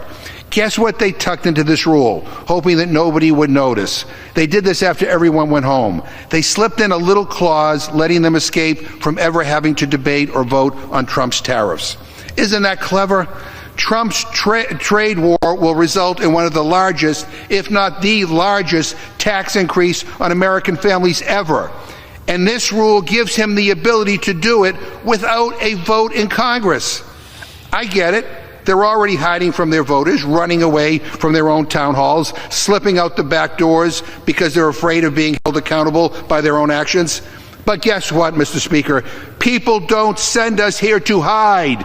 They send us here to fight for them, and they send us here to vote. And Democrats are not going to be complicit in voting to screw over America's veterans. We are not going to be complicit in voting to screw over our senior citizens on Social Security. We're not going to be complicit in taking money away from first responders. And we're sure as hell not going to be silent when it comes to this administration's BS and their corruption. Because what we are going to do is we're going to show up in our communities. We're going to stand up for veterans. We're going to speak up for people on Medicaid and Social Security. And we're going to put up one hell of a fight when it comes to the middle class families who are counting on us to fight for them. I urge a no vote on the disgraceful rule, a no vote on the underlying legislation, and I reserve the balance of my time. God, the gentleman from Massachusetts. You guys are so lucky to have Jim McGovern. He is literally my hero. I've told you guys this before. He's the ranking member on the Rules Committee. The Rules Committee is like the committee before a bill reaches the floor. Yeah, he's a very powerful member of Congress and of the Democrats. He's our treasurer. I know, drop that mic, Jim. Jim should drop the mic every time he speaks. It's absolutely I just love it. Him and like Jamie Raskin, just amazing stuff. Melanie Stansbury also, I always talk about how much I love her. Progressive from New Mexico, our neighboring state to Arizona. She was, and again, I did not clip this. I got this from her X page, and she, whoever posted it clipped it like this. So if you're like, why is it clipped so tight? I didn't do it. But she was amazing too on the House floor. If you don't know who Melanie Stansbury is, I suggest following her. She is just an amazing progressive. She was a civil servant for years. She's she's just amazing. I get excited. Thank you, Mr. Speaker. Sometimes when I'm standing in this chamber, I literally cannot believe my ears. And I have to say that today is one of those days, because as we stand here on the floor today, I am hearing members of the other side of the aisle who said they would never vote for a continuing resolution, that they would never vote to raise the debt, that they would never vote for a bill that extends the debt ceiling, say that we have to pass this bill. And so I literally cannot believe my ears today, because the GOP today is here with a great American bait and switch. So let me explain to you what exactly is going on. Donald Trump spent the weekend calling our colleagues across the aisle, asking them to keep the government open until the end of the fiscal year so that they can get on with their real agenda. And you all know what the real agenda is. The real agenda is that they're dismantling the federal government. They're firing tens of thousands of federal workers, teachers, firefighters, veterans, military, members of our community who are in crisis right now, and they are illegally impounding funds. And meanwhile, my Republican colleagues who said they would never vote for anything like this are saying that they are going to vote for it because on the side, Donald Trump is winking at them, and his people are telling them, don't worry, if you pass this bill, we're going to continue to do all of that illegal activity. And then we can get on to the real work, which is dismantling our basic programs that support our communities. They want to take away your Medicaid. This weekend, Elon Musk said he wants to take away your Social Security. They want to dismantle housing programs. They want to dismantle food assistance programs. They are literally bait and switching the American people and abdicating their fundamental responsibility as representatives of the people, because the people have spoken, my friends, and there are no number of town halls that you can run away from to know that your people in your communities do not support your bait and switch. So I say to my GOP colleagues, do your jobs. Love this woman. And did you notice she was not reading that? That was just like, hey, I had some thoughts. Like, she was not reading that off of a piece of paper. She's just like, yeah, I'm pissed. I'm here to yell something for 2 minutes and 25 seconds. Like, go Melanie Sansbury. Tell the people. Absolutely amazing. Cannot get enough.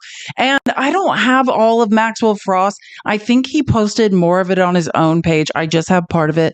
Maxwell Frost.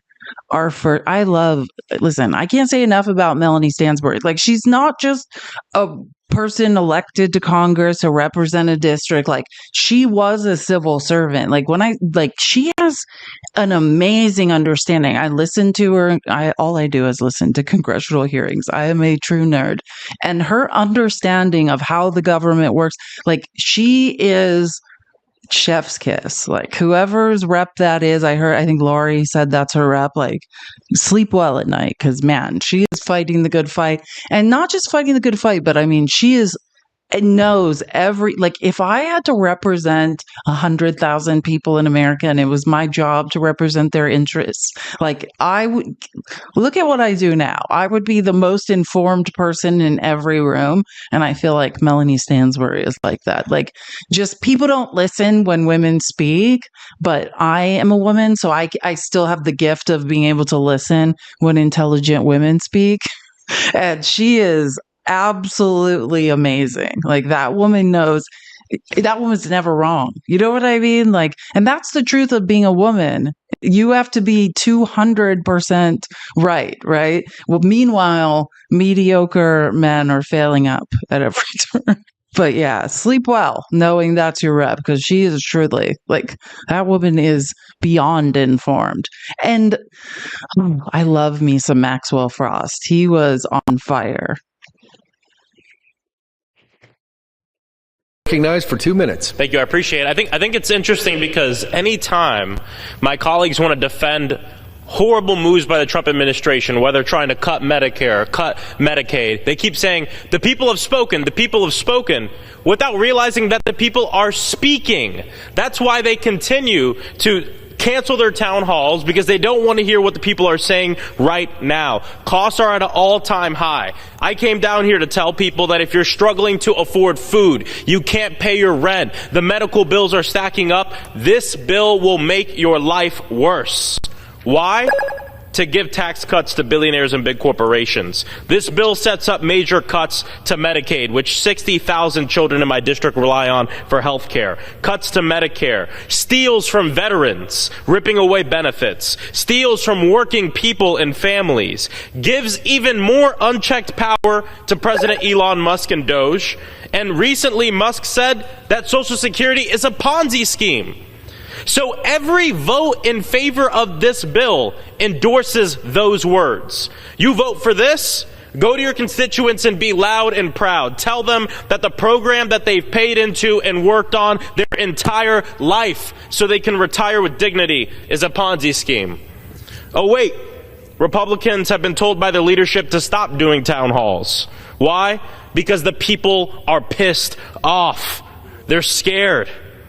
Many have been sold this BS lie that if we just give all the power to billionaires like Elon Musk, we'll all be okay. But I got breaking news for you. The billionaires have always had immense power in this country, and it hasn't worked out for us. Recognized for 2. I love Maxwell Frost. I just love the progressives in the House. Just keep yelling. Felicia, thank you for the Felicia gave me $5 on Cash App and said $5 for 6 eggs. Yep, that's about right. Your math is mathing. Like whenever I make an egg, I literally like hold it like I'm so scared to break an egg now. Like, would you guys ever think about that when you're holding an egg? Like, I cannot accidentally get the shells into this when I crack it because I can't afford to crack another egg. I've never treated eggs with such. Sorry, I got it in Washington. Nope, I guess it's nothing emergent. Sorry, I thought it was a breaking news update, but it's not. And don't forget, Easter is coming. I know. Like, are we dyeing eggs? Or are we just going to have to tell the kids, like, sorry, kids, you're not going to be dyeing any eggs unless you commit to eating them. You are eating them for the next 2 weeks. Those are your meals. If you eat, how did you change your font? Contemplate if I really do use it or not. Yeah, like plastic eggs for sure. Like we can't be wasting real eggs anymore. Oh, and Dan Goldman was on the House floor. Love me some Dan Goldman. Egg rich but cash poor. Oh my God, I know. But what's really shocking is that Republicans rejected. Wait, someone said they bought fake eggs to dye. I'm going to look into that because I have like nieces and nephews, and like that's if they're. I need to look. I'm going to look into the fake eggs to dye. I literally am about to write that down.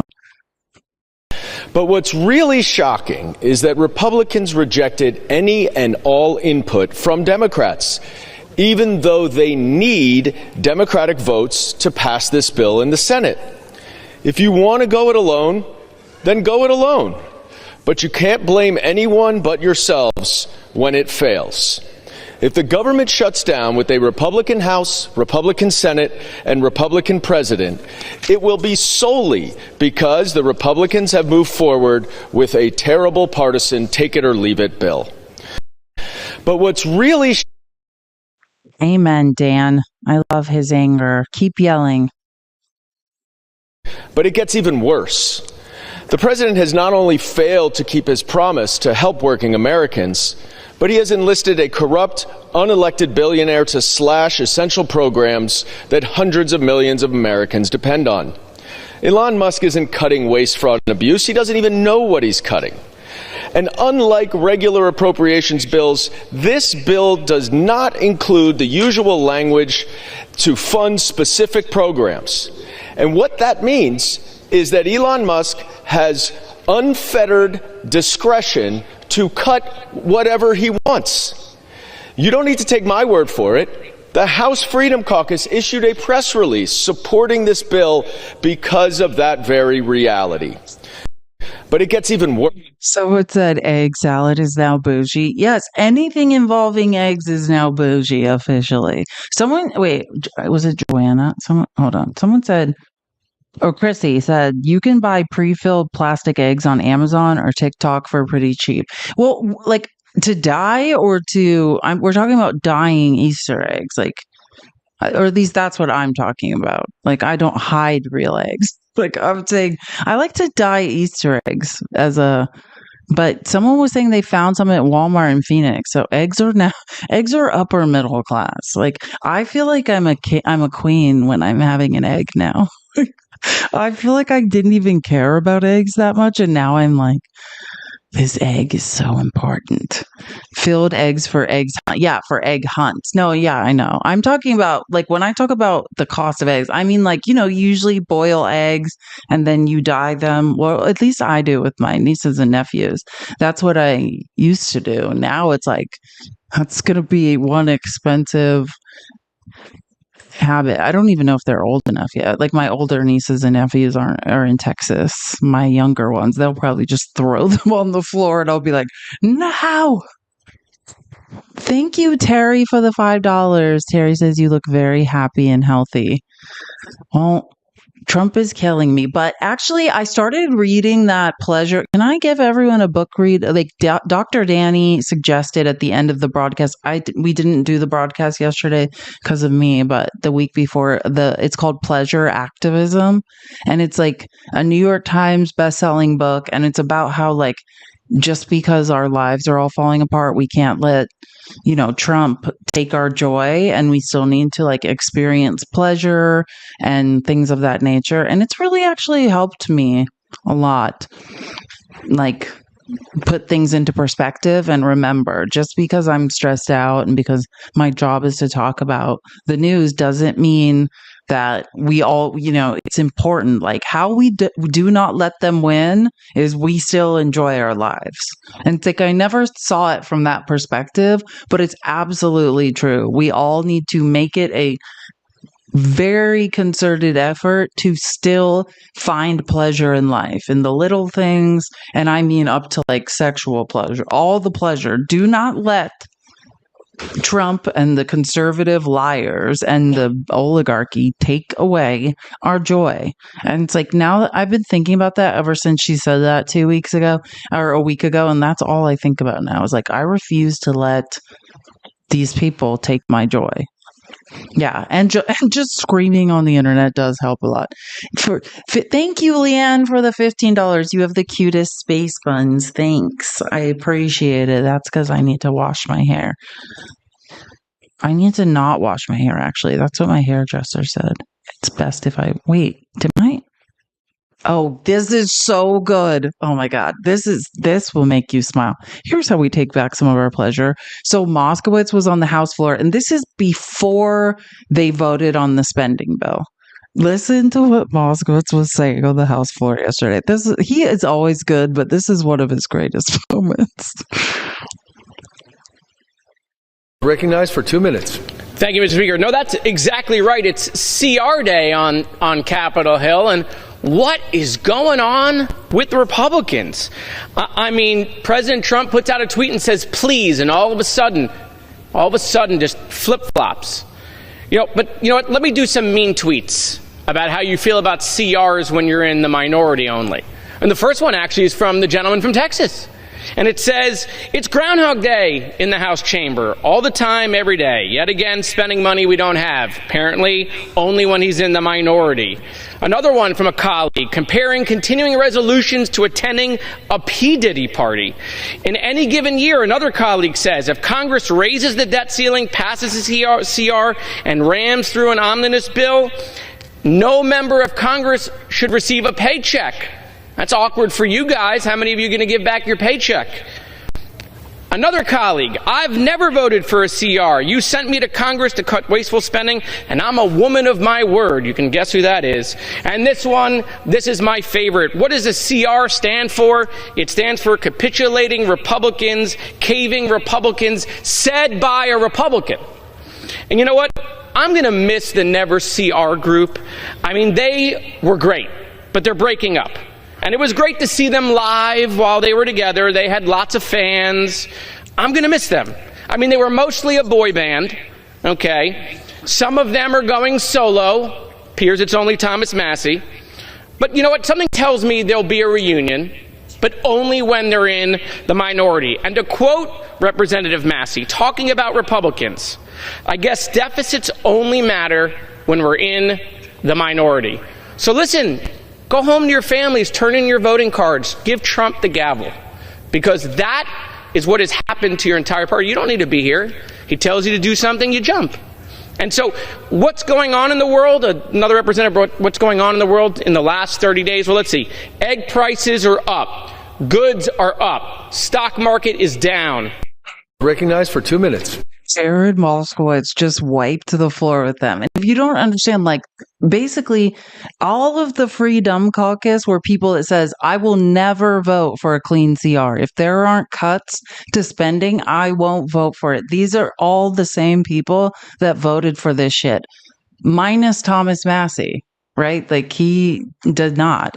So that's, I mean, he's the one person.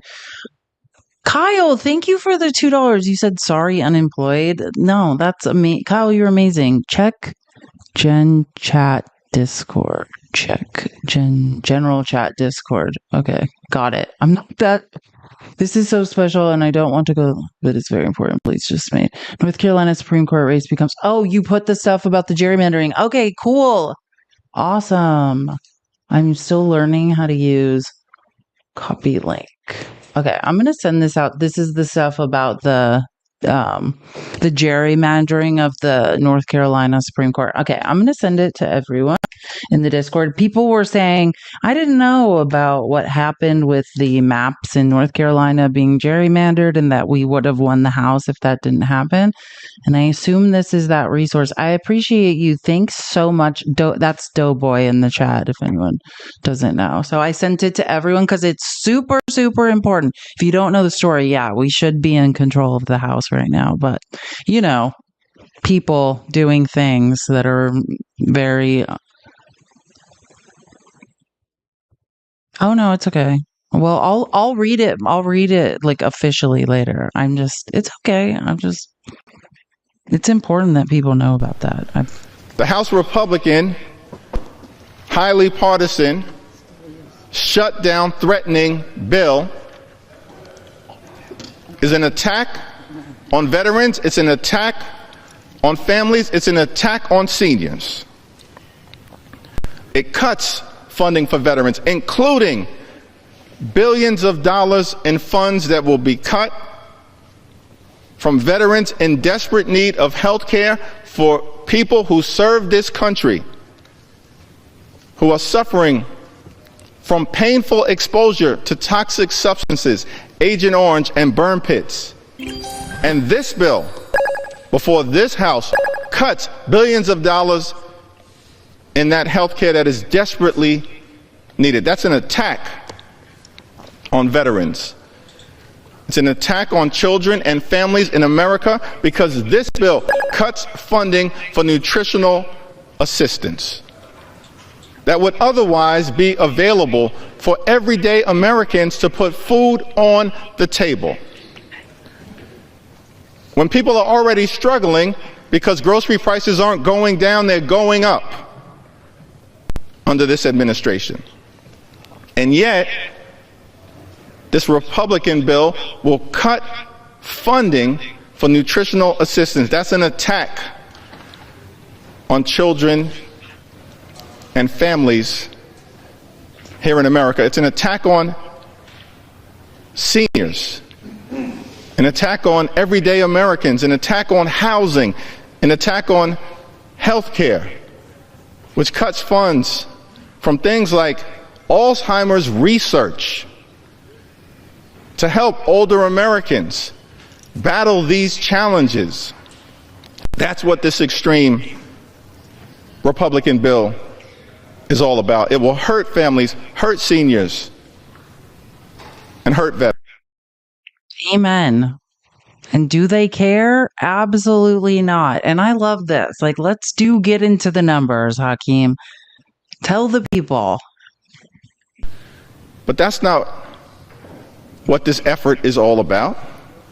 This bill will unleash fury on the American people. It will facilitate the ongoing effort that is currently underway.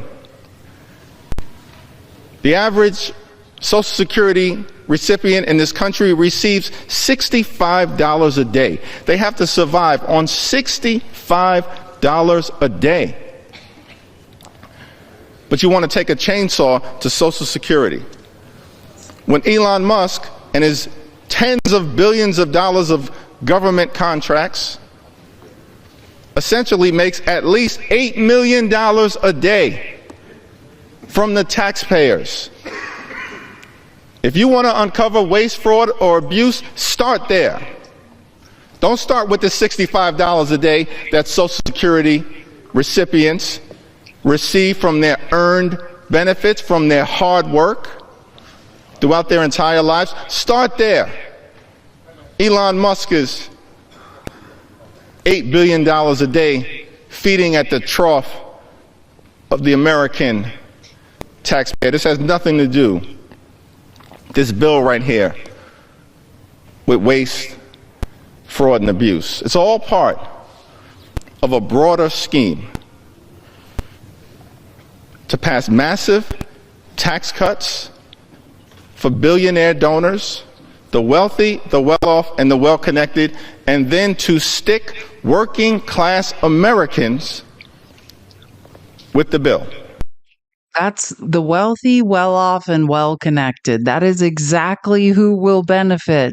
The wealthy, the well-off, and the well-connected. And I love his ability to use alliteration because it's like, it just helps me remember things better. And I just to drive the point home, when these Republicans, who Jared Moskowitz very clearly pointed out, said they would never vote for a CR, a continuing resolution without spending cuts, when they all voted except Thomas Massie for this bill, and whatever Jared Golden was thinking, I don't even care. He's an embarrassment to himself and others.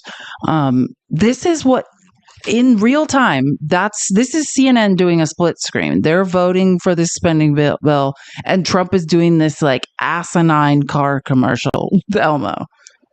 This is, which we know from Maggie Haberman, Elmo's giving him $100 million, like, to his PACs.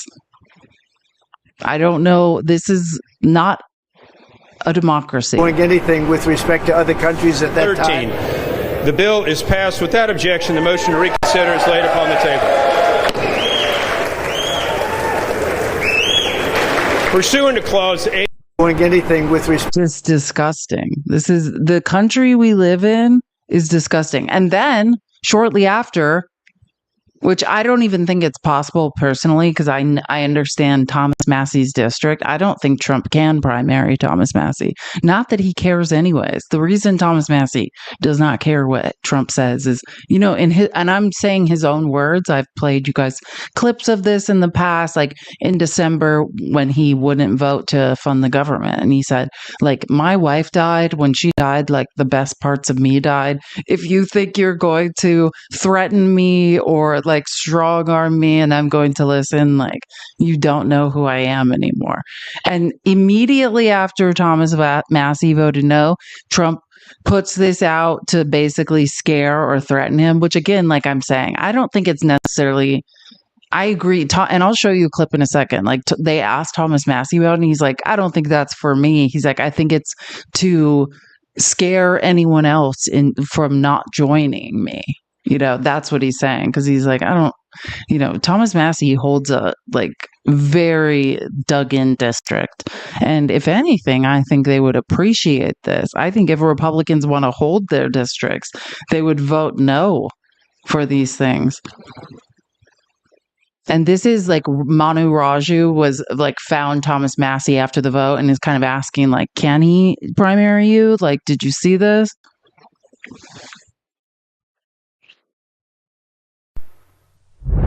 Are you worried about your future prospects with Donald Trump coming after you? No, if I get on this plane and never come back, I could still be the happiest guy on the planet. But can he beat you? Can he beat you?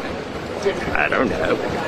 I doubt it. I think the comments were put out there to keep other Republicans in line. And I actually do agree. I mean, that would be a very hard person to primary. Like, he has a district that is very dug in, right? It's like the same reason we can't get rid of Margarine or Jim Jordan. Like, that would be a hard person to get rid of. But then again, I mean, and like he said, and I said, and I really don't even like talking about this because I don't feel like it's my right to talk about because it's his personal life. But that's when they were threatening him over funding the government in December. That's what he said. He's like, when I lost my wife, like, the best parts of me died. Like, don't try to threaten me. Don't try to, I don't care what happens to me anymore. Like, there is literally nothing you could say that would scare me. Like, I do not care. And that's like what I would say. Like, that's how I am as well. Like, you can't leverage me because I don't have anything to lose. Like, once you're in that position of like, I'm sorry, you're going to threaten me with a what? I don't have anything. Like, I totally get it. And I don't agree with a lot of the stuff Thomas Massie says, but I do agree with him being the apparently only true fiscal conservative in Congress who said, I stand for something and I will not be compromised because I'm being threatened by other people. And just to let you know, so obviously they voted the spending bill move through the House, but what's going on now is this debate with Democrats in the Senate about what's going to happen. Like, I heard Fetterman is thinking of voting with the Republicans. I'm trying to think of who else said that. Like, I feel like, oh, sorry, I can't remember. It's not just Fetterman, and I don't know if it's for sure, but there's a few Senate Democrats that are like, oh, I don't want the government to shut down. I'm voting with them. So that's the government shutdown deadline. Like, the Senate has to figure this out by midnight, Friday, 12 or 11:59 on Friday, and then obviously into Saturday the government will shut down. So, but this is like kind of a clip of them discussing what I'm talking about now, because that it's up. And just to be clear, they need Democratic votes. Like, if all the Democrats in the Senate stick together, this bill won't pass. So that's the real question: is will everyone stick together, or will they not? Will we have defectors? Because, like I said, the real issue to me is, well, first of all, this is obviously just an admission of fraud. Oh, you guys have found all this waste, fraud, and abuse, and then you're just funding it all again? Like, cool. So you guys are all liars and full of shit. But the real issue is that in this bill is, a part that says, hey, we can't challenge these tariffs. We can't vote. We won't vote to end the state of emergency that he declared. So basically, he'll be allowed to do this BS through the fiscal year, through September 30th. If they vote for this and allow this to go forward, allow this to become law without getting anything in return, or without trying to constrain Trump, what message would this send to your voters? It would be a capitulation to the Trump style of democracy, which is the movement of democracy to dictatorship.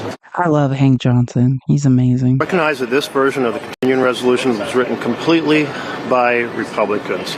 It contains a whole set of provisions that President Trump wanted. To me, we're rolling over and saying, let Trump have his way. And that's why hell no, I'm a hell no. But the problem is this, Jake. There are a lot of Democrats who are more concerned about the possibility of a government shutdown, and they may ultimately vote to essentially enact this into law. And that, as you heard from those members right there, that would cause a lot of anger in the ranks. This was the Democrats' first piece of leverage to push back against everything the Trump administration has done so far. But the question is, will they get anything out of this, or will this ultimately become law with Democratic support in the Senate?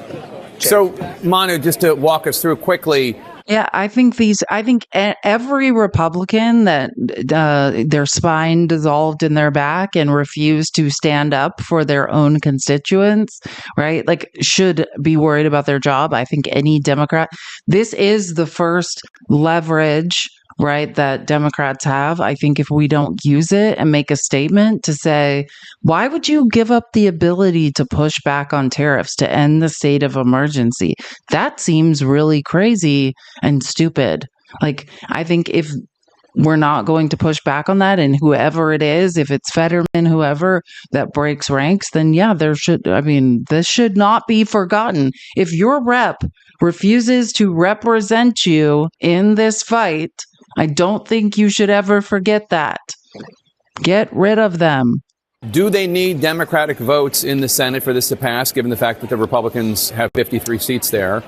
And what are the Democrats going to do? Yeah, and we expect one Republican in the Senate to vote against it, Rand Paul. So that means they would need 8 Democrats to break a filibuster where 60 votes are needed in the United States Senate. And the question is, what will Chuck Schumer do? He is holding his cards close to his vest, Jake. He's saying he was going to wait till the House to act. We'll see what he says now. All right, well, the House acted. He needs to tell us what he's going to do. Thank you, Jake, for stating the obvious. Jake Tapper is really starting to annoy me. And this was this morning. This was Chris Coons talking before the live.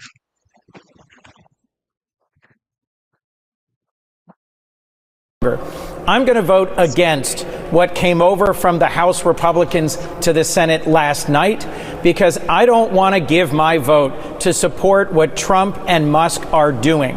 I do think there's real risks to a government shutdown, so I respect those who are saying they are concerned that President Trump will go even further if we hand him that possibility. But what's come over, which is often called a clean CR in the talk of the Congress, is not clean, it's dirty. It's got lots of provisions that will make cuts and harm organizations and communities all over our country.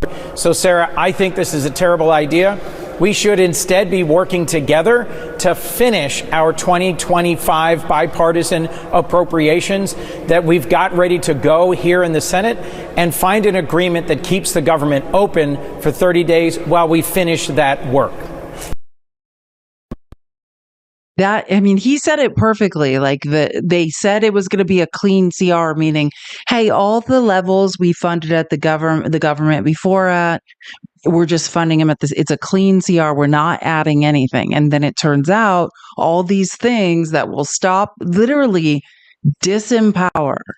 depower the Congress, give them fewer checks and balances against Trump, and this insane tariff war pop up, other things to defund other groups. So this is not a clean continued resolution. It's not what they said it was going to be. This is what Trump wants to be shoved through quietly. He doesn't want anyone talking about this stuff. And so this will be something to watch. If Democratic senators can't come together, because I know people are oh, what's going on in the House? I'm much less worried about the House and the Democrats in the House than I am about the Senate. What is John Fetterman doing? That's what we need to be looking at and thinking about. And not to give everyone whiplash, but again, that was Chris. Well, here's how I'll do this. That was Chris Coons, right, from Delaware. Now, Sarah McBride, who's our first trans woman representative in the House. She's from Delaware, right? She's from Delaware. I'm sorry if I just got that right. Sarah McBride, wrong. Sarah McBride's from Delaware, right? Sorry, did I? I hope I got that right, but I know. Yeah, okay. Thank you, Toodle. Okay. That's what I thought. I was thinking about you when I said that. I was like, Toodle's from Delaware, she's from Delaware, Chris Coons is from Delaware. That's literally how I was thinking about it in my head. Literally. So good. But I am so sorry I have to show you this. I'm just going to say trigger warning. This is the most disgusting thing you're ever going to see. This is not the first time this has happened. But yeah, I showed another instance of this happening, of them misgendering Representative Sarah McBride. And I'm just going to show you this and just say trigger warning. This is what our tax dollars are paying for. These are the rules set by conservatives in the House that are controlling the House. And that's literally to discriminate against our one trans woman in the House, Sarah McBride. I now recognize the representative from Delaware, Mr. McBride. Thank you, Madam Chair. Ranking Member Key. Did you hear that? They misgender her, but then she calls him Madam Chair. I know it's really bad. At least the ranking member stands up for her. I'm just going to play it again in case you missed it. I know she does it every time. This is not the first time this has happened in the 119th Congress. Like, she's a warrior, but I'm so glad that the ranking member was like, what the F are you doing? I now recognize the representative from Delaware, Mr. McBride. Thank you, Madam Chair. Ranking Member Keating, also wonderful. Mr. Chairman, could you repeat your introduction again, please? Yes, we have set the standard on the floor of the House, and I'm simply... What is that standard, Mr. Chairman? Would you repeat what you just said when you introduced a duly elected representative from the United States of America? Please. I will. The representative from Delaware, Mr. McBride. Mr. Chairman, you are out of order. Mr. Chairman, have you no decency? I've come to know you a little bit, but this is not decent. We will continue this. You will not continue it with me unless you introduce a duly elected representative the right way. This hearing is adjourned. That's literally what he did. He stopped the hearing rather than not misgender Sarah McBride. But thank God, because sometimes this stuff happens and like no one speaks up. So I'm happy that like she actually had somebody else like defend her, like, because I can't watch this stuff. I can't stomach it. And I thought I would also, as long as we're talking about the horrific misgendering of Sarah McBride and how unnecessary it is, especially to waste our tax dollars on this BS, I just thought this was a good time to talk about House Bill 3817 in Texas. I'll just let the local news tell you about that. Again, if you want to look this up, it's House Bill 3817, House Bill 3817 in Texas, which does apply to what we just watched. Being transgender could be a felony in Texas if a state bill passes. The bill was filed last week by State Representative Tom Oliverson, who represents the Cypress area. KPRC2's Jaewon Jung live in the newsroom to break down that bill. Jaewon? Hey there, Lisa. This bill could charge transgender people with gender identity fraud. That means trans people could face jail time and a fine up to $10,000. This bill is the first of its kind nationally. It states the person who commits this offense, if they knowingly make a false or misleading verbal or written statement to a government agency or employer by identifying the person's sex as the opposite sex as assigned at the time of birth. Representative Tom Oliverson, representing Cypress, filed the bill last week. Last month, another Texas state representative, Brent Money, filed a bill which would make it illegal for a healthcare provider to treat patients with puberty-suppressing medication. The bill is similar to a state law passed in 2023, which prohibited the treatment for minors. Now, this is the 3,817th bill filed in the chamber, so it is low on the priority list. It doesn't mean that it can't pass, though, just faces an uphill battle. Now, according to the state LGBT advocacy group, Texas lawmakers have filed nearly 170 state bills targeting this community. We'll make sure to follow this bill as it makes its way. Yeah, so this is, again, people are asking, it is House Bill, 3817, relating to creating the criminal offense of gender identity fraud, because this is what our tax dollars should be doing. Yeah, it's House Bill 3817 in Texas. That's what we should be wasting our time doing, is inventing gender identity fraud. Yes, first to be convicted of it should be Caitlyn Jenner. No, I'm sure she's fine with it. Like, I wish she cared. She doesn't seem to care. Like, House Bill 3817, 3817, if you're in Texas, fax your Congress people, they legally have to read it. If you don't have a fax machine, there's apps and you can do it online. Like, force them to read a piece of paper. Inundate them with pieces of paper about House Bill 3817 and how disgusting it is. And whoever wrote this is an idiot. There's like spelling errors. Oh, gross. It's like literally a paragraph. It's like, ugh. And this is what I was trying to tell you guys about. So Caroline Leavitt, like our new press secretary who said she was never going to lie, but just can't seem to stop lying. I feel like Peter Doocy, who I used to call Peter Douchey, but I feel like I should call him by his right name, because I feel like he's one of the only people that was like yelling at people for lying. And I feel like Peter Douchey has turned a corner and is pissed. Listen to what he was saying. Like, this is him on Fox News leading up to Caroline Leavitt's press conference. This is what he was saying. And we also expect the White House to try to reassure folks who are sitting there looking at their 401ks going down and down and down. This is a White House that came in trying to get federal workers to retire by the hundreds of thousands, but it's tough to make the argument that you should retire if your retirement accounts are getting throttled, which is what is happening right now. So we hope for answers to all of these curiosities any minute. I feel like if you know Peter Douchey, this is very unlike him to be saying this type of stuff. I feel like something tells me Peter Douchey's like stocks have fallen. He's pissed about his own retirement account. He's like, what the F is going on? He went out, he basically was like, who's shorting or is someone shorting the market? Like and okay, I've brought up Decoding Fox News to you guys several times. She's amazing. Jeff Jarvis, who's an amazing journalism professor in New York, who I love. He got the grant funding for Decoding Fox News. She's absolutely amazing researcher.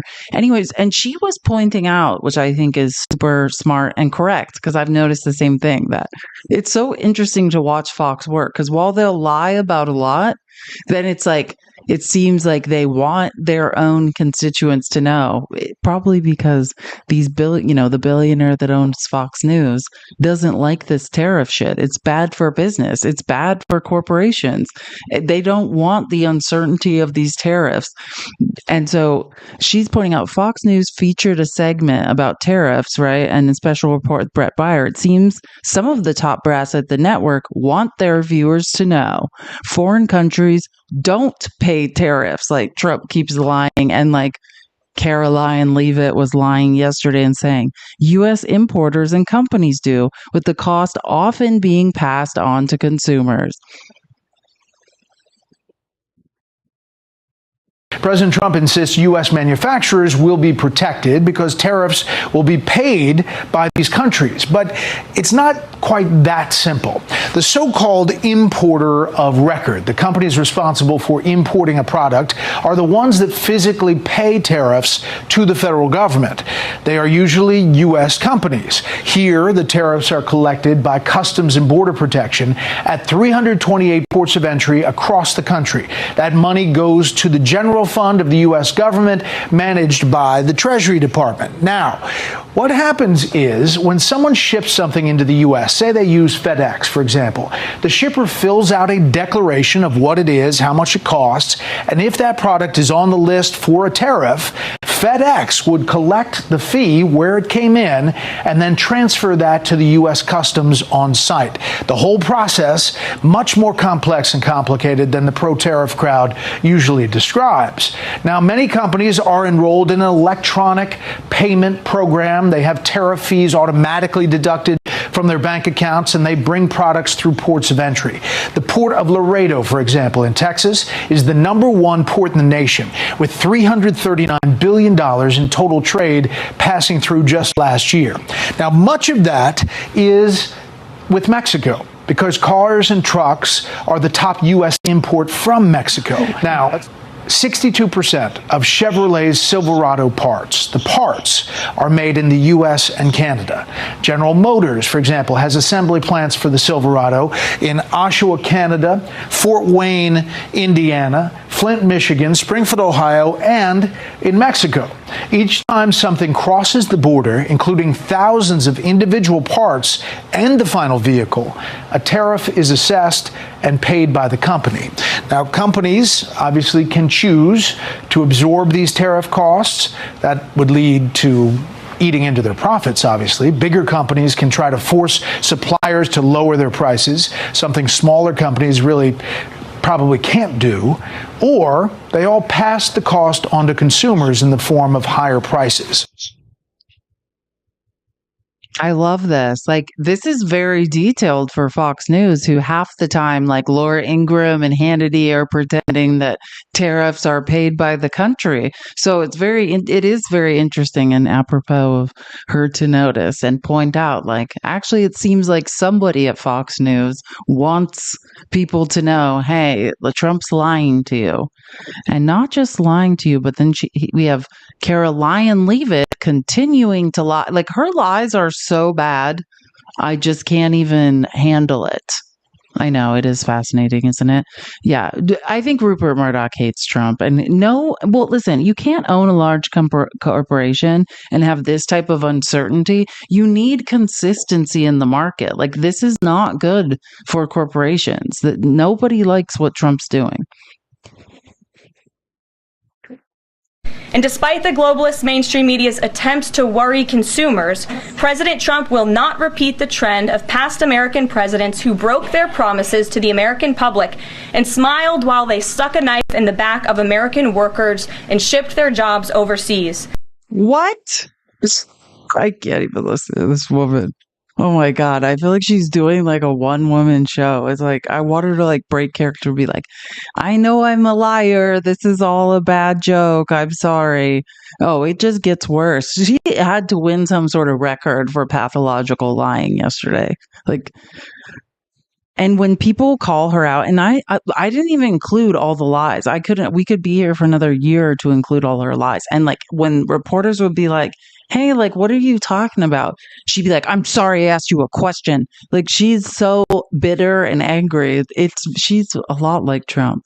Kick off our briefing. Thank you. Really appreciate you having me, Caroline. A couple of questions for you, if I may. First on the stock market. So currently it's the 25th anniversary today of the dot-com bubble crash. There's a lot of concern for a lot of Americans right now about the state of the economy. President Trump has refused to rule out a recession. Secretary Lutnick, however, has told us there will not be one. So can the White House just tell and assure Americans today that there's not going to be a recession? Well, there's a lot to unpack there. So let me start by saying that, first of all, when it comes to the stock market, the numbers that we see today, the numbers we saw yesterday, the numbers we'll see tomorrow are a snapshot of a moment in time.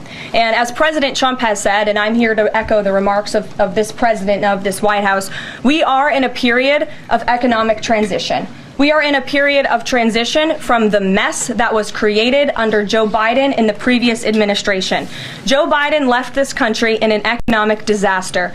Hey, well, that's a lie. The Economist literally said that our economy was the envy of the developed world. I've said, how many times did I say, like, and you can go back and watch my shows. My worst fear was not that, oh, we are handing Trump a shitty economy and then like he's going to run it into the ground. I was like, we're handing him an amazing economy, as everyone in the free world who can do math knows. We handed off an amazing economy, and then I was like, great. He's not that dumb. He's just going to let it keep humming along, and he's going to take credit for it. This is like, how do you even look yourself in the mirror at night? Like, I don't even know. What are you effing talking about? Every prospect, the Fed themselves said we're going to lower interest rates 2 more times this year. Those were the projections. The projections were for inflation to fall. Trump has effed everything up, period. Don't blame it on Biden. Oh, but you're a pathological liar, just like your master, Trump. Oh, it just gets worse, too. It's like she's taking on his pathological lying personality. It's super weird. So we are in a period of transition from that economic nightmare under a president who had no idea what he was doing, never held a private sector job in his life, into a golden age of American manufacturing under a businessman and a deal maker in chief in President Donald J. Trump, who is implementing the formula that we know works. Look at President Trump's results in his first term. If people are looking for certainty, they should look at the record of this president. That's why the American people re-elected him back to this office. So we are in. So how stupid do you think people are? What? Do you like? I would be so embarrassed. I wonder if she just like hyperventilates after she tells these lies. Like, just walks off, like walks out of the room, is like, "What? Yeah, she must be getting an ulcer because you look like an absolute fool." Like that, and that's honestly, that's the nicest thing I can say about you. You like, when I say things, I literally think all night. Like, sometimes I say things where I overreact on these lives, and I will spend all night like debating myself, thinking you could have done better. You should have said that different. Like, why do you behave like that? And if this was me, you would not see me again because I would have to check myself into a hospital. I'd be so embarrassed. Like, I would be like, I have to disappear for a while and reevaluate. And this is what I'm saying about Peter Ducey. Like, Peter Ducey is like, hey, you sure nobody is shorting the Dow? Like what I've been saying, that Trump is driving these dips in the market and somebody is shorting the Dow. Exactly what I've been accusing or saying, hey, I'm just a person that sees the world in patterns, and it seems like Trump is manipulating the markets. And Peter Ducey, of all people, just yelled it out. Thank you, Caroline. So you said that the Dow dropping and dropping and dropping is a period of transition. You're sure nobody here at the White House shorted the Dow? No, I don't think so. Okay. But is there... You don't even know what that means, so I'm not surprised. Like, you don't even know what that means. I don't believe she knows what it means, so... And I'm only saying that because I don't think an intelligent person could say the things she says. Like, you have to... Yeah, I don't even know. Oh yeah, I forgot I took a screenshot of this. Like, Rod Filipkowski like responded to this clip and was like, Peter effing Ducey of all people woke up this morning and chose violence. He must be holding a lot of stock. Yeah. I don't know why. He was on it all day yesterday. He was just like, what the F is going on? Like, if it's come to Peter Ducey is the one who's going to defend us, like, we are in trouble. Rubio reserves the right to revoke the visa of Mahmoud Khalil, and I'm glad you brought this up. Under the Immigration and Nationality Act, the Secretary of State has the right to revoke a green card or a visa for individuals who serve or are adversarial to the foreign policy and national security interests of the United States of America. And Mahmoud Khalil was an individual who was given the privilege of coming to this country to study at one of our nation's finest universities and colleges. And he took advantage of that opportunity, of that privilege, by siding with terrorists, Hamas terrorists who have killed innocent men, women, and children.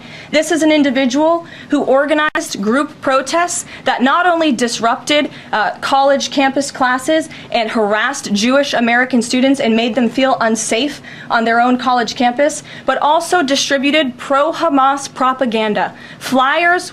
Okay, so that's not true. Like, that's the real point. None of that, like, she's just saying things that are not true. So, cool. I guess you're lying again, Caroline. Like, what are you talking about? Oh, my Cash. Do I have Cash App? Yeah, sorry. That symbol, the $sign, is the Cash App symbol. It's just a girl has no name. Pretty much me across the internet is a girl has no name. Like Cash App, Venmo. Sorry, the $sign symbol, that's meant to mean that. It's hard to write things out and keep everything on a mobile screen. But yeah, like, imagine just making up a long bunch of lies. And like, when you get so aggressive when you're telling a string of lies, methinks thou doth protest too much. Like, that's exactly what people are saying is not true. That there is no proof that he handed out propaganda. That, by the way, being a Palestinian and supporting the people of Palestine, right, doesn't make you, what are they called? What were they calling Palestinian children who were being unalived that were like 10 military-aged men? like, please, this is delusional. If and when, right, just as easily as this is now people that agree with the Palestinian cause. It could be IDF fighters, right? Like this can be turned on anyone. That is the precedent that is being set. Depending on Trump's mood or whoever the next president is, if you say something they don't like, if you protest too loudly, you will be disappeared. This is a legal permanent resident. I don't think people are grasping it. Oh, I love this question. Like, she's just like, nope. Karen. Thanks, Caroline. Just back on the markets, you said that what we're seeing this week right now on Wall Street is a snapshot of a moment in time. But does the president think he bears any responsibility for the turmoil in the stock market this week? Look, the president is unwavering in his commitment to restore American manufacturing and global dominance. And I think he doubled down on that this morning with his new statement and the tariffs that will be implemented tomorrow on steel and aluminum. So it's going to get worse, you're saying? Tell me without telling me you have no idea what moves the stock market and what doesn't. No, that's not just a non-answer. That is hey, I know so little about the stock market. I'm actually loudly saying things are going to get worse. No, that's not a good answer. That's not just like, hey, I don't know. That's like, hey, things are about to get way worse. Like, let me make sure that we have less confidence. 50% tariffs on aluminum and steel coming from Canada is crippling. That's not going to make people more confident. And nor does it have shit to do with American manufacturing. Like, we're talking about the stock market crashing now. How you're saying that what? 50% tariffs on aluminum and steel is going to magically have a factory built in America that's producing steel. Remember we were watching that video yesterday and the guy was explaining, oh my God, should we watch that funny video again? Is it time to laugh? Do you guys remember what I'm talking about? The guy was screaming about why we'll never produce aluminum in the United States. Oh my God. If you haven't had the pleasure of, be prepared to cry. Yeah, I think we've dealt with enough stress without a laugh. I can't even remember what the guy's name is, but hold on. I'm going to find it. It was Monday, not yesterday. Sorry, time flies when you can't keep your ADHD medication down. This is if you prepare to have the best time of your life. Oh my gosh. Actually, and I'll show you guys who it is first, so. Sorry, I'm opening it. I was there and then here we go. Sorry, it's hard to cast your screen. TikTok Studio gets weird about it. Okay. Oh my God. Come on. You can do it. TikTok Studio, don't close my presentation. Here we go. Okay, good. Oh, third time's the charm. Here is the guy's name. He can explain to us why we're never going to be manufacturing aluminum. But, oh, wait, no. Here's his... Wait, we did this before. This is not a good... You can't see his full name. Oh, yeah. Here we go. This is... Because if you haven't seen his name, you're going to want to follow him when you hear this. I guarantee you. My two, like, TWO cents _ Einer, EINER. And prepare. Thank you for subscribing, Nadia. And prepare to laugh hysterically because this is one of the funniest things you've ever seen. And it's even more funny that you just heard Caroline Leavitt talk about how we're going to be producing or we're manufacturing aluminum or something because of tariffs in America. We're not. That's not true.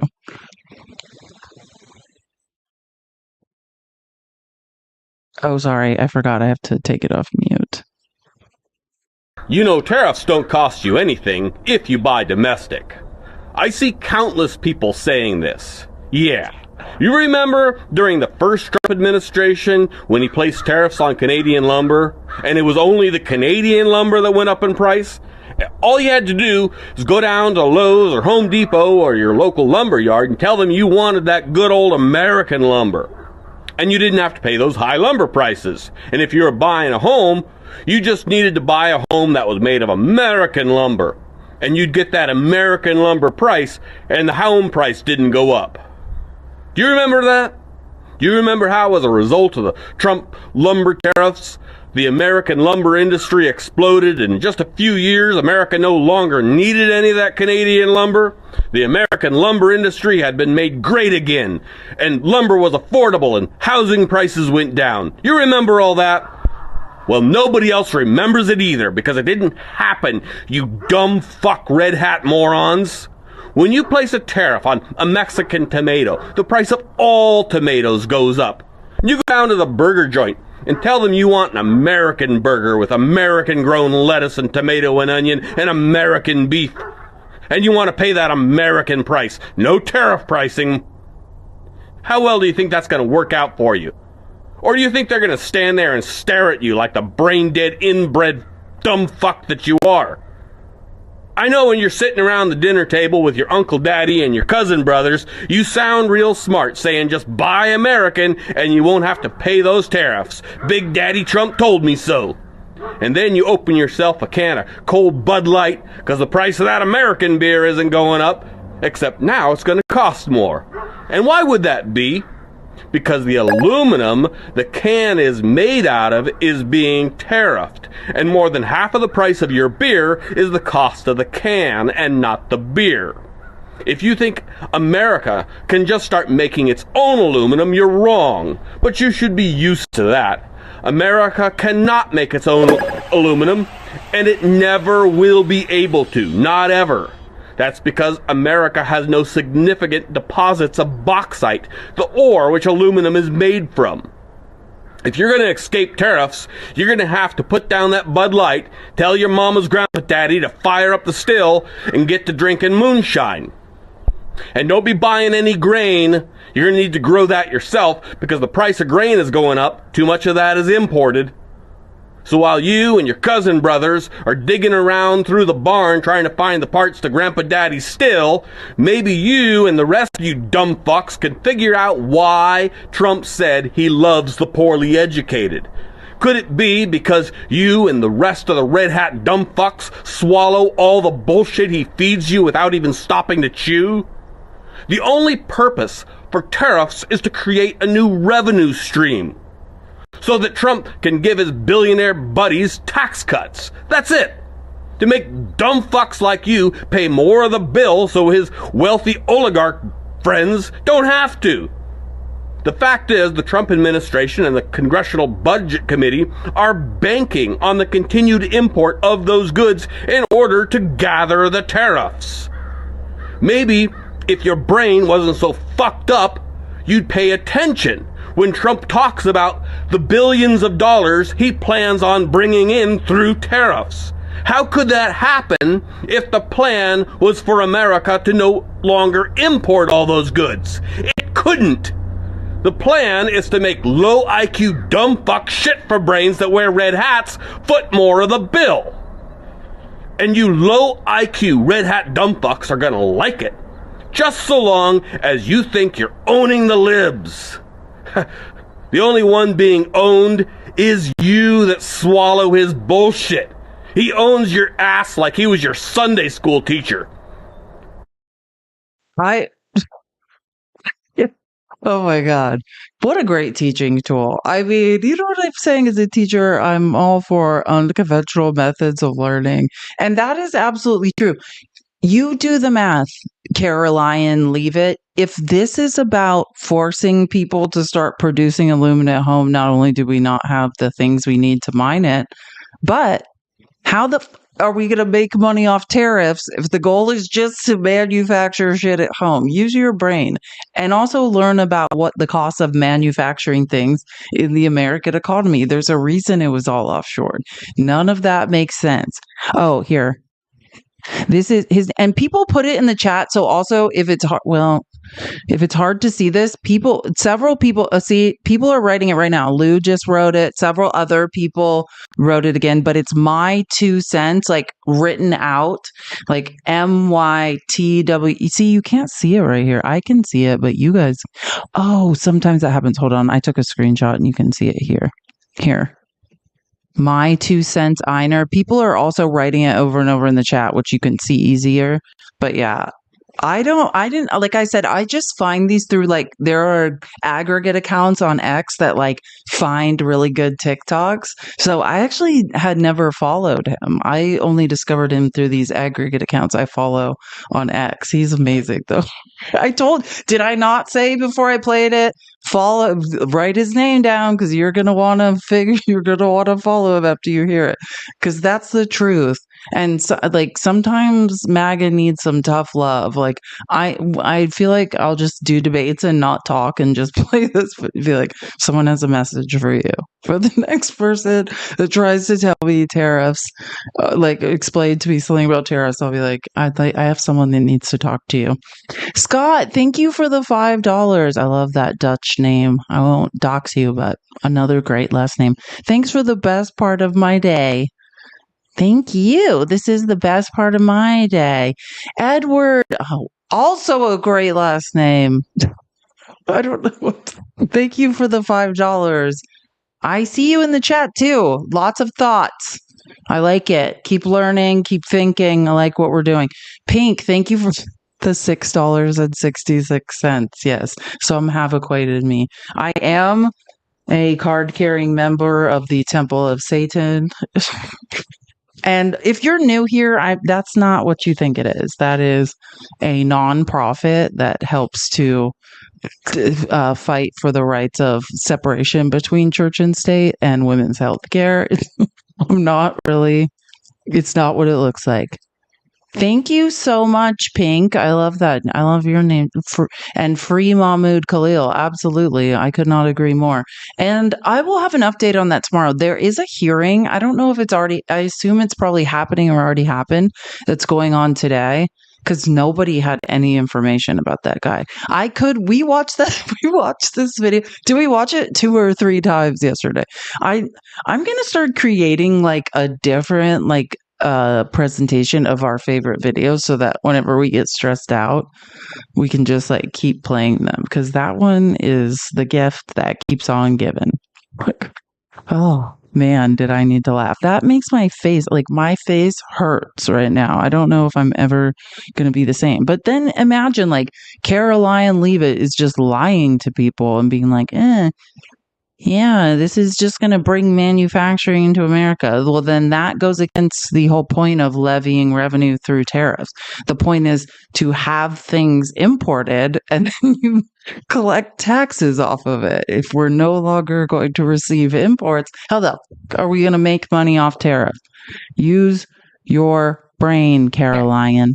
I would be so, I'm way behind. Oh, wait, no, this is good. Yes. Oh, man.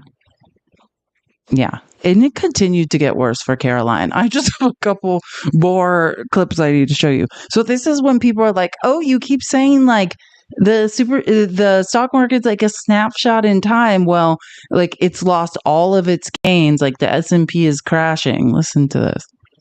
And he has said recently he's not looking at the market. He said you can't really watch the stock market, but all of the gains since Election Day have been erased in the S&P 500. And he has said recently he's not looking. All of the gains, like not just since Trump took office, like the gains have been erased since like Trump was elected. The commodities market is crashing.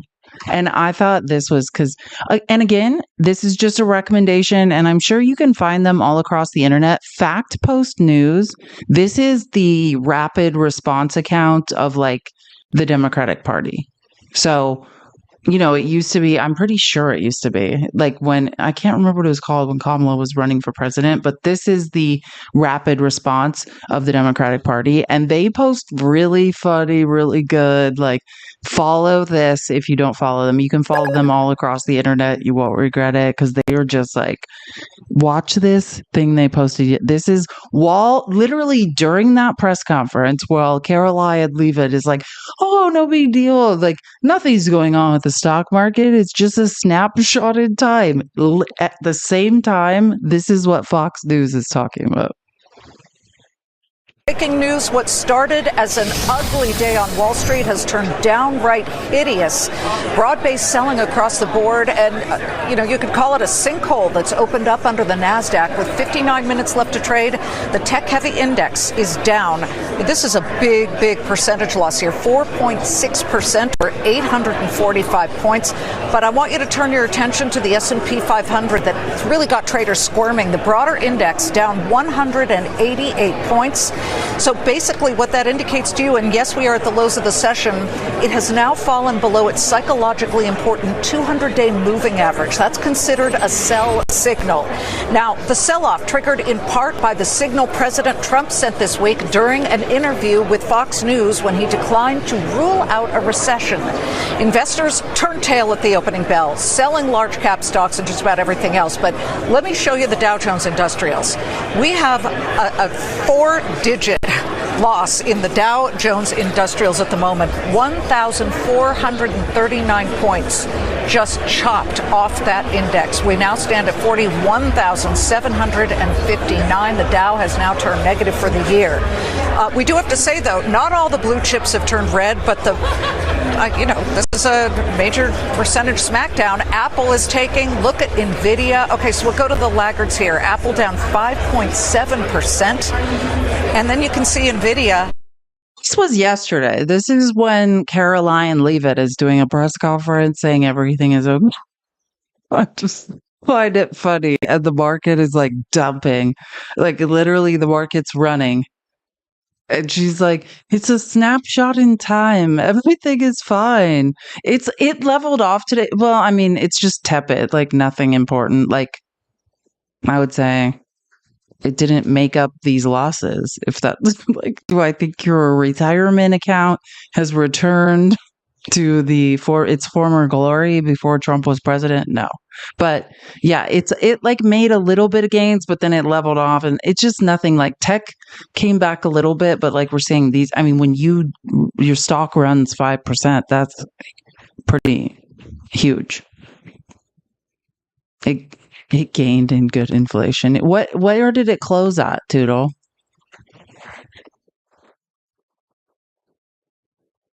Well, and where's the S&P? Because I mean, yeah.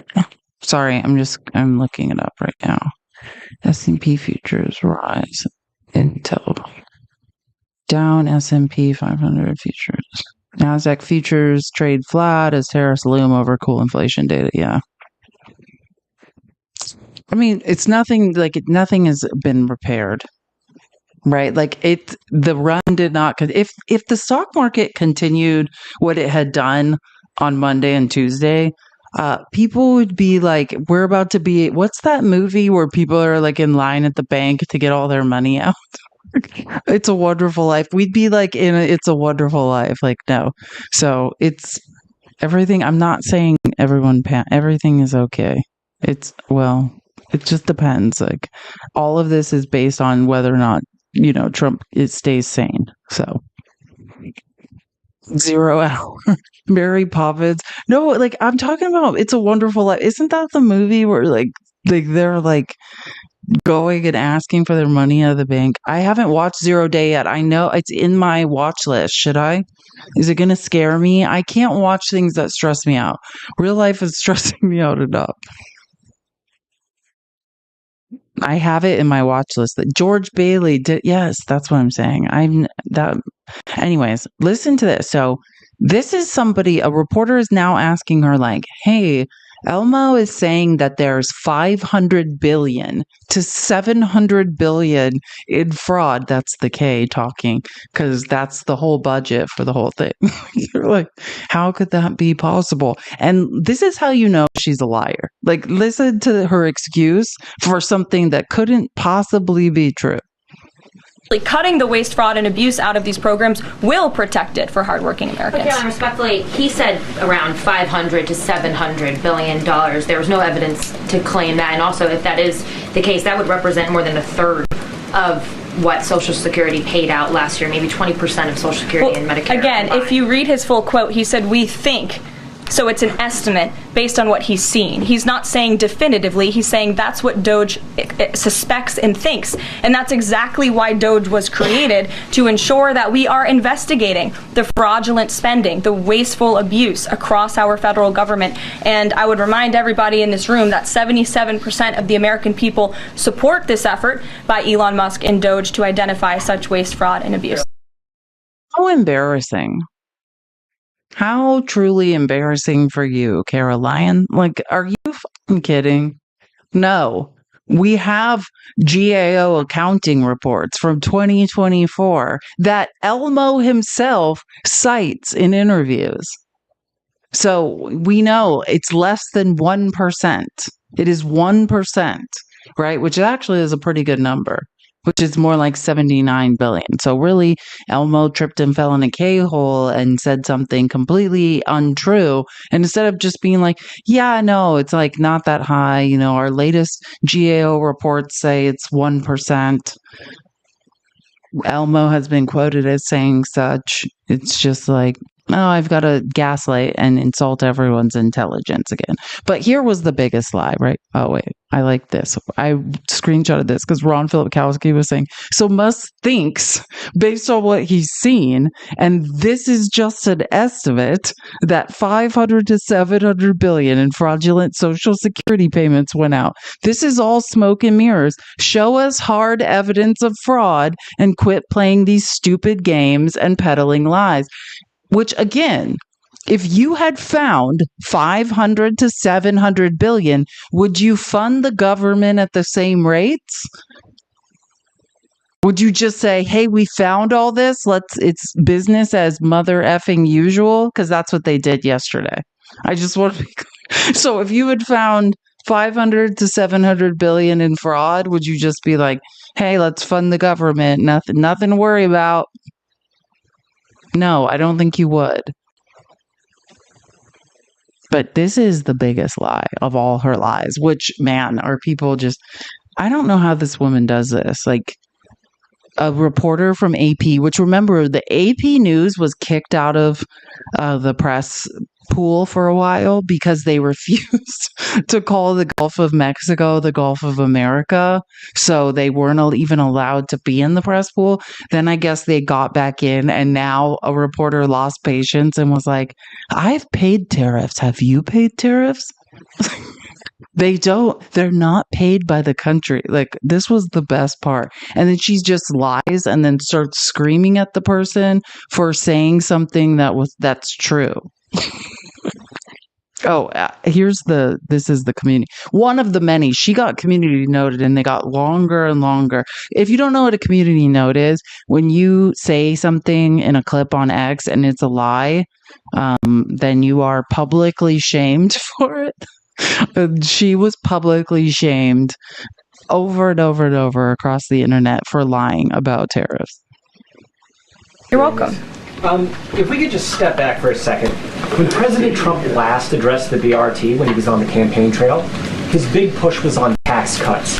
He's going there today as he's proposing tax hikes in the form of tariffs. And I'm curious for why he's prioritizing that over the tax cuts. He's actually not implementing tax hikes.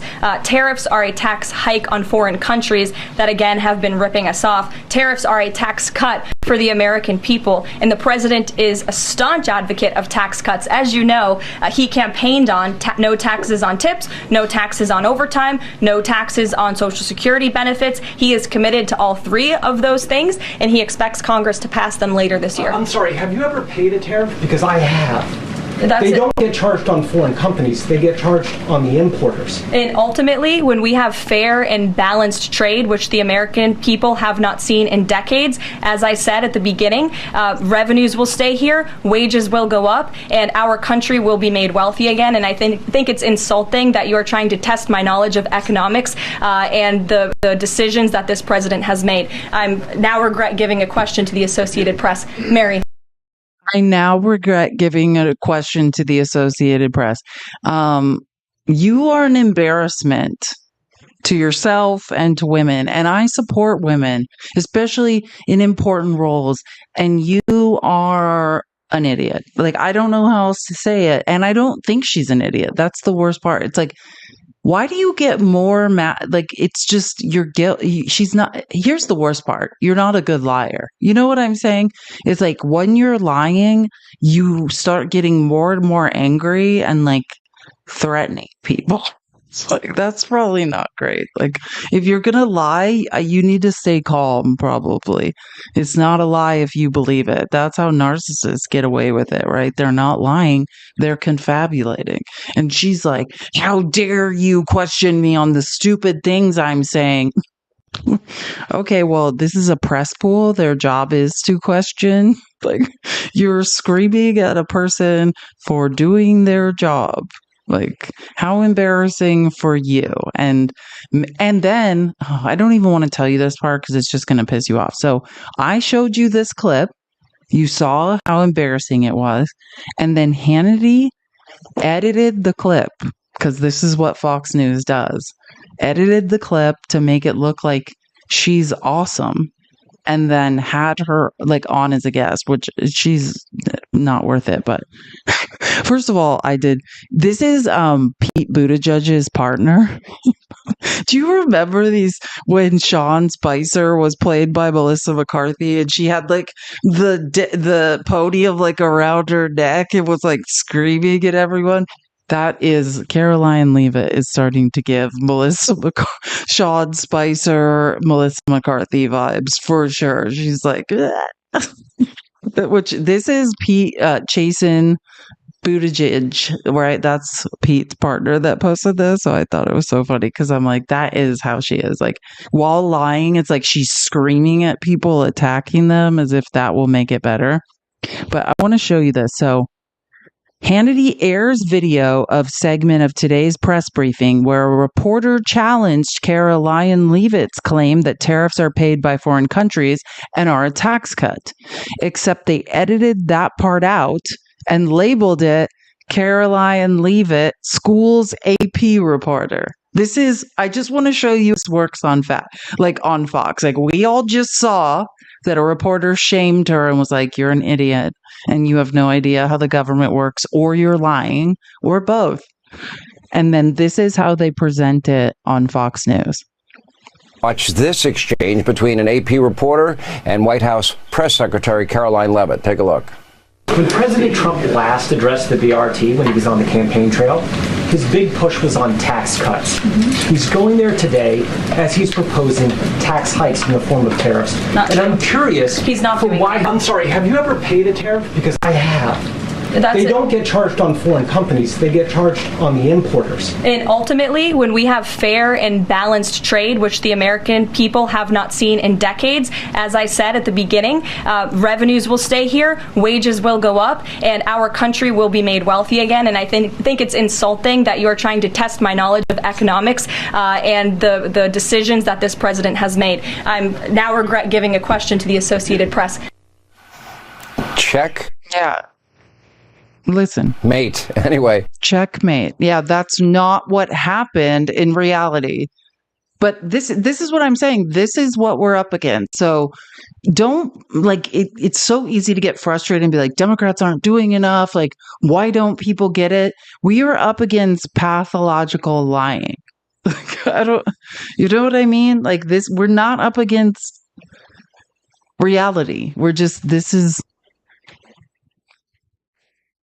And I just want to show our angel on Fox, Jessica Tarlov. Listen to what she was saying, because, I mean, at least one person is not an idiot. So if Trump was thinking about the future, the beautiful future of the country, then he would be looking at that spending bill that Mike Johnson put forward, which is going to add, $7 trillion to the deficit. And he'd be saying, well, maybe we shouldn't do that. Maybe my friends don't need a tax cut. Maybe this should be more evenly distributed. Maybe we should help out the little guy and give them a tax cut instead of the people who paid to get me in there. And you say he's doing Elon Musk a solid. Elon Musk spent $290 million to get him elected. He owes Elon Musk that car commercial, which maybe it's an ethics violation. I mean, Listen to her go. Jessica Tarlov, we don't know how you show up to work every day and do not unalive yourself, but thank you for being the only person willing to say anything real on. But truly, if I was her, I do not know how she keeps showing up there. Like, if you know where Fox News is in Midtown, like, she must just get this feeling of dread every time she enters that building. She just must be like, here we go. This is a nightmare, and she's doing a great job. She's made it longer. I was like, her mental health won't survive. She's gonna have to quit. She's made it much longer. Well, no, I mean, she is the opposition. Like, she is so if you don't know, she's on a show called The Five. There's like 5 people at a table, and she is the one leftist, and I was going to say intelligent person who understands facts and economics, but I guess she would represent the left or the truth or somebody who can do math. And then so she basically just gets like screamed at by idiots, and then they give her like, her like few minutes, and then she's like, well, I'm just going to list some facts here. Yeah, they are horrible to her. That's what I'm saying when I'm like, I don't know how she can show up there and do this. It's like her, Jesse Waters, Judge Ginny, Box of Wine Ginny, and Greg Gutfeld. There's another one and I can't remember, but they rotate out the 4th person. Yeah, Judge Box of Wine Ginny is like, I was gonna clip more things, but I didn't have time. We've actually got through a lot today. Starting earlier, I still have more energy. Oh, and I already played you this. We actually got through my whole outline today. That was like 87 clips or something. That was pretty cool. We did everything today, and we almost are at 900K. Let's get to 900K before we stop the live, because I feel like I'm in a dream world. Thank you guys so much for tapping the screen. I in the future, when the arthritis and the carpal tunnel sets in, think of me. I appreciate you guys so much. I missed you guys yesterday. This is like the joy of my life. I mean, sorry I have to give such depressing news, but I feel saner when we do this together. Truly. Absolutely. Yeah, I just started watching you. It's been really fun. I know, isn't it, Scott? I'm going to follow you. And Winter Frost, I'm going to follow you too. Thanks for being here. We appreciate. Oh, I tried. You're private. So if you want to accept me as a follower, you can. But yeah, thanks for coming and joining, guys. We do this Monday, Wednesday, Thursday, Friday, where we bring the people's receipts that conservatives cannot dispute. So hopefully tomorrow I'm going to look into what happened at that court proceeding with Mahmoud Khalil, the man did I say it backwards? If I said it backwards, I'm sorry, it's been a long day. Yeah, no, it's Mahmoud Khalil. I said it right. Sorry. I'll figure that out and more, and I'll see you guys tomorrow, 11:30 Pacific time, 2:30 Eastern. And now that I don't have daylight savings, so I actually have an extra hour in my day now that we start earlier. This is my new Squishmallow, by the way. Her name is Barella. Smells good. Anyways, great live. Should we raid somebody? Who's live? And do we want to raid somebody or not? I need to go run 10 miles. I have a lot of things to do. Hawk is live. Ari's or Laney's live. Yeah. Don't go yet. Stay till 1 million. Okay, is Brett live? Why can't I see Brett's live? I love Brett. Why don't I see his live? I need to make sure you're talking about Brett Cross? Yeah, I'm friends. Oh, he is live. That's so weird. When I search his name, I can see he's live, but I can't see it. That is so strange oh no, I do see it, Cross. He has a good picture up. Who's he live with? Brett is on. Yeah, I love Brett. Let's tell Brett I said hi. I love Alina too. We rated Alina. Did you guys watch Alina? I told you she's awesome. Everyone, are we going to get to 1 million? We don't have to. I have anxiety. We can have something to look forward to if we don't today. I love Lainey too. Yeah, defense. Is it defense trans? Yeah, I always say it backwards. People are always like, it's not defense. I love Lainey. She's amazing. His name is Coach with Brett and retired. His name is he's Brett's live with a retired cop. Cool.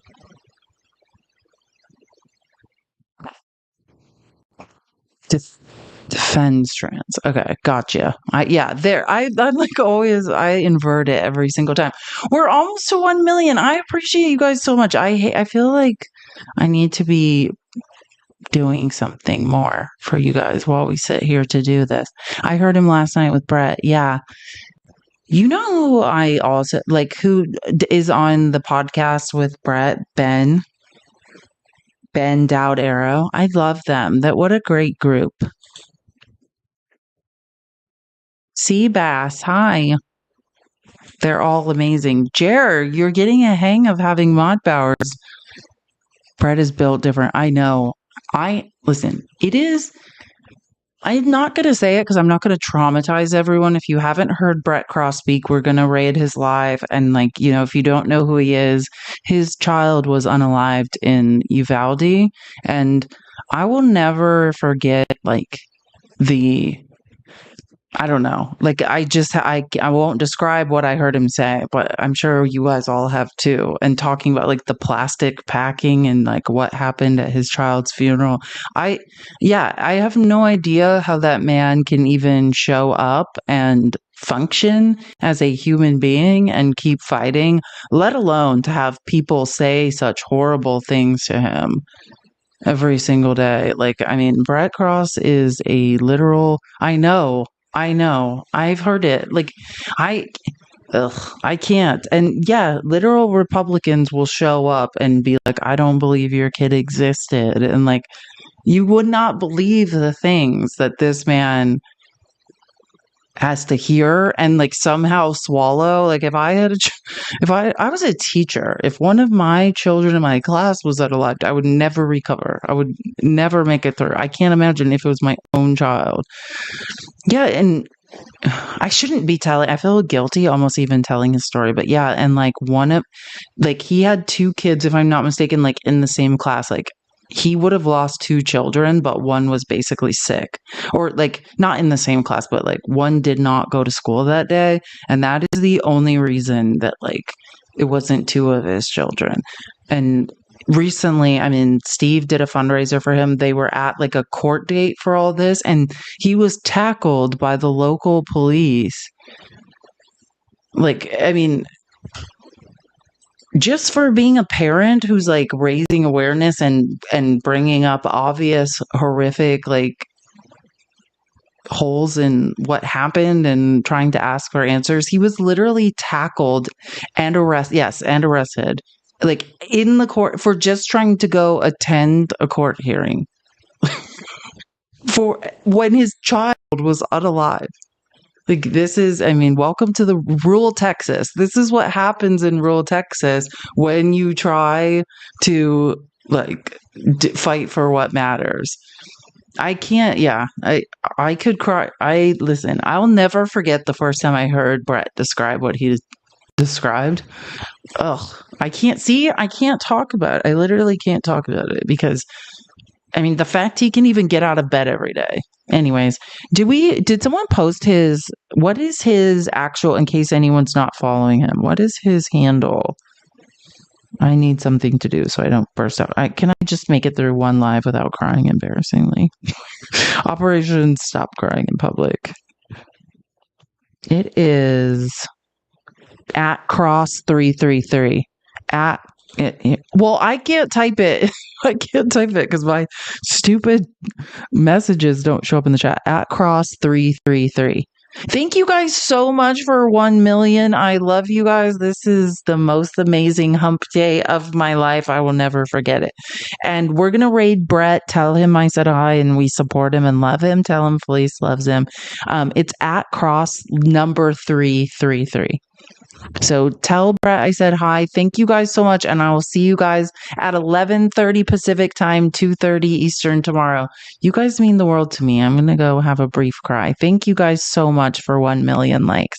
Have an amazing night. Later, Gators.